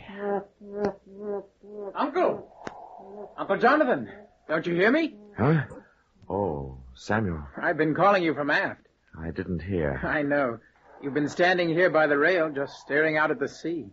And at the bird. The albatross? It is a beautiful sight. Aye. Look the way it flies, so graceful and easy. Like an angel. It was a sign, Uncle. Just like the carpenter said.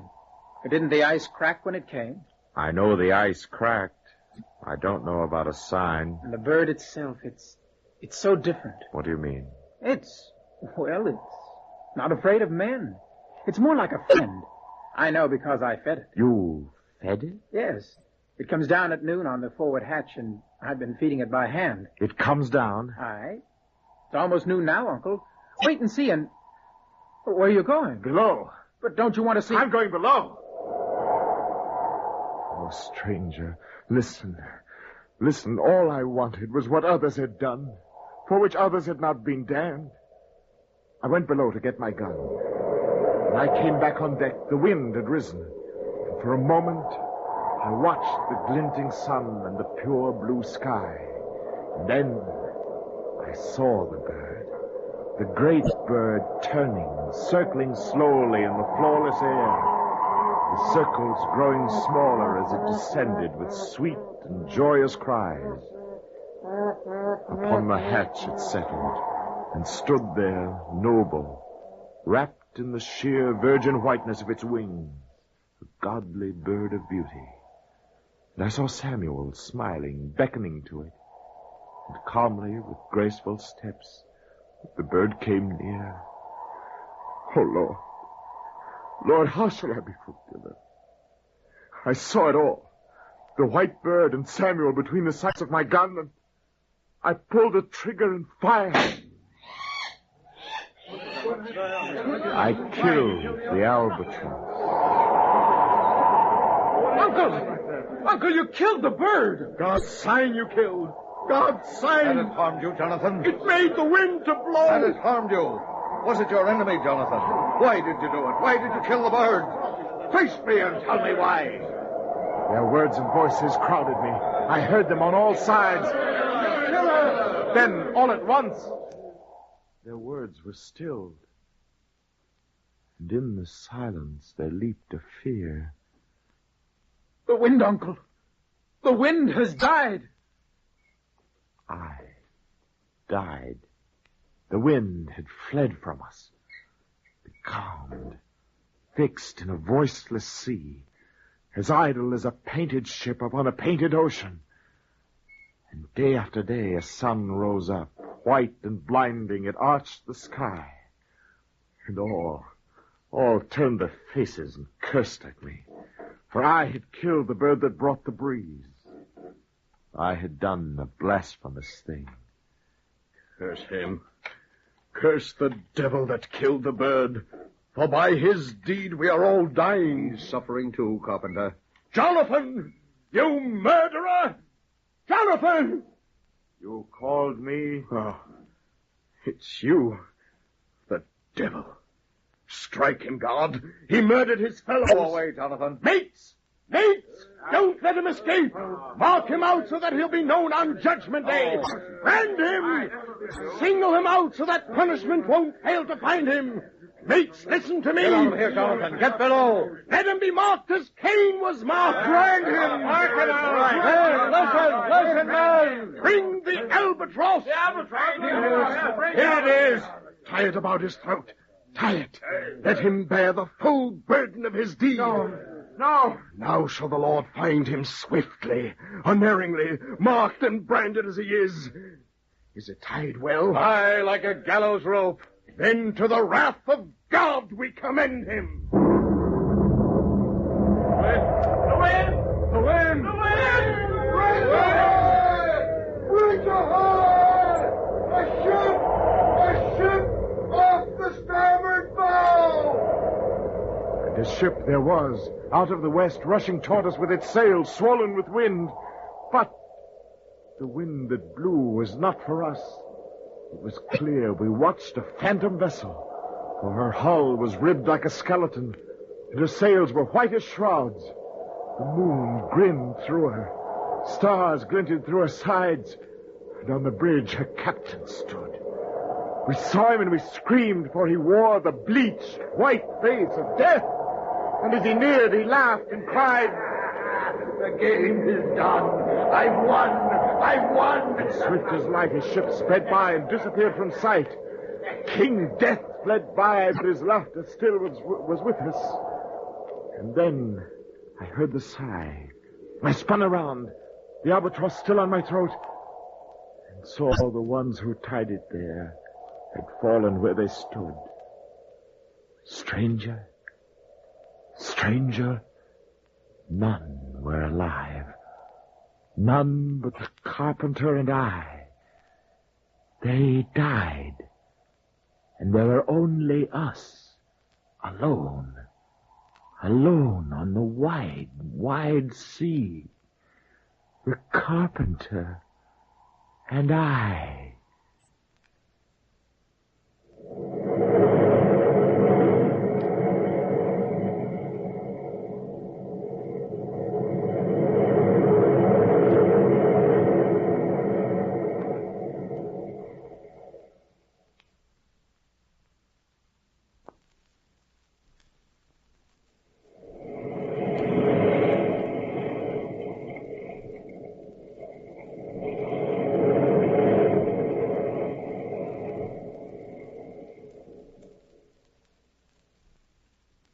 Why were we two still left alive? Why did we not, like all the rest, slump to the deck? What fate was ours? Wild-eyed with thirst, surrounded by our brother dead. What destiny was ours? With swollen tongues and crazy dreams, up and down the decks we crawled, and I could see in the carpenter's eyes his burning hate of me. Day after day the ship stood still. No wind blew up, no wisp of wind, and motionless as stone we lay upon a lifeless sea, in which all sort of crawling things did live, far happier than me, who did not hear the things I heard, nor dream the things I did. How happy were those slimy things, the things that crawl, the fish that swam, that bore no guilt, like me. Look at them, carpenter. The dwellers in the sea, their flashing phosphorescent fire. How joyous are his things. A miracle of living things, of God's creation, those secure in his understanding. How blessed are the happy, those in the warmth and brightness of his ray. Jonathan. Blessed are his living thing. Bird and beast, they that fly and they that swim. Oh, fortunate, beloved of God. You're praying. Jonathan, praying. Blessed be they, these crawling things. Blessed be the lowest of his creatures, those dwelling in the slime. His love for them surpasseth all understanding. My love for them reaches toward my God. Jonathan, the albatross. It's fallen. Fallen. Fallen from my throat. I'm freed. Freed. Oh, merciful God, I'm freed. And there's a storm, Jonathan. A storm's breaking. And it's raining. Carpenter. Raining. And I swooned. How long I lay there, I do not know. And when I heard the voices, I do not know whether I was awake or dreaming, but I heard them, sweet and gentle, reaching me through the patter of the rain. This is the man, brother. Yes, this is the one who shot the harmless albatross. He shot the work of him who makes all things to grow. And he has penance done? Then he is free. No, more penance will he do. From dawn till night, from day to day, penance will he do. And I awoke, my body wet with rain, and lo, the sails were filled with breeze and wind, and swift and sure the ship raced on. I saw the carpenter standing near. I did not notice what he saw. I only blessed the rain and wind. What is it, carpenter? You're staring. Is something wrong? Listen. Listen. Carpenter! The bell. The ship's bell. Who's ringing it, Carpenter? Who's ringing it? The dead, Jonathan. The dead are ringing the bell. And then I looked and screamed, for there on the bridge walked Mr. Springer, the mate, and at the helm stood Larson. And both stared with a corpse's stare at the ocean they could not see. But they were dead! Dead! And yet they sailed the sea! And it was then I heard the whisper. And I saw a phantom crew. The moon whitened their faces as white as snow, and their dead limbs were moving, hauling on rope, climbing the shrouds. Our ship was sailed by a dead man crew. It can't be! It can't! They're dead. Dead as a 10-day dweller in a tomb. But they walk! They work! They rose like Lazarus. With a last lightning crash, they rose, silent as shadows, and took their places. It's judgment! Judgment day! Yes, Samuel, my brother's son. Samuel! Samuel! It's I, Jonathan, your uncle. Speak to me. Mr. Springer! Larson! Samuel! It's I, Jonathan. Say you forgive me. Now I understand the voices in the dream. What dream? As I slept, I heard them. Penance have I done, he said, and penance more will do. Guilt like a disease will fester in me until the end of my days. Which shall be soon. Soon. Where are you going? To get my tools. I'm a carpenter, and it is time to build my own ship. A ship that shall be the length of me and the width of me. A ship that'll snugly fit the harbor we are bound for. What harbor, Carpenter? The grave.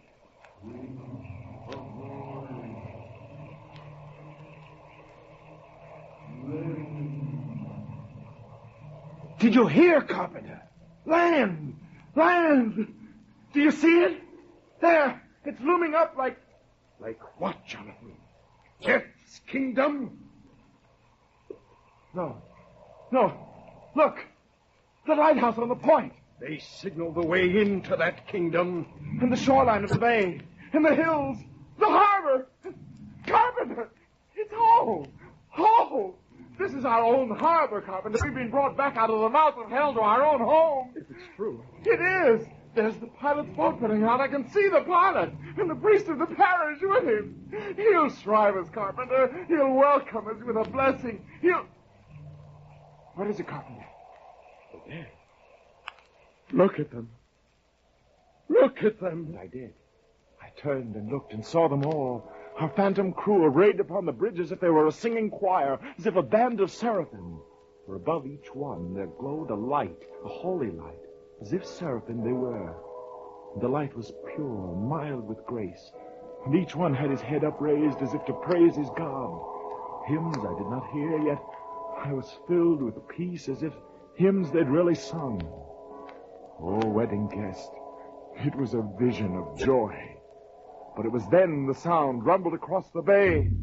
It's judgment! Judgment! Jonathan! And then it was as if the universe was shattered by the sound, the heavens burst with sound, and the ship sunk down like lead. How long I was flung about in the sea, how long I swam, I do not know. I knew death was swimming at my side.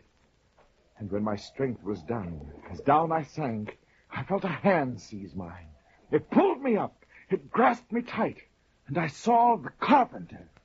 His eyes were glowing with a passionate light, as if another vision he'd seen. He smiled, and it was like our Lord's smile. For a moment he held me in his arms, and then he spoke, and his voice was deep and strong. This is what I was saved for, Jonathan. Now I know I have already drowned, but I am sent back to give you back to the living world, to tell your tale to living men. For God loves all things, great and small. He loves both man and bird and beast. And with strong and powerful strokes, he drew me toward the pilot's boat. A sourceless light lit up our way, and his face glowed in the fire. And when we reached the boat, he lifted me and pushed me in. I saw the pilot's look go white with fear, and the Reverend seize his cross. And as I lay there, the carpenter flung up his arms and cried, "It's done! Oh, Lord, it's done! It's done!" Then he sunk down into the sea, and I was saved, though still upon the sea. Father, good Father, shrive me. Shrive you? Of what? A sin, Father. I've sinned as no man ever before. Shrive me my woe. Before I touch the shore, I must be cleansed before I touch the shore. The devil, please, will you, Father? Oh, give me forgiveness by a mortal man. My soul hungers for their gentle words. Give evidence that, like the lowest thing, I too am loved. Shrive me, Father. Shrive me. What kind of sin was done? Listen, Father. Listen. And there, but 100 yards from shore, I told my tale, and I was eased of my woe. And when I was through, the good Reverend blessed me, and I wept to hear the gentle forgiveness of a mortal man. Oh, wedding guest, when I touched the shore, love for all things, great and small, burned in my soul. For all God's works, no matter where or how they dwell. And now I travel through the world, and this is my penance. When I see the face, I know the man who must hear my tale. To him my tale I teach. I see wedding guests burst from the hall. I hear them calling you. Farewell. Farewell. And yet before I go, listen. This I've learned in the agony of my woe.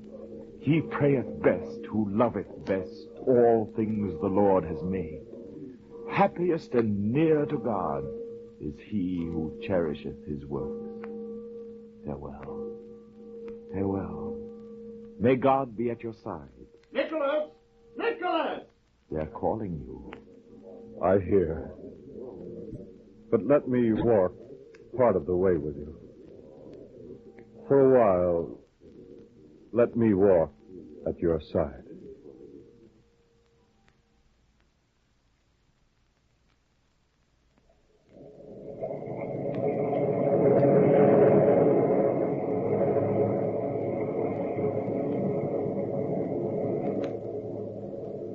From the time-worn pages of the past, we have brought you the story, the tale of the ancient mariner. Bellkeeper, toll the bell!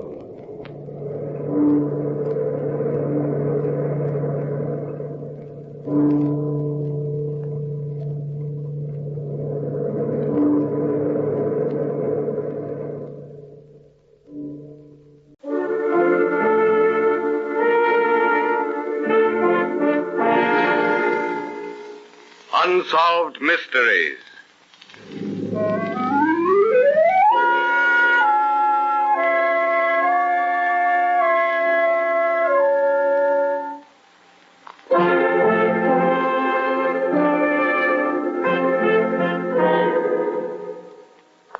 Truth is stranger than fiction. The story which you are about to hear is a true narrative, based upon actual recorded facts. Yet the exact solution has baffled authorities the world over, and the case remains even today as one of the unsolved mysteries of the high seas.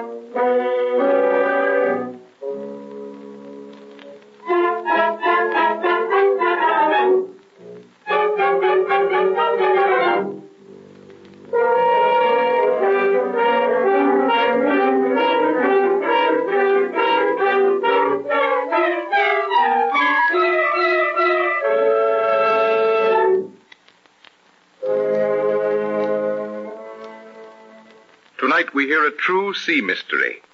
The story of the American brigantine, the Marie Celeste, a vessel of 500 tons burthen carrying a crew of 13. The scene is the broad sweep of the North Atlantic.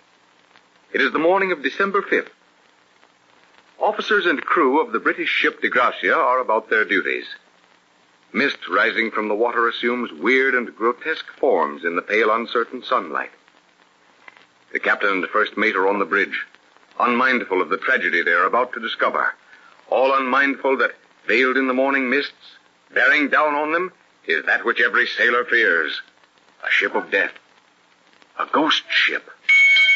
All hands on deck! Brig on starboard bow! Hard a port! Hard a port! Hard a port it is, sir. By Jove, Mr. Adams, did you see that? I don't understand it, sir. She fell away in the wind, sir, as though she were the wind? Aye, sir. She acts like a ghost ship, ship without a crew. Yet she's ship-shape and trim enough in looks. Run up a danger hoist and we'll see if she'll answer. Aye, aye, sir. Run up a danger hoist. Aye, sir. Made it so, sir. No answer from the American, sir. I've been watching it through the glass. There isn't a living soul on deck. I don't like that, Hunt. Give orders to stand by to board. I'm going to board her. Aye, aye, sir. Stand by all hands to board. Aye, sir. Incredible. Bring her about, Mr. Quartermaster. Bring her about. Aye, aye, sir.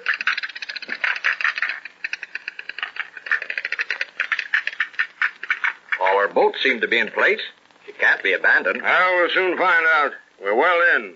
Lower away a boat on the starboard side. Aye, sir.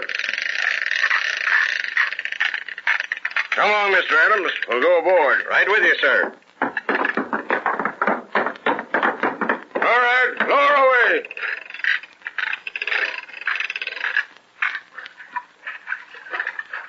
She doesn't look as if she'd been through any heavy seas. No. I was looking at her name, the Marie Celeste. I seem to remember seeing her in New York. I was thinking the same thing, sir. Here, pass me that boat hook. I'll fend off.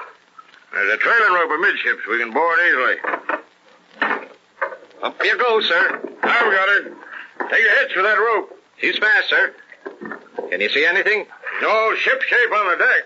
Here, I'll give you a hand. Better be careful, sir. It could be plague. No, Mr. Adams. If it were plague, there would be bodies on deck, not below. Together, Captain Boyce and his first mate make their way below decks. Not a thing stirs. Not a sound, save the creak of timbers and the slap, slap of water against the hull. Almost on tiptoe, silently, as if in the very presence of an unseen death, the two men search the hold. From keel to bridge, from stem to stern, nothing. Nothing but an empty eeriness. A ship trim as if she'd been rigged an hour before, but a ghost ship. A ship without crew or living thing aboard. All the superstition of the seas is in the minds of the captain and the mate as they climb through the hatch onto the deck and down the alleyway to the ship's galley.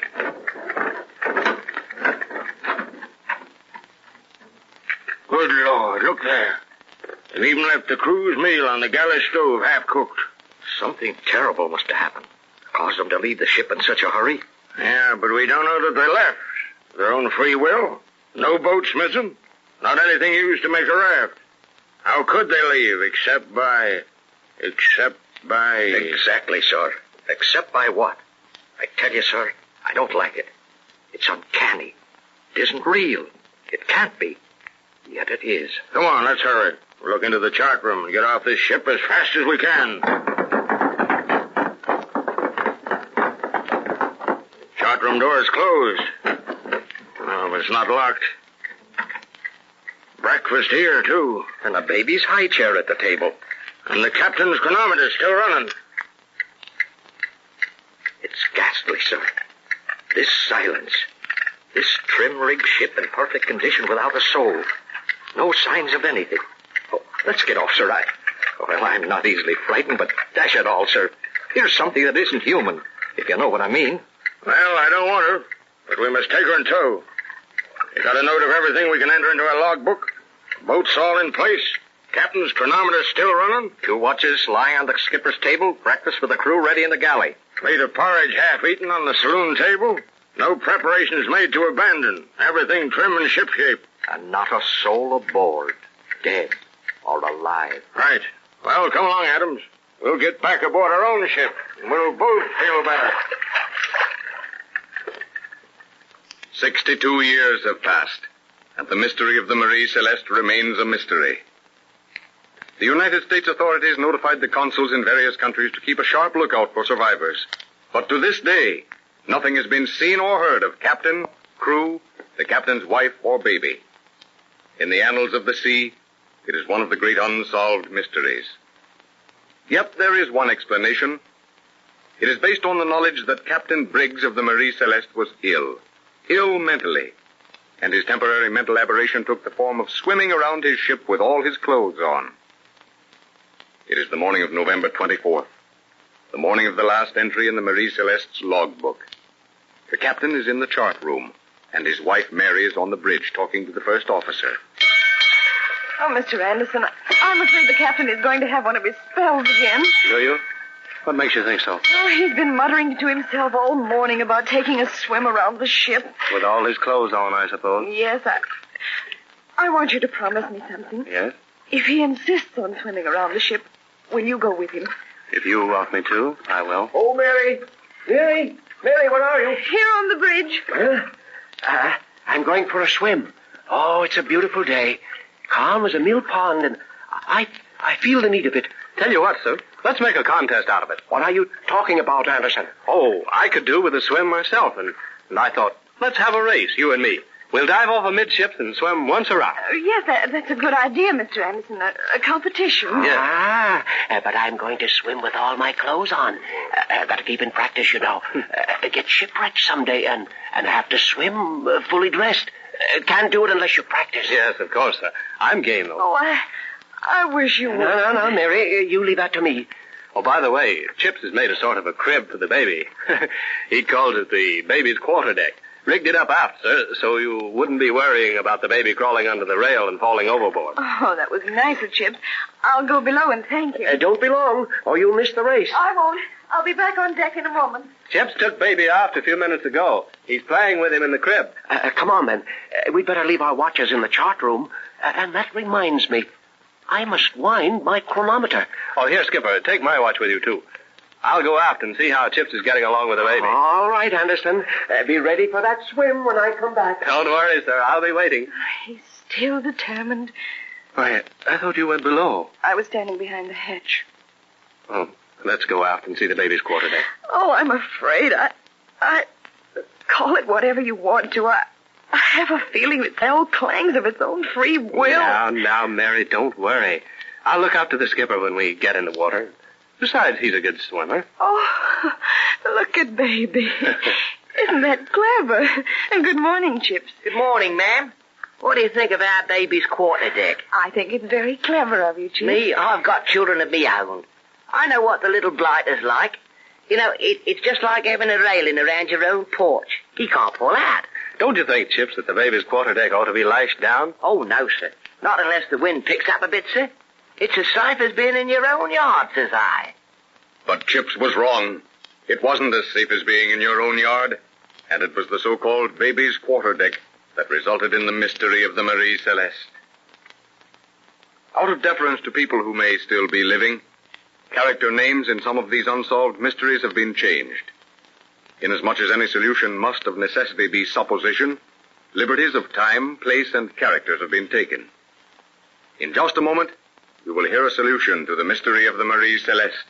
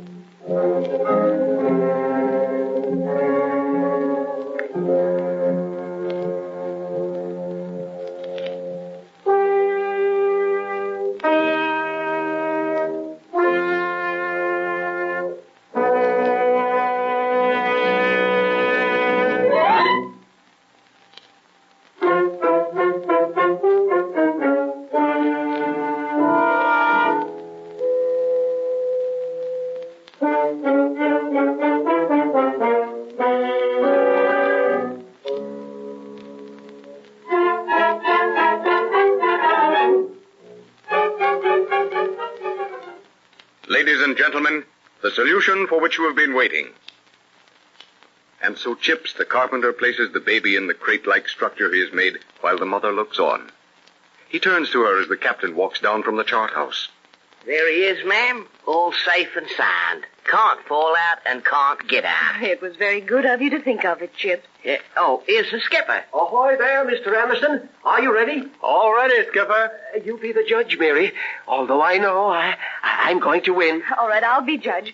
The first around the ship and up the trailing rope onto the deck wins. Then you give the word to go. Now, both of you get up on the rail. Ready? Set? Go. No, the skipper, he's away to a flying start, he is. Oh, he's a powerful swimmer. But just the same... Ow! Oh, what the blazes? The ship! She heeled over. The wind. We're in for a blow. Oh, the baby's crib is sliding across the deck. No! The ship's carpenter and the baby's mother rush across the slanting deck in a vain effort to save the baby. Again, the vessel heels, and together they slide over the scuppers into the sea. One after the other, every member of the crew leaps overboard to the rescue.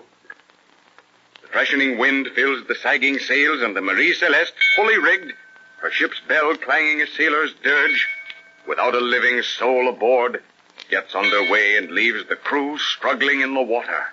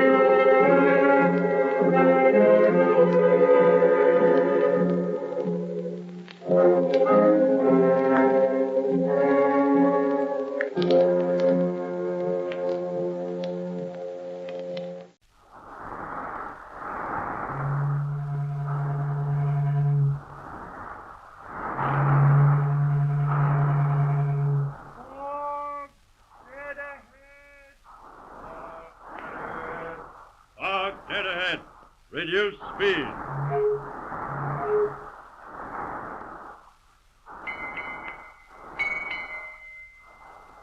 "10 p.m. Fog. Night fog. Weird, mysterious, uncanny. That dreaded white ghost of the ocean. Dense, impenetrable, and foreboding. Enveloping a big luxury liner as she plows her way through the heavy seas, bound for Europe.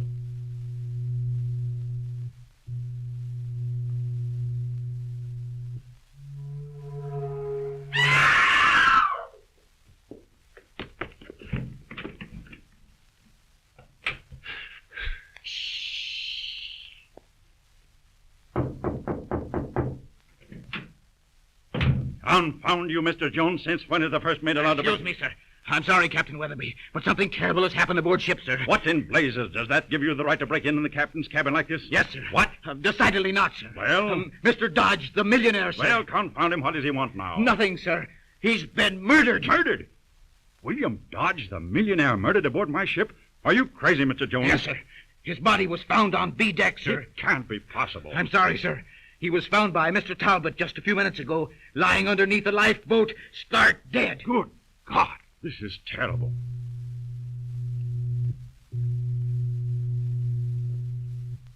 Thus begins the mystery of the Phantom Stowaway.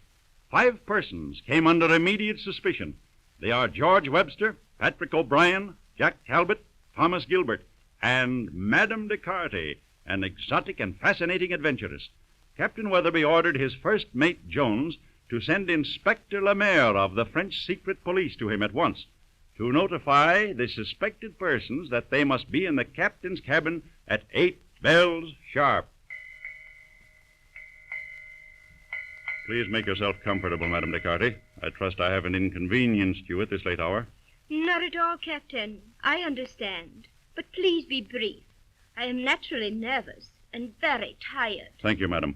Now, gentlemen, I suppose that we can begin. Who is it? Mr. Jones, the first mate, sir. I'm in, Jones. Excuse me, Captain. I can't find Gilbert the steward, sir.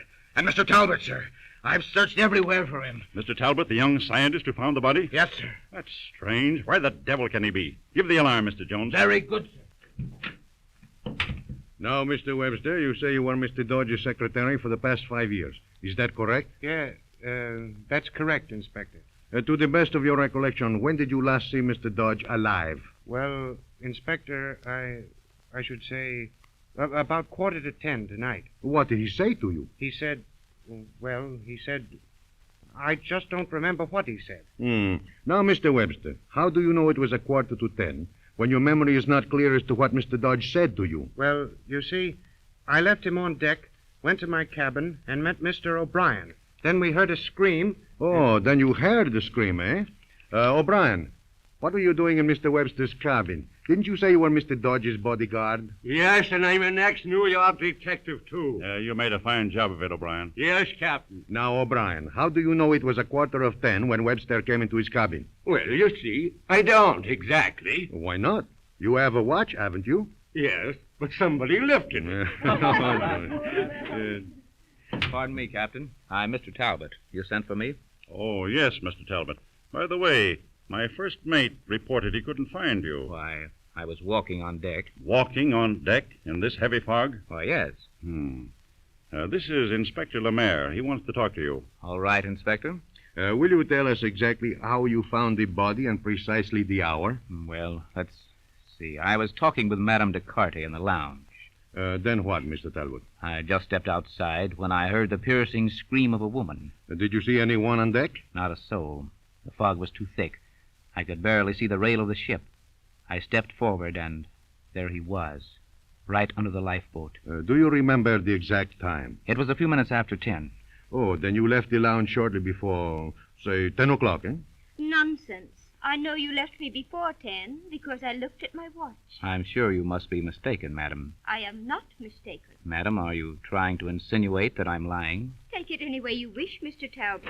Captain, God have mercy. I've found him, sir. He's dead. The steward, sir. He's been murdered in Mr. Talbot's cabin, sir.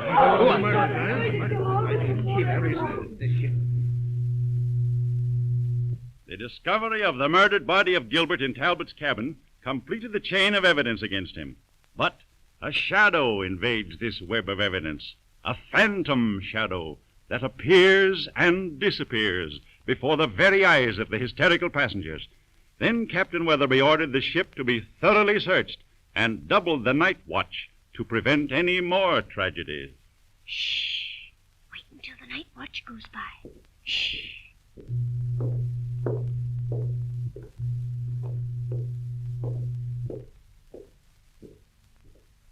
Are you sure no one saw you leave the lounge? Yes. Shh. Be quiet. Well, what do you want? Why didn't you get rid of the remains, bungler? A woman screamed and scared me off. Your carelessness will expose us, you fool. I'll take the blame. You keep out of it. What about the other one? Well, he knew too much. What do you mean, knew too much? I surprised him in my cabin last night, reading the papers in the black box. I knew if he ever got out of there, it would be the end. You're crazy to do that. You've ruined our plans. Don't start telling me what to do. Diablo, you'll do as I tell you. Where is that black box? I have it. Why? Well, I want it at once, in my cabin. Do you understand? Yes, I understand. Shh. We mustn't be seen together. Quick, leave me. Here comes the guard.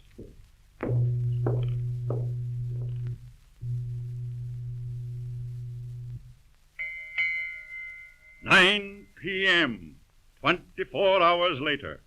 Well, as I was telling you, Captain, I used to be a New York detective, and one of the best. We used to say, first find the motive, then the woman. After that, everything's easy. But we of the French police first find the person who benefits by the death. Ah, you're all wet, Inspector. Well, what do you know about this case, O'Brien? Mr. Dodge had enemies, Captain. Lots of them. Money was the motive. Then the real murderer is the one who benefits by his death. Not in all cases, Inspector. What do you mean, Mr. Talbot? I mean that Dodge may have been killed for some other motive. What other motive? That, of course, is for you to unravel. Very true, Mr. Talbot. By the way, O'Brien, where is Mr. Webster? We placed him in your charge. Yes, Inspector. I'll go get him. And O'Brien, while you're locating Webster, find Madame Descartes. Yes, Captain. I'll bring them both back with me. About Mr. Dodge's will. Did you know, Mr. Talbot, we have information by cable from New York that William Dodge has a younger brother who has been missing for years? What's that got to do with me? Well, perhaps nothing, and yet... Why bother me with all this? I've been under suspicion, investigated, and questioned until I'm tired of it. I've told you repeatedly.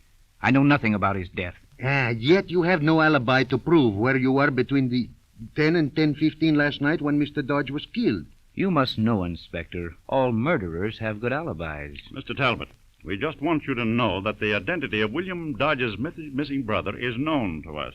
Well... And we have reason to believe you're concealing certain important facts. Only one fact I've withheld from you, Captain. What is it, Mr. Talbot? I am William Dodge's brother. Yes, we know. And you also inherit many millions by your brother's death. Well, what's that got to do with this case? Why, what's the matter, Webster? You're pale as a ghost. Captain, I just saw it. Who? What? The Phantom. Where? On B deck. What, the Phantom? Yes, Inspector, a Phantom. A Phantom stowaway. Great God, it must be the murderer. Captain Weatherby. Captain. Well, what is it, O'Brien?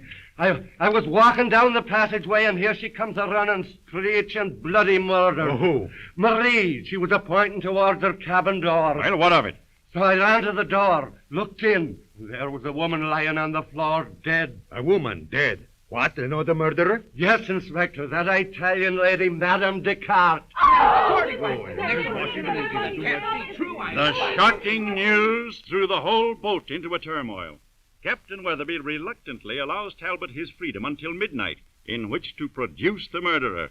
Without a single clue, Talbot commences his search and gives the ever-suspicious O'Brien the slip and hides in a lifeboat. There, to his amazement, he comes in contact with a huddled figure, the Phantom Stowaway. Who are you? What are you doing here? Hold on, don't try to get away or I'll choke you. Please, you're hurting me. For the love of Mike, it's so... Not so loud. They'll find me. Who'll find you? I'm frightened. If they find me, I'll go to jail. I'm a stowaway. So you're the phantom shadow everybody saw. A frail little girl like you shivering out here in the darkness. Oh, yes, but please help me. I'm scared to death. Don't be scared. I'm just as bad off as you, only much worse. I got it. You must help me. How? That coat you're wearing and that hat, where did you get them? Last night, when I was coming back to hide in this lifeboat, a man discovered me. He was bent and looked old and tired, but he was very kind to me. He didn't give me away, even though he thought I was a stowaway. Instead, he gave me his coat and hat to shield me from the cold, damp fog. What time was that? I heard 4 bells strike. That was 10 o'clock last night? Yes, and then I climbed back into the lifeboat. I saw a figure come out of the fog. Next thing, I heard 2 men quarreling. Go on. What happened then? Oh, it was awful. I saw him strike the old man down. By Jove, you've given me a clue. Could you identify the other man again? Oh, I'm sure of it. I was so frightened at the time that I screamed and hid in the lifeboat. Why? Because I ran away from New York. I was afraid they might arrest me. Arrest you? Why, girl, do you know they're accusing me of killing that old man? You? Oh, you couldn't do that. Say, tell me, who are you? I'm the girl they're looking for. I'm Mary Hudson. Mary Hudson? The girl in the Wadsworth case? Yes, but I'm innocent. You believe me, don't you? Yes, Mary. And you must believe in me and help me. I'm Jack Dodge, the brother of the man you saw killed. Oh, how awful. But what shall I do? Now listen, Mary. Tell me everything, right from the beginning, and we... Huddled together in the lifeboat, Mary told Jack about the whispered conversation she overheard last night between a man and a woman who were quarreling over a black box. This gives Talbot a further clue to the mystery. Realizing his time is short, he decides upon a daring scheme by which he hopes to expose the real murderer. After warning Mary not to fail him, Talbot disappears into the fog. It is now just before midnight in the captain's cabin. Captain, Marie here told me Mr. Webster was in Mrs. DeCarty's cabin right before dinner, having an awful fight. Marie, you are always with Madame Descartes, weren't you? Oui, Inspector. But this Mr. O'Brien, he does not tell the truth. Hey, you can't make no liar out of me. Just a minute, O'Brien. Now, Marie, was he or was he not in Madame Descartes' cabin before dinner tonight? Oh, this is all nonsense. Absurd. Ridiculous. Sit down, Mr. Webster. Answer me, Marie. Yes, it is the truth, Inspector. She's lying, Inspector. She's a rotten liar. Sacre bleu, you are the lying one. I see with my own eyes. I see you fight with her.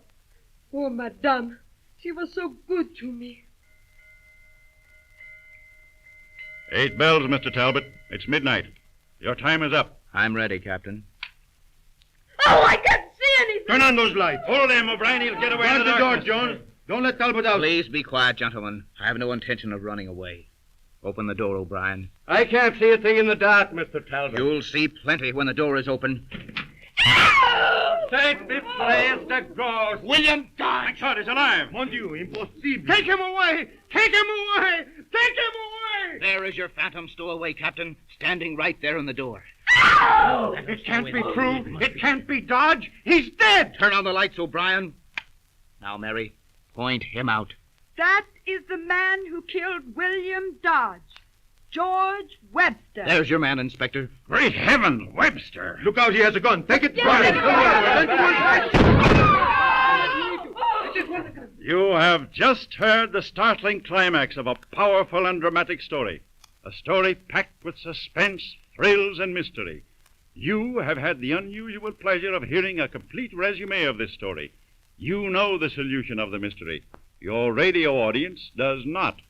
This thrilling serial will hold the most blasé radio audience spellbound throughout each episode until the final curtain.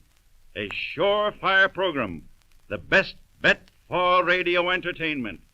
The Phantom Stowaway.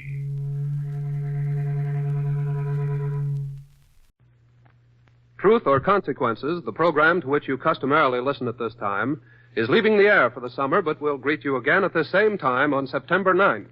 Remember, Truth or Consequences, September 9th at the usual hour.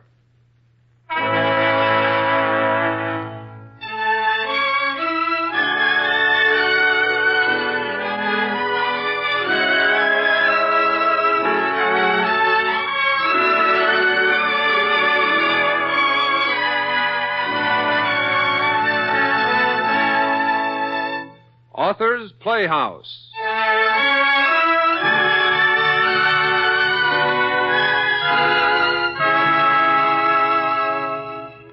presenting Frederick Englehart's fantastic drama of a submarine, its brave commander and crew, and a mythological monster, the Kraken.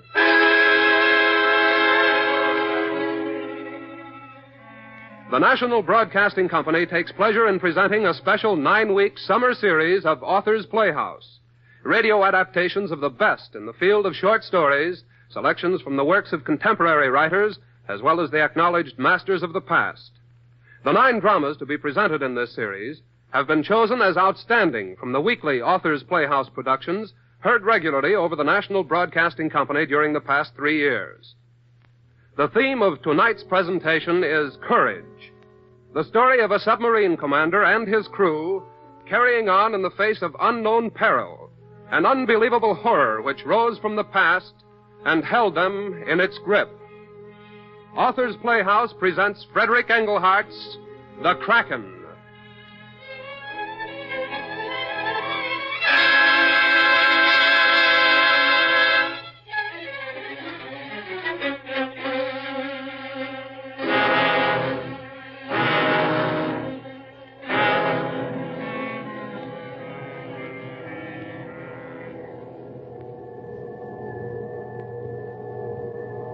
Mighty destroyer, sir. 3 points off the starboard bow. Crash dive, Mr. Pomeroy. Prepare for crash dive. Crash dive it is, sir. Flood the forward tanks, Mr. Pomeroy. Flood the forward tanks. Flood the forward tanks it is, sir. Bow planes, hard dive, Mr. Pomeroy. Bow planes, hard dive. Bow planes, hard dive it is, sir. All ahead, full, Mr. Pomeroy. All ahead, full. All ahead, full it is, sir. 10 feet, sir. Pump the torpedo room bilges. Pump the torpedo room bilges. Pump the torpedo room bilges it is, sir. 20 feet, sir. Stern planes, steady. Stern planes, steady. Stern plane, steady it is, sir. 30 feet, sir. 40 feet. There goes the 90 can, Mr. Pomeroy. 50 feet, sir. That one was closer by the sound, sir. 60 feet, sir. They've lost us, mister. 70 feet, sir. Still farther away. 80 feet, sir. 90 feet. They're miles away now, sir. 100 feet, sir. That's deep enough, Mr. Pomeroy. All motors ahead normal. All motors ahead normal. All motors ahead normal it is, sir. Flood the stern tanks. Flood the stern tanks. Flood the stern tanks it is, sir. Zero bubble. Zero bubble. Zero bubble it is, sir. Release more oil, Mr. Pomeroy. Release more oil. Release more oil it is, sir. Can you hear them on the phones, Mr. Pomeroy? Yes, sir. Very slightly. They're going away, sir. We fooled them again. What a miserable bunch of sailors they are. Little oil on the surface, and off they go with another cock and bull story. You'd think they'd find out sometime that it's nothing but a trick. Not the ideas. They're steaming back to Toronto right now at forced draft to boast how they destroyed another of His Majesty's submersibles. I can barely hear their screws now, sir. Captain Campbell, sir. The Thiefs is completely undamaged. No leaks and no plates strained. Good. Not that I expected anything of the sort. Gentlemen, may trouble always avoid us by as wide the berth as the Italian depth bombs give us. Sinful waste. Spending all that money for ash cans just to kill a few fish. Good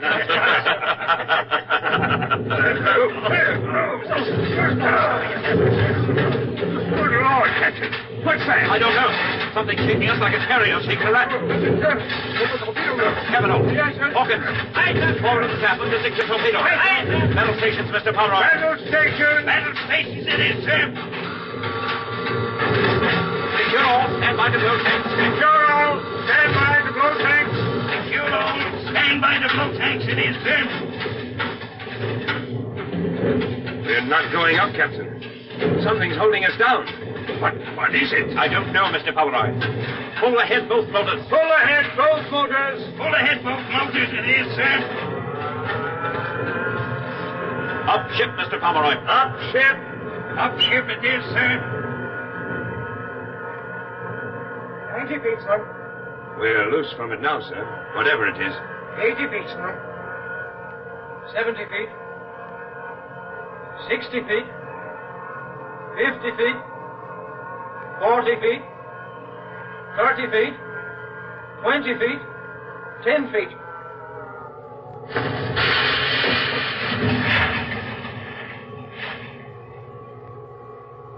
All clear on the surface. Surface battle stations, Mr. Pomeroy. Surface battle stations.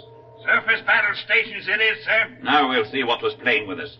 Kavanaugh. Aye, sir. Mount a machine gun on the chariot bridge. Aye, aye, sir. I'll go first, Mr. Pomeroy. I couldn't see a thing through the scope. There's no way of telling what we'll find when we open the hatch. Right, sir.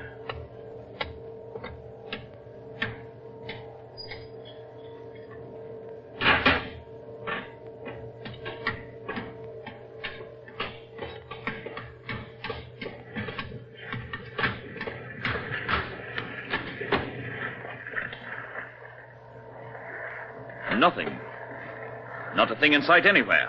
But what could have tossed us around like that, sir? Could it have been a volcanic eruption? No, nothing like that. We'd have felt the heat. Mr. Pomeroy, did you notice that after the motors were turned full, we hung for a moment and then jumped toward the surface? Yes, sir, I did. Theseus leaped a frightened rabbit. Something, I can't imagine what. But something had hold of us. And I'm going to find out what it is. Give the order to switch to diesels, Mr. Pomeroy. Yes, sir.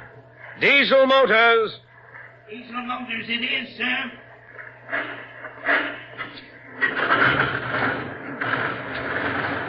We were going almost due north when we came up. We'll backtrack a little. Perhaps we'll raise something.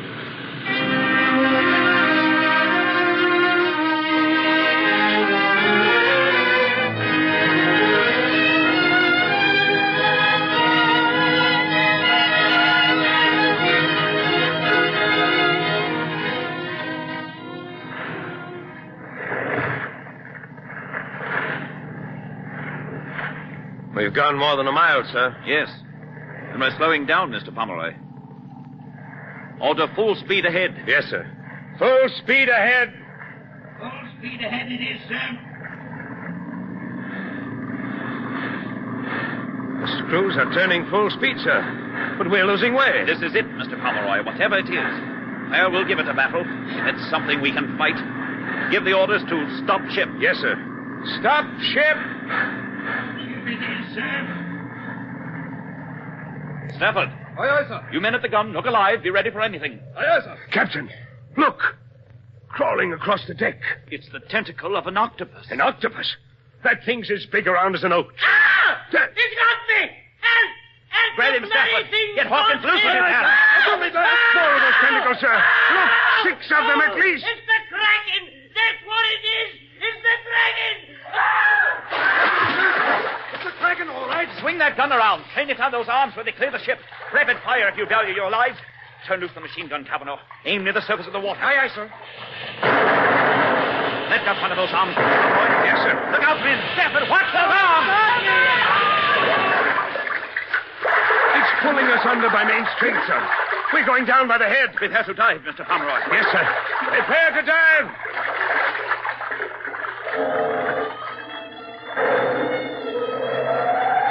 Below decks, men. Aye, aye, sir. Below decks, Mr. Pomeroy. Yes, sir.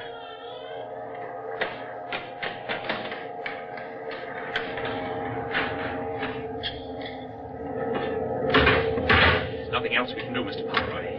If we stay on the surface, we'll sink. The gun crew, sir? They're gone. Beyond any hope. We can't fight that monster. Not now, anyway, while it's clinging to the vessel. Perhaps it will shift forward, sir. In front of the tube. Are you crazy, mister? A torpedo exploding under our very bow would be worse than the death bombs of the Ites. Flood the forward tanks. Yes, sir. Flood the forward tanks. Flood the forward tanks it is, sir. Maybe we can shake that devil off. Shades of the good Bishop Pontopedian. He wasn't far wrong when he described the Kraken as being 1/4 mile across. You believe those medieval superstitions, Captain Campbell? I believe my own eyes, mister. Didn't you recognize that monster? It was a cuttlefish. Cephalopod. The grandfather of them all.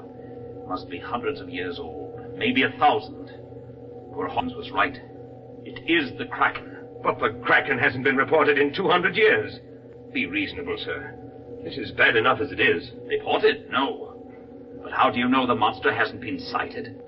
How many of these Mediterranean fishing smacks could meet this beast and return home to tell about it? We've been saved so far but the fact that we're covered with steel plates.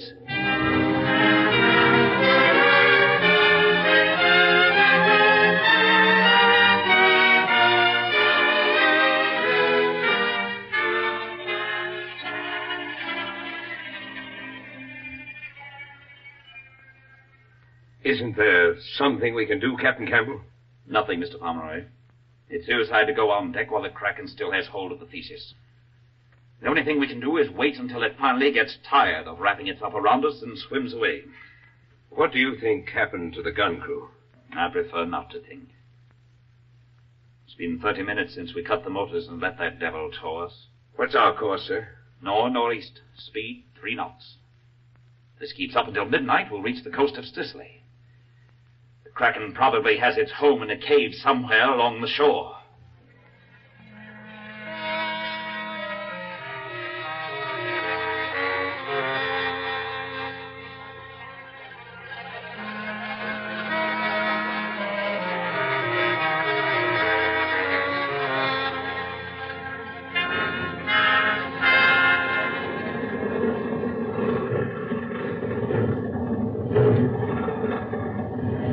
Beg your pardon, Captain Campbell. What's up, Captain? The scraping on the bottom has snapped both tail shafts off. Our screws are gone, and the water's coming in through the packet boxes. Thank you, Captain. What does the thermometer show, Mr. Pomeroy? Not quite 8 fathoms, sir. No all tanks, mister. Captain Campbell, we're in a tunnel of some kind, a cave. I presumed as much, Mr. Pomeroy. But you'll have to risk hitting the roof or having our heels scraped off. Give the order, mister. Yes, sir. Blow all tanks. Blow all tanks it is, sir.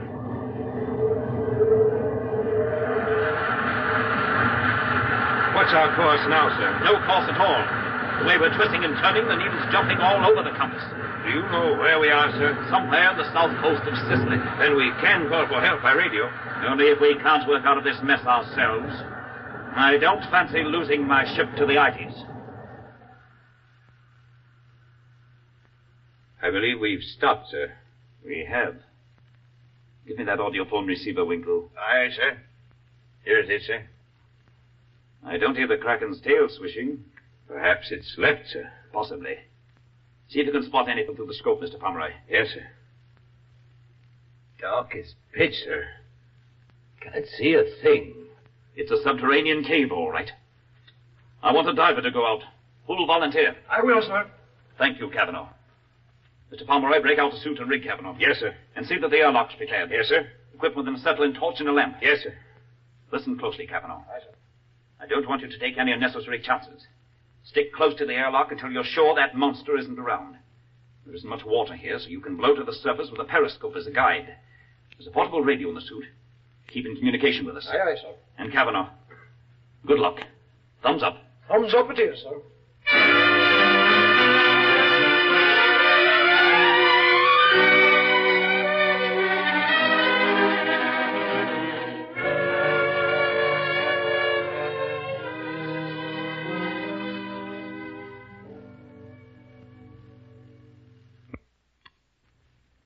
Can you hear him, Mr. Pomeroy? Yes, sir.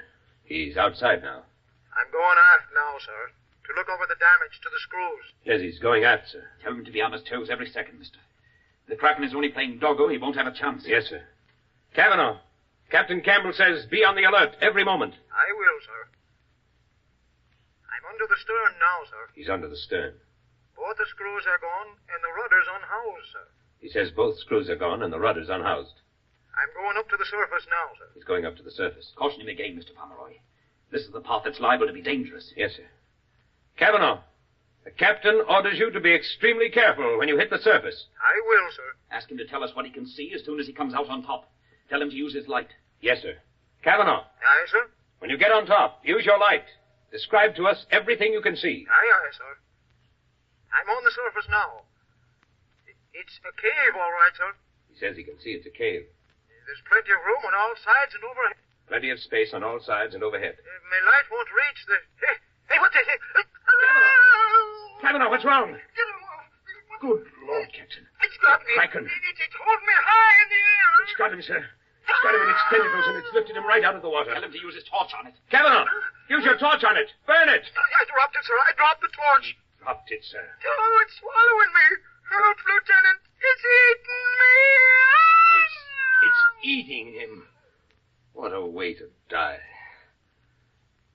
Talk to him again. He may still be alive. Yes, sir. Kavanaugh! Kavanaugh! Sir? He answered, sir. I'm still alive, sir. I'm in the thing's stomach. He's down in the Kraken's stomach, sir. Ask him what it's like, mister. Yes, sir. What's it like, Kavanaugh? Hold up the phone so I can hear him. Yes, sir. It's like a cave, a big cave, sir. And the walls are yellowish white, and they keep moving back and forth. They're covered with long white things like snakes. And that's what I'm hanging on to. Tell him to use his knife and try to cut his way out. Yes, sir. Kavanaugh, use your knife and try to cut your way out. I have tried, sir, but the walls are so thick it's no use, sir. What's the matter, Kavanaugh? Every one of these white things is filled with some kind of juice. It burns. Some of it just fell on my hand. There's a big pool of it down at the bottom. It can't hang on much longer, sir. That liquid would be mainly hydrochloric acid. A creature of that size, without teeth, would necessarily secrete a powerful digestive juice. Kavanaugh's doomed, but he's lucky. He still has his knife. Order him to use it, Mr. Pomeroy. Yes, sir. Kavanaugh, can you still hear me? Aye, sir. There's nothing we can... No way that we or anybody else can help you. But you can die like a human being. You've got your knife. I can't do it, sir. It's against my religion. He won't do it, sir. He says it's against his religion. Tell him it's an order, Mr. Pomeroy. Yes, sir. Kavanaugh, Captain Campbell's order is that you kill yourself. Now, with your knife. He's praying, sir. It's all over. Let the men have some air from the tanks, Mr. Pomeroy. Not too much. Yes, sir. And try to raise our base at Malta. We still aren't giving up.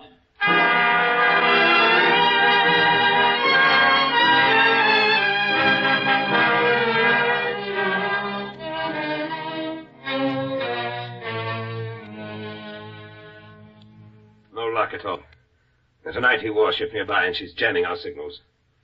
Shall I try to raise the ITs? Maybe they can get us out of here. No. I wouldn't give them the satisfaction of knowing we were caught like rats in a trap by a bloody fish. Put a man on the audiophone. Yes, sir. The Kraken will leave this den sometime. When it does, we'll surface and look for a way out.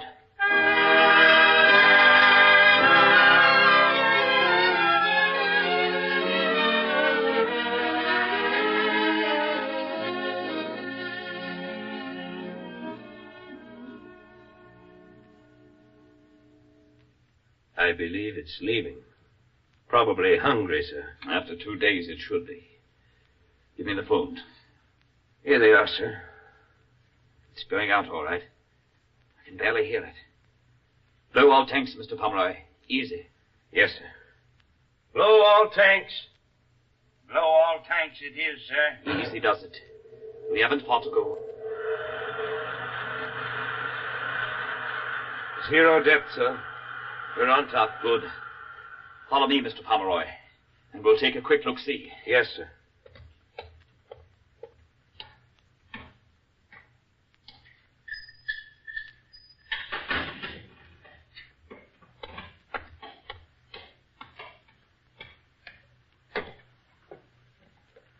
It may take that monster as much as a full day to feed, so we'll probably have plenty of time to get ready for it when it comes back.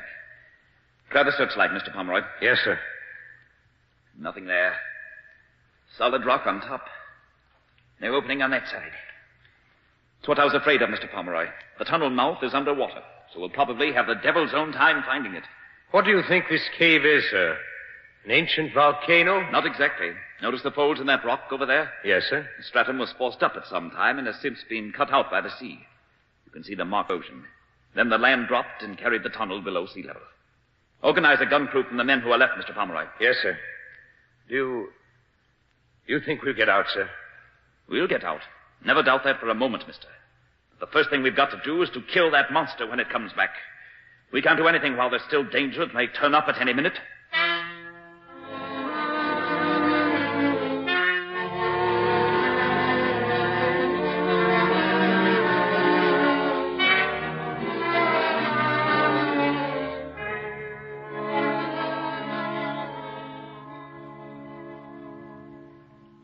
Russell says he can hear it on the audiophone, Captain. 22 hours since it left. That's about what I thought it would be.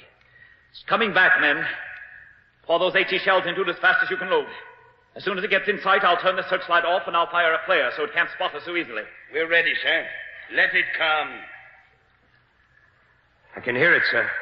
Can't be very far away now. There it is. Douse the light, Mr. Pomeroy. Yes, sir. Men, I'm letting the flare go. Make every shot count.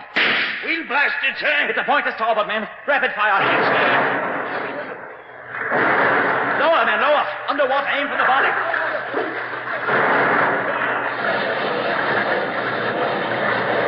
Look, Captain. The roof is falling. The whole top of the quay's dropping on us. It's begun. Cease firing, men. Cease firing. They're gone, Captain. The whole gun. That massive stone wiped them out. Smashed to pieces like an eggshell. We'll go below, Mr. Pomeroy. See if we can salvage a couple of divers' suits. You and I are all that's left of our complement. But we can still get out of here.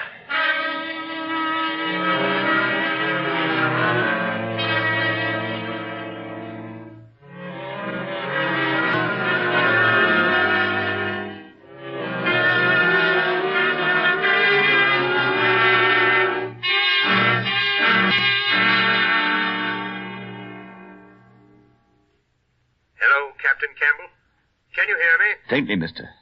Let me give my receiver a little more juice. Try it again. Can you hear me now, sir? All okay now. How's your reception? Perfect, sir. Lucky we had these diving rigs. We wouldn't do much good with nothing more than a lung. These may turn out to be no better. At least we've got a chance. Here's what we'll do, Mr. Pomeroy. The Kraken isn't dead, although it's lost all its tentacles. It's my idea it will head for the open sea. And we follow it through the tunnel, sir? Not follow, mister. You forget that tunnel is at least a quarter of a mile long, and only Father Neptune himself knows what kind of a bottom it has. The Kraken towed us in here, and I intend that it shall tow us out. But how, sir? With this harpoon.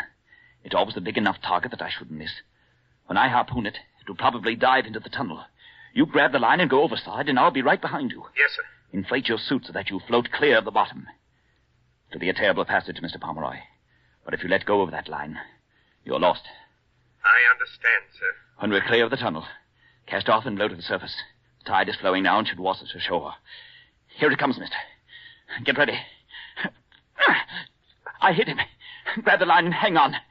Thumbs up, Mr. Pomeroy.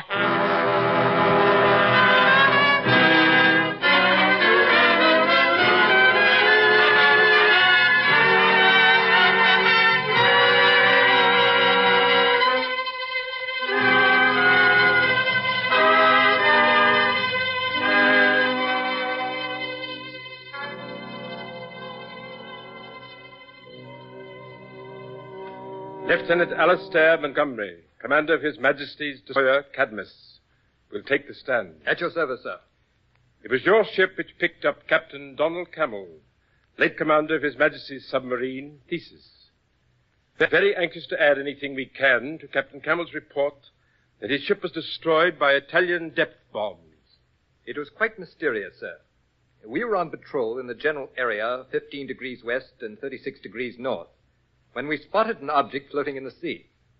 We approached it with proper caution and discovered it to be Captain Campbell. He was in his inflated diving rig, and he was unconscious. Yet you were able to identify him immediately? Yes, sir. He and I were together on the Warspite before he entered the subservice. We made him as comfortable as possible in my quarters. But it was 24 hours before he recovered consciousness, and then he was raving. What were his ravings about? He kept insisting, sir, that his vessel had been attacked by the Kraken, a huge monster, sir. Yes, I'm well acquainted with the mythological aspects of the Kraken. Go on, Lieutenant. Well, after a few hours, sir, Campbell seemed to come to his senses. He then dictated to me the report which this board already has in its possession. You're sure you wrote this report word for word as Captain Camel dictated it? Yes, sir. It was simply that the Theseus had been attacked and sunk by Italian destroyers. That Captain Campbell and his second-in-command, Lieutenant Ian Pomeroy, were the only survivors. That for 2 days they attempted to communicate with Valletta or another of His Majesty's ships. And that finally, in diving suits, they attempted to leave the Theseus and reach the surface. You found no trace of Lieutenant Pomeroy? No, sir. Continue, Lieutenant. Yes, sir. Captain Campbell asked to be alone for a few minutes, so I left him. Less than half an hour later, I heard a shot. He was seated at my desk and had taken my pistol out of the drawer. He was shot through the temple. And this note which you mentioned in your report? It was very strange, sir.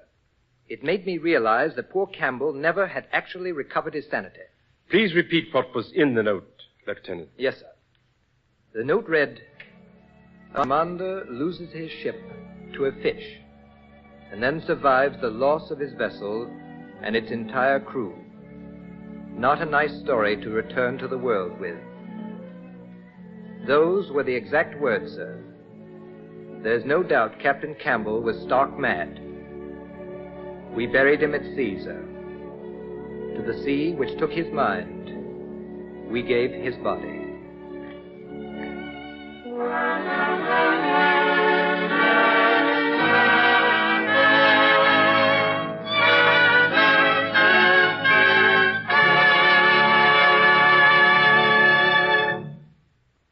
You have just heard The Kraken, a short story by Frederick Engelhardt, which appeared originally in Unknown magazine, especially adapted for Authors Playhouse by Jack Mitchell and directed by Mr. Homer Heck. Captain Campbell was played by Mr. William Everett, Lieutenant Pomeroy by Mr. Charles Irving. Others in the cast were Mr. Sid Breeze, Mr. Charles Eggleston, Mr. Leo Curley, Mr. Wallace Owen, and Mr. McKay Morris. The original musical score was written and conducted by Dr. Roy Shield. This has been the first in a new 9-week summer series of Authors Playhouse productions. Radio adaptations of the best in the field of short stories, selections from the works of contemporary writers, as well as the acknowledged masters of the past. These 9 dramas represent outstanding productions presented on the weekly Authors Playhouse, heard regularly over NBC during the past 3 years. Next week, Authors Playhouse will bring you Corey Ford's hilarious story, He Woke Up Famous.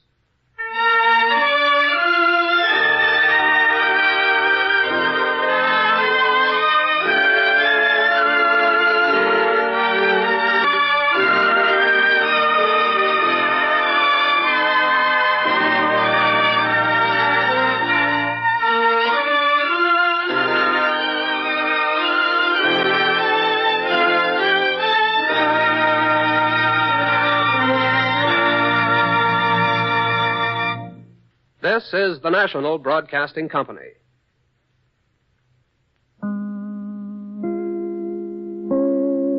The General Mills Radio Adventure Theater.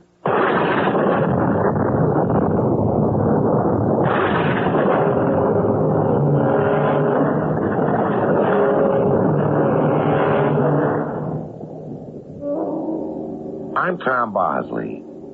In 1896, that's over 90 years ago, which is a long time, a very great man named Rudyard Kipling wrote this exciting story of the sea and about a little stinker of a boy who was changed into a regular Joe during 5 months at sea with a handful of Gloucester fishermen.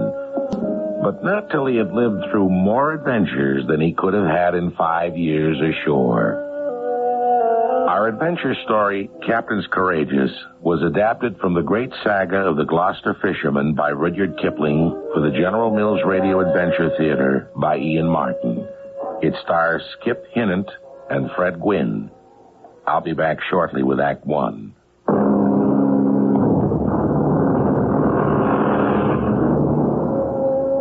His name was Harvey Chain. He was 15 or 16 and acted like a smart aleck most of the time. He wore a cherry red blazer, knickerbockers, red stockings, high sneakers, and a red flannel cap on the back of his head. Nobody aboard the big ocean liner could stand him. Old Mr. Cyrus Porter is busy summing up his fellow passengers' feelings on the subject of Harvey in the men's smoking salon. What can you expect from such a boy? Father's a multimillionaire, has one mansion in San Diego, another at Los Angeles, owns 6 or 7 railroads, half the lumber on the Pacific slopes, and lets his wife spend the money. She can't stand the West. Floats around the country trying to find out what'll amuse the boy. Now she's taking him to Europe. Once pocket money he gets. And anything else he asks for. No wonder he's a stuck-up little snob. Hey, that fog's thick outside. You can hear the fish boats squawking all around us. Wouldn't it be great if we ran one down? Shut the door, Harvey. No. Get yourself outside at first and then shut it. You're not wanted in here. Who's going to keep me out? I got as much right as the rest of you. Is that a fact? Yeah. You want a light for that cigarette? My cig keeps going out. If you want a man smoke, try one of my cheroots. Hey, thanks. I'm sure it'll be my pleasure. Right? Tuck it in good, boy. Sure. How's your mama this afternoon? I didn't see her at lunch. Stateroom. She's most always sick on the ocean. You know, this is the first time I've been on the ocean. Say, it's deader than mud around here. Hey, I think we're slowing down. We're getting near the Grand Banks. Shaving pretty close to those fish boats you'd like to run down. How's the cigar? Fine, full flavor. Well, there's no action here. I think I'll just slip outside and see what the log says. Oh, yes, gentlemen. It takes a man to handle a wheeling stogie. And our little brat ain't that yet by a long shot. My head was bursting. I wished I'd never boasted that I was never seasick. I threw the vile cigar away and staggered to the side of the boat. I was going to be sick. But just as I leaned over, the ship rolled and tilted me over. I landed on my head and just about blacked out. I could feel myself sliding and slipping. And before I could come to, a big gray wave broke out of the fog, whacking my head so hard against the wood that suddenly everything went black.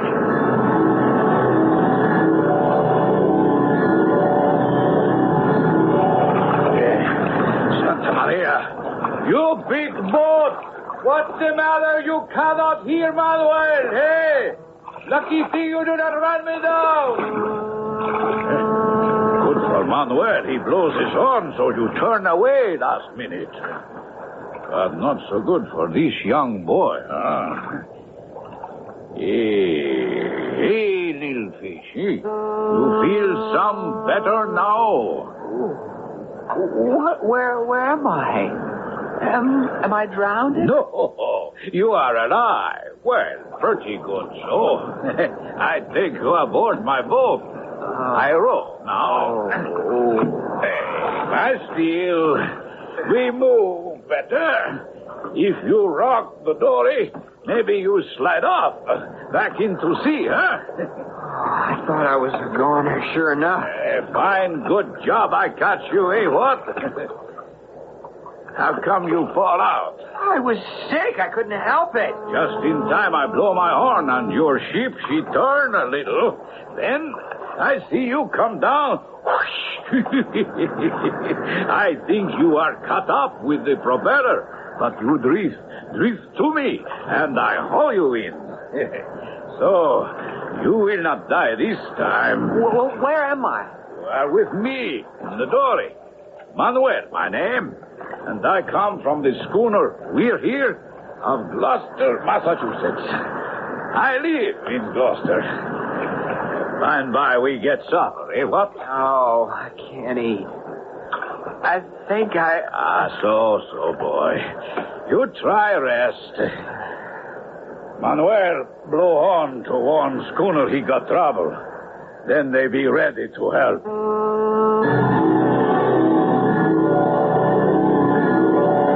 Later, I don't know how long, I felt hands lift me. And suddenly I was dropped down a dark, heaving hole with men in oilskins who gave me a hot drink and took off my clothes. I must have fallen asleep.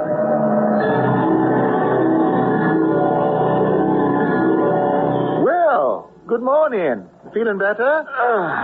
Say, how about some coffee? Oh, isn't there any milk? Well, no. Leastwise, there ain't likely to be long about till September. Here. It ain't bad coffee. I made it. Oh, it's hot. Yeah. I dried your clothes, though they ain't style much. Twist round a bit and see if any hurt. I don't guess. Oh, that's good. Because Dad wants to see you. Best fix yourself and go on deck. Who are you? I'm his son. Dan, they call me, and I'm cook's helper. And everything else on board that's too dirty for the men. You'd better move it. Dad's waiting. Well, if he wants to see me, he better come down here. If that don't beat all. Hey, Dad, he says you can slip down and see him if you're anxious that way. Dan, quit fooling and send that boy up to me. The tone of that voice made me hurry up on deck to see him. I couldn't wait to watch him squirm when he learned who he was dealing with. Morning. Afternoon, more like, I might say. You've nearly slept round the clock, young fella. What do you expect after an accident? We won't go into what I expect right now. What might be your name? Where are you from? My name is Harvey Chain II. I'm overboard from the liner Calpurnia, and I demand you take me straight back to New York, where my father will pay you anything you ask for returning me. Wow! Quiet, Dan. Well, I can't say as I think much of any man, or boy even, who'd fall overboard from that kind of packet in a flat calm. Least of all, using the excuse he was seasick. Excuse? Do you think I'd fall over into your dirty little boat for fun? Jeepers! Dan, if I was you, boy, I wouldn't call the boat that under Providence was the means of saving you any names. I'm Disco Troop, and this is my boat. The We're Here, out of Gloucester, which you don't rightly seem to know. I don't know, and I don't care. I'm just telling you, the sooner you get me back to New York, the better it will pay you. How would that be, young fella? Cold dollars and cents. If you want an advance now, I can give you 100 or so. Is that a fact? What? It's gone. My money's been stolen. So, I'd have to wait to see your pa to get the reward. I had $134 in my pocket. You stole it. Give it back. Now, what would a boy be doing with that kind of money? It was part of my pocket money. I get $200 a month. You don't say. 200. You don't suppose he might have hit his head, maybe, Dan, scrambled his brains? Why, you... We're sorry for you, son, and we won't talk any more about the money.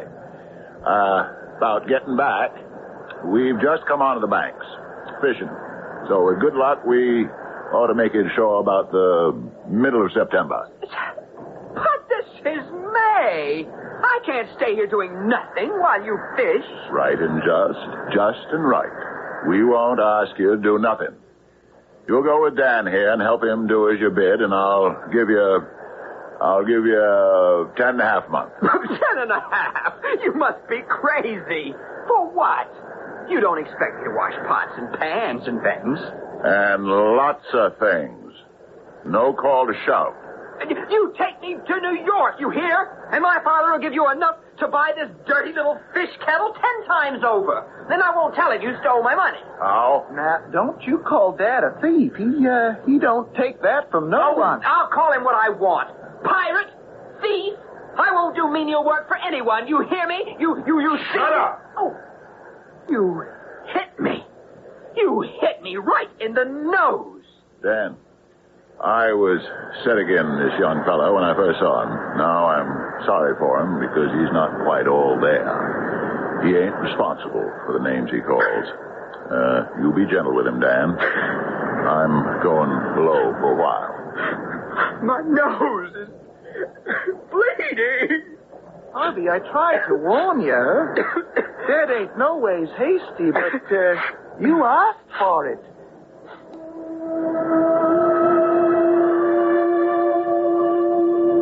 I found it hard to believe I was really going to be stuck on this smelly old tub for 6 months. I couldn't believe it was happening to me, and that all my dad's money wasn't going to save me. I was scared. I was alone. And most of all, I was sorry. Sorry that I'd made such a bad start on my new life.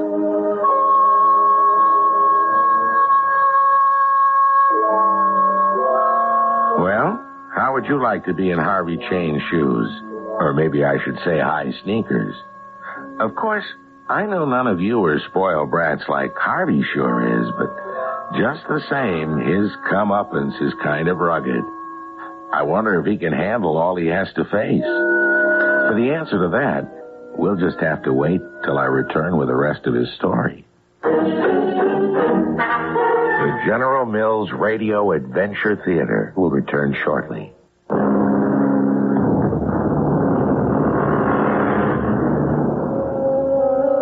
Well, now, let's see.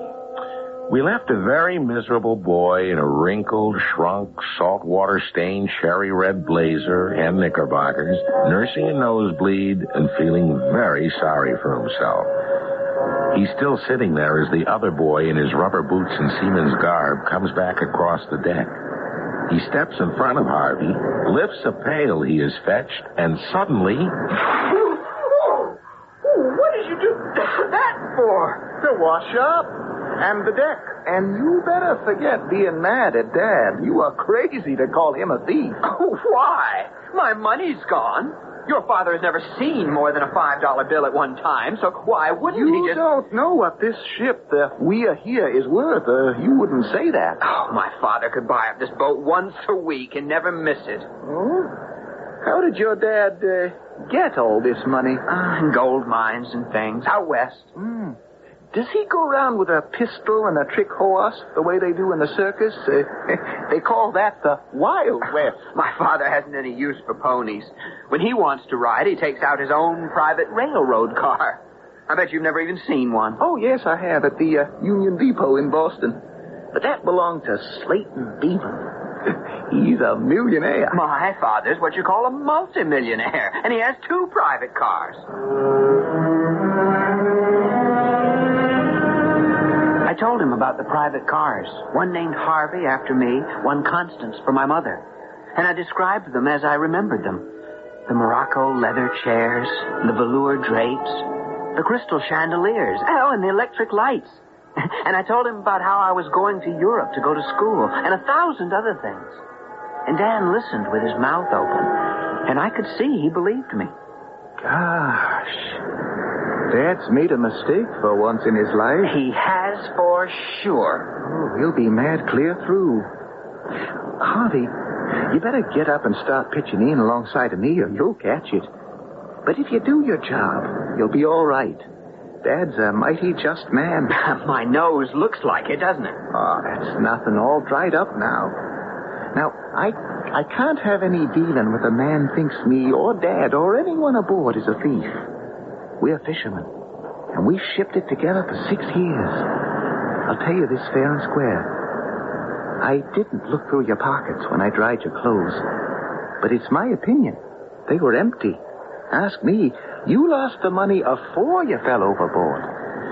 Maybe you're right. I should have thought of that before I started calling everyone a thief. Well, where's your father? In the cabin. What do you want of him? You'll see.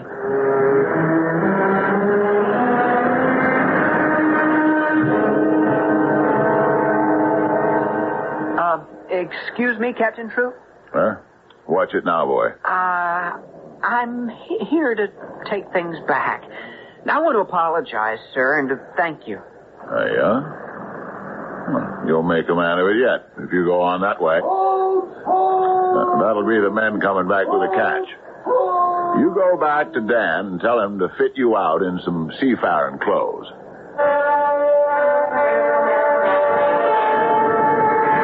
Here they come. Now, you'll have your work cut out for you. Wow, I've never seen the sea from so low down. It's a good catch. Look at Manuel there. Couldn't take another fish aboard. He's as low as a lily pad in still water, ain't he? Oh, which is Manuel? There he is, with the curly black hair and the yellow earring in his left ear. Portuguese, he is. He's the one who found you last night. He'll be the first aboard. Who are the others? Behind him, to his starboard side, Long Jack, Irishman from South Boston. Port is Tom Platt. Used to serve on a man of war. Then, back of him, Uncle Salters, Dad's own brother. And if there's any bad luck around, it'll fetch up with him. Only man stung up today, I'll wager. And what was stinging? Strawberries, mostly. Pumpkins sometimes, and sometimes lemons and cucumbers. Strawberries? Lemons? You're pulling my leg in the ocean. You don't want to believe me? Someday, you'll see. Hey, here's Manuel. Lay a hold of that tackle there. The what? That rope by your hand. Huh? Ain't you ever done a ton of work in your life? Well, I'm going to try to work now anyway. Only it's all new. What do I do? We'll be swinging him aboard soon. Hey, Manuel, how many? You count with me as I park them aboard. 231. Look out! What are they? What do we fish for? Cod! You wouldn't believe how fast and how easily Manuel flipped those big fish onto the deck, while Dan held the dory close with a boat hook. When it was empty, Dan told me to give Manuel my rope, which had a hook at the end of it. He took it, slipped it through a hoop of rope at the dory's bow, caught Dan's tackle, hooked it to the stern, and clambered aboard. All right, Harvey. Together. Pull! Yeah. Pull! Pull! Hey, now hold on. That's high enough. Now, swing her in and lower her away. Steady as she goes. These dories don't weigh nothing empty. Well, that was right smart for a passenger. Well done, Nino. You feel pretty good now, huh? Yes, thank you. Well, what is to be thankful to me? I only do what I must when I pull you from the sea. I am stiff, and I have not cleaned my boat today. Too easy. You clean him for me, Danny. Oh, I will. I want to. Well, here, catch this swab. Oh, I got it. And best make haste for his Long Jack. If you don't, his boat will be nesting on top of you. Long Jack's dory whacked against the weir here, and in no time another stream of glittering fish were thumping on deck. 200 and more. He was followed by Tom Platt with 190 odd. Dan and I were just nesting his boat with the others when Uncle Salter's boat thudded against the hull, and another boat I hadn't noticed. In it was a small man with a small voice, very quiet and sort of dreamy. He and Uncle were in an argument of sorts. I think it's 42. Well, then my luck's turned for once, because I caught 45. Well, 42 or 45, I've lost count. Who's that? Uncle Salters and Penn counting their catch. This beats the circus any day. 42, you said. I'll count again, then. Patience in Jerusalem. What possessed a farmer like you to set foot in a boat beats me? What's the stir here? You get that fish aboard. Don't spoil the fun, Dad. They're arguing who caught the most again. Well, supper's waiting, and Salters is on first half. I'll count for you, Salt. 1, 2, 3. Make fast, Uncle, and come aboard. You too, Penn.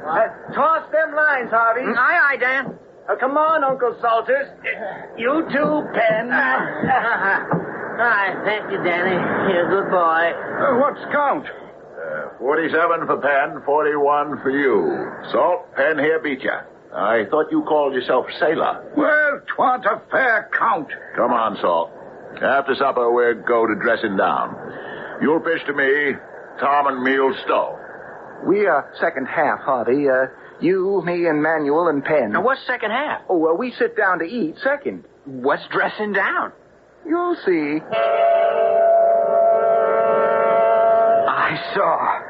I stood by my tub at the edge of the hold.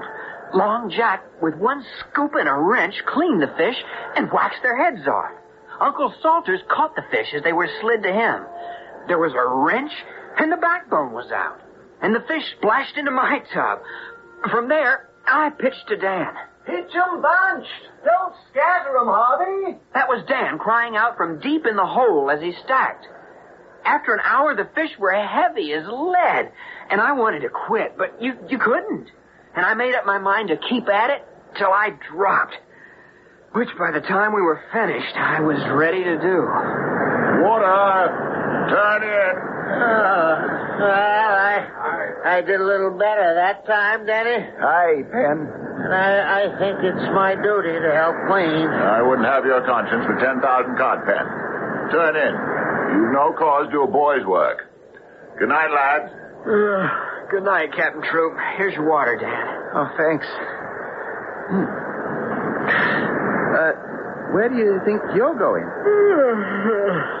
Bed. Oh, no. Boys have to clean up after dressing down. And first watch is boys' watch in calm weather. Oh, but I can't keep my eyes open. Oh, you will, Harvey, or a rope's end will teach you. I saw a lot of things as the days went by. Like the first day Dan got permission from the captain to take me fishing in his little red dory called the Hattie S. My first holiday, I thought. Go short, Harvey. If you crab your oar, you're liable to turn her over. Where's the sail and mast? You don't sail fishing dories, you pull. But isn't my little Hattie a daisy? Don't you wish you owned her? I guess my father might give me one or two if I asked him. Oh, that's right. I forgot your father's a millionaire. Well, ship oars, Harvey, and we'll try a line over the side. Where are the fish? Well, if Dad was along, he'd read the signs plain and tell us what... Oh, I've got something. Bring it in. I'll lend a hand. No, it's mine. I want that. Why, these are strawberries. Leastways, they look like... That's right, sea strawberries. Now you know what strawberry bottom means. Nothing except fish should be touched by the naked hands, Dad says. Oh, it stings. Worse than nettles. It'll pass. Here, now take my line and give me yours. I'll clear it for you and bait up. It's stinging. I don't know if... Oh! Now what? I'll call one this time for sure. The line's running out. Oh, hey, he's a big one. Give him room. Yeah? Let him run. Test his strength. No, I'll help you. No, you won't. No. This is my first fish. Is it a whale? Halibut, maybe. Wait. Oh, there. I glimpsed him. I'll lay my wages. He's over 100 pounds. Are you still so everlasting anxious to land him alone? Yeah, I'm going to. If it's the last thing I do.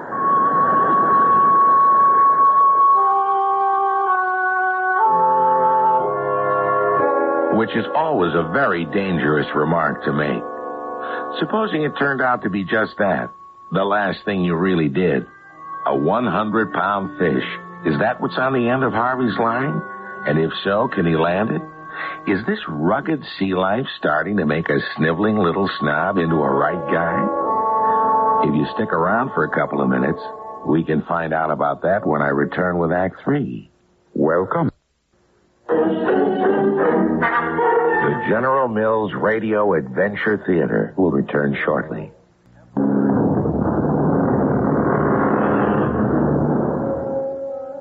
Remember when Harvey asked Dan about second half and about dressing down, and that Dan's answer was always a sort of mysterious, you'll see? Well, mostly when Harvey sees, it turns out to be something not too pleasant.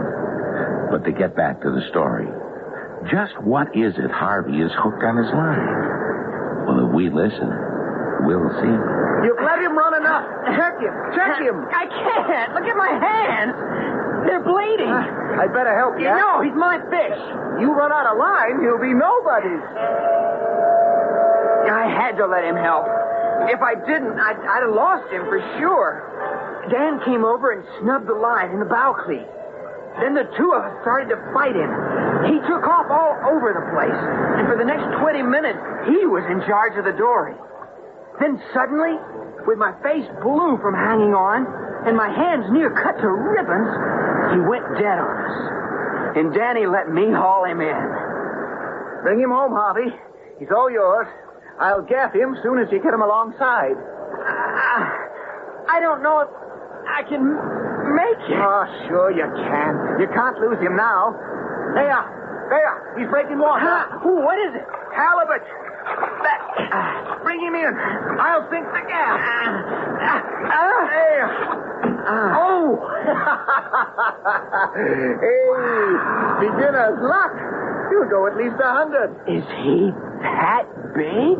Big? Why, I've been fishing ever since. What's that? It's Dad. He wants something. I wonder what. He's calling the whole crew in. How can you tell? See the fore-rigging? He just run up a potato basket. That's the signal. Ooh, he must be on to something, or he'd never break fishing this time of day. Get your oars out. We'd best start rowing back. My back was sore, and my arms were falling off. But if Danny rowed, I had to. But before we got back to the boat, we saw Penn in some kind of trouble. So we rowed over to help. He's done it again. What? Fouled his anchor. We'll have to free it up for him before he loses it. Loses it? Oh, he's always losing anchors. Lost 2 this trip already. Dad says if he loses another, sure as fishing, he'll give him a kelleg. What's a kelleg? Oh, just a big stone instead of an anchor. That'd break Penn's heart. He seems to try hard. He can't rightly help it. He's not quite caulked. Huh? He's not all there. See, there was a big flood at a place called Johnstown. Oh, the Johnstown flood. I heard of it. A dam bust open. Yeah, and the water drowned most of the town. Penn lost his whole family in it. And his mind, too. He was a preacher in the Moravian church. Jacob Moeller was his name, and he had a wife and 4 children. And they all drowned? Yeah. My Uncle Salters was a friend of his, so seeing the way Penn was, he brought him back east and gave him work on his farm. Poor Penn. I'm glad you told me. Now, don't you never breathe a word about Johnstown in front of him, though. Dad says if Penn ever remembers who he really is and about his wife and kids, he'll die. By the time we helped Penn free his anchor and got back to the We're Here, all the other dories were in, and Captain Troop was making ready to sail. Dad sniffed out where the big cod are. He knows them like he was one of them. And the fleet knows he knows. See all the other ships coming up one by one? It was Danny that whispered to me, and when I looked, I could see the whole ocean was crawling with other boats, just about like ours. Boys, I reckon we're getting a bit crowded. So we'll just leave them be to bait big and catch small. But how are we going to sleep them, Captain? When the weather makes up. Fog's on the way. Fog? I don't see it. Time we weigh anchor, it'll be here. We'll slip them in the smother. Up anchor, then, and stand by to raise jib and foresail. How can he know there'll be fog? He knows. You'll see. I saw. The captain was right, and we did slip away from the fleet. The fog's so thick, Maxwell. Oh, see, Nino, I could cut it with my knife, what? If we're over the Grand Banks, couldn't we run aground? Not with our captain. But I teach you a trick, huh? Momentito. He's gonna show you how to fly the blue pigeon. What's that? And don't say you'll see again. It's the sounding lead, lad. Here she be. All greased and ready. Drop the jib. Come up on the wheel. We're sounding. Watch Manuel now as he slings it round his head. Little pigeon, fly! Whoa! Look at her go! Way out over the bow. Sounding is an art. There she drops. What do you make it at a guess, Dad? 60, maybe, if you're a 5-minute judge. Oh, she's bottom. What does she mark? The captain, he is right. 60 fathom to the mark. Why are we hove to, Dan? Bait a line like the rest of us and... Don't say it. Because we are over the fish. Fish all 20 pounder, big fellow. And hungry, too. They'll fight even a bear. Oh. How did your dad know they were here? Dad could smell fish in a graveyard. Brought back the sextant, Captain Troop. I didn't mean to interrupt, sir. That's all right, Harvey. Just brighten up the log. You find some sun to shoot? Yes, sir. You caught on real smart using that old sextant. You're getting to be quite a seaman. Just learning from what you and Dan and the others have taught me. Yeah, learning a heap more about things than just the sea, I think. Captain? Yes, son? How many days is it by the log since I came aboard? Oh, power of them, Harvey. Most 5 months. Oh, that's a long time. Yes, son, it is. But chin up. It won't be long before we return for home.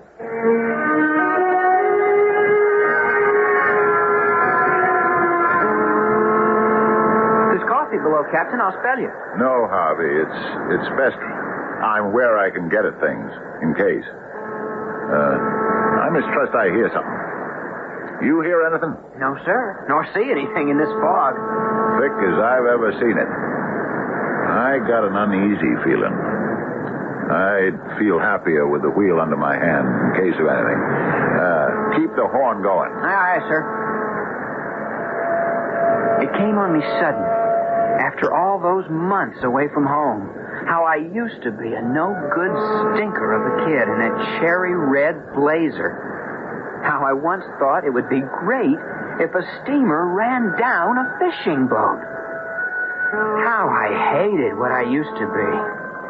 And how much better I liked myself now. Here I was, up at 4 a.m, just before dawn, in streaming, crackling oilskins, blowing literally for dear life on a small horn, while somewhere near at hand, the steel bow of an ocean liner, rearing 30 feet out of the water, was storming along at 20 miles an hour. And then, I wanted my dad, so bad that I cried till my face was wet as my oilskins. And I prayed, please, God, just get me home to them. Like a bad dream come true, she came sweeping out of the fog. So clear I could see the waves at her bow. And all I could do was blow that horn and yell, "Look out! Look out!"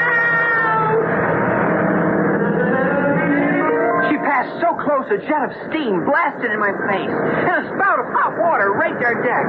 We staggered in the wake her propeller left, breaking over us and heeling the boat as if she'd never right herself. But she did. And once again, we steered for home.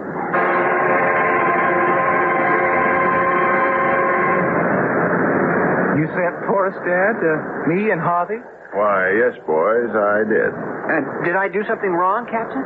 I don't reckon you did. I don't reckon you have in some time now. Not that I rightly recollect. No. All in all, I'd say I find you a fair man. Both of you. Now, I have a job for you. Skip up that rigging and let me know when we sight land.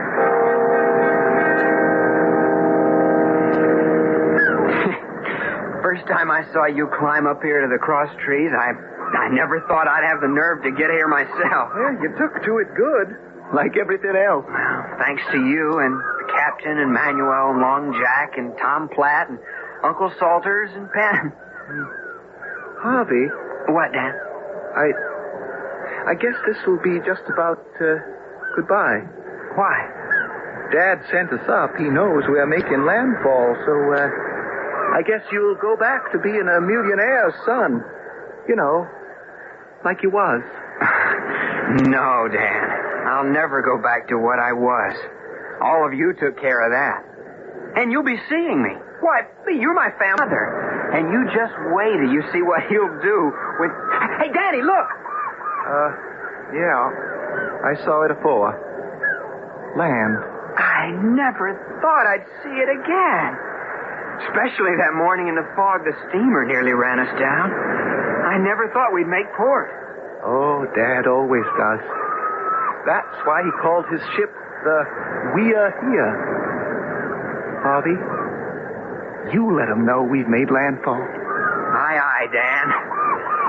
Off the port bow! Land ho!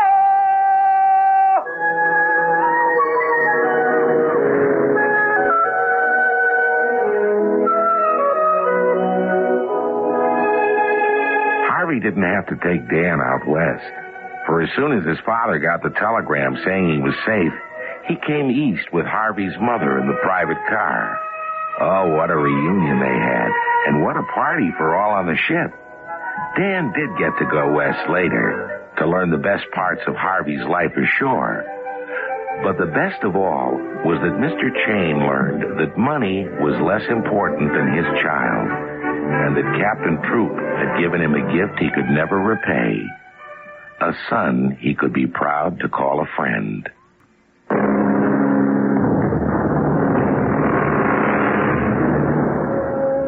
The gift is repaid now. Mr. Chain, among his other holdings, had a shipping company. A company that, after college and an apprenticeship, Harvey now runs. And the captain of his flagship, after serving his apprenticeship, is Dan Troop. A ship renamed the Hattie S. Captain of industry, captain of a ship. What's the difference? They are still blood brothers, and captains courageous.